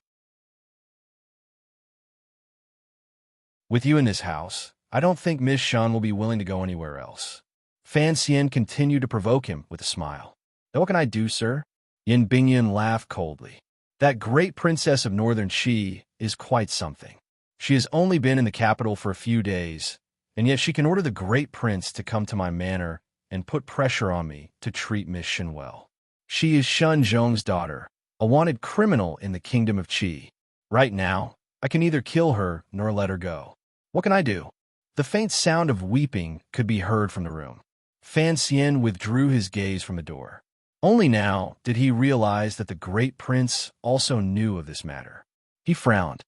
If it is truly inconvenient, I will take Miss Shun back to my manor. Yin Bingyun suddenly raised his head. Fan Xian was strong and silent. After a long time, Yin Bingyun slowly nodded. After they left Yin Manor, they found that there was an additional carriage that had been transferred from Fan Manor. Fan Xian was no longer in the mood to take a walk in the rain. He sat in the carriage and turned his head to look at Miss Shun, whose face was full of fear. He smiled and comforted her. Don't worry, Miss Shun. Stay here for a few days. When things have calmed down, I will take you back to Yin Manor. He had investigated the matter of the second prince because of the death feud between him and the eldest princess. It was also because of some obscure reason that he would never say aloud. The matter was too big. If he did not have certain things in his hands, he would not dare to fully trust Yin Bingyun. Although trust was a matter of intuition and judgment, when it was not enough, it was more of a relationship of interest. The only thing that satisfied Fan Xian was that Miss Shun was in the manor, and he believed that Yin Bingyun would often come to the manor to talk to him. Yin Bingyun was deeply influenced by the culture of the Overwatch Council. Although he was secretly unhappy that Fan Xian had taken Lady Shun away, he did not feel too conflicted. After all, Lady Shun was a ticking time bomb to the Yin Manor. Although it had not exploded yet, it had already caused him and his son to quarrel endlessly every day. Now that Fan Xian had taken her back to the manor, on one hand, the two sides had reached an agreement to seek a balance of trust, and on the other hand, it was a temporary peace. Fan Xian looked out the window at the rainy street and sighed. He thought of a year ago, when he had also opened that chest on a rainy night. He thought of how crazy he had been that night, and then he thought of his own darkness and boredom. Only then did he realize that he had not yet had the time to change the world, but the world had already changed him deeply. As the carriage arrived at the entrance to Dengshi, the rain began to lessen. There were more people, and the carriage slowed down. It seemed to be a little crowded in front, and for a moment it could not move. At that moment, on the long street, which could only accommodate 3 carriages side by side, a carriage overtook them from behind, joining the carriage of Fan Manor. A plump arm with a light yellow sleeve reached out and lifted the curtain of Fan Xian's carriage. "Master," she called out in surprise. Fan Xian had been watching for a long time. He raised his hand to signal Deng Ziyu, who had already drawn his knife, to stop. He looked over in surprise. He was surprised that after half a year, the man still remembered his master. In the carriage, Yi Ling'er opened her bright eyes wide and looked at Fan Xian and Lady Shun in shock. Covering her mouth, she said, "You are indeed worthy of being Ling'er's teacher. Which sister have you tricked?" Fan Xian scolded her unhappily. "You know I'm your master, but you don't know how to be respectful. You're about to become the second princess's wife. What are you doing out here in the rain?" Fan Xian had already begun to suspect the real role the second prince had played in the Yolan Street murder. The second prince had invited him to the banquet. Although it was later discovered that Sea Lily had sent the information to the eldest princess, and the scholar the eldest princess had planted in the prime minister's manor had secretly conspired with Wan Er's second brother, Fan Xian had never let down his guard against the second prince. After returning from a summer vacation by the lake, he had coincidentally met the crown prince. Someone who was used to scheming against others could not be very honorable. Everyone thought that the eldest princess supported the Eastern Palace, including Fan Xian. He had not thought of this at first, but now that he thought about it, with the eldest princess's perverted desire for power, why would she support a legitimate crown prince? What was the point? When Fan Xian and Crown Prince Jing, Li Hongsheng, ate at Yishu Tavern, they unexpectedly discovered that Yishu Tavern's backer was the Chui family, and that the Chui family backer was Xinyang. Although stringing together a few pearls could not prove anything, he firmly believed in his intuition. The second prince's silence was unusual, and he must have a powerful backer in the palace. And if the second prince really was in cahoots with the eldest princess, then Fan Xian could only say sorry. Although he had already begun to investigate the second prince, Fan Xian did not feel much resistance toward the girl in front of him, the girl who would become the second prince's wife next spring.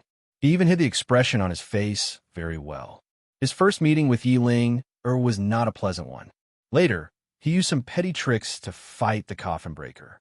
But after their marriage, she often came to the manor to play with Wan Er. After a few interactions, Fan Xian began to admire this beautiful girl, whose eyes were as clear as jade. This was because she had a free and easy spirit that was different from that of the other daughters of noble families. But he couldn't stand Yi Ling'er calling him master in front of Wan Er and sister. She made him seem older than he was. In the carriage, Yi Ling'er said excitedly, "Teacher, why don't you come play with me when you're back?" "Teacher, where are you going?" "Teacher," Fan Xian rubbed his temples. listening to the string of words. He smiled bitterly inside. Wukong, you're being naughty again. You're tuning in to the Romance Rendezvous YouTube channel. We're so grateful for your support, and don't forget to subscribe to join us on this incredible journey through captivating stories. Your generosity through donations truly makes a world of difference, as it's the primary source of revenue that allows me to expand and enhance this channel for you. Thank you from the bottom of my heart for being a part of this adventure.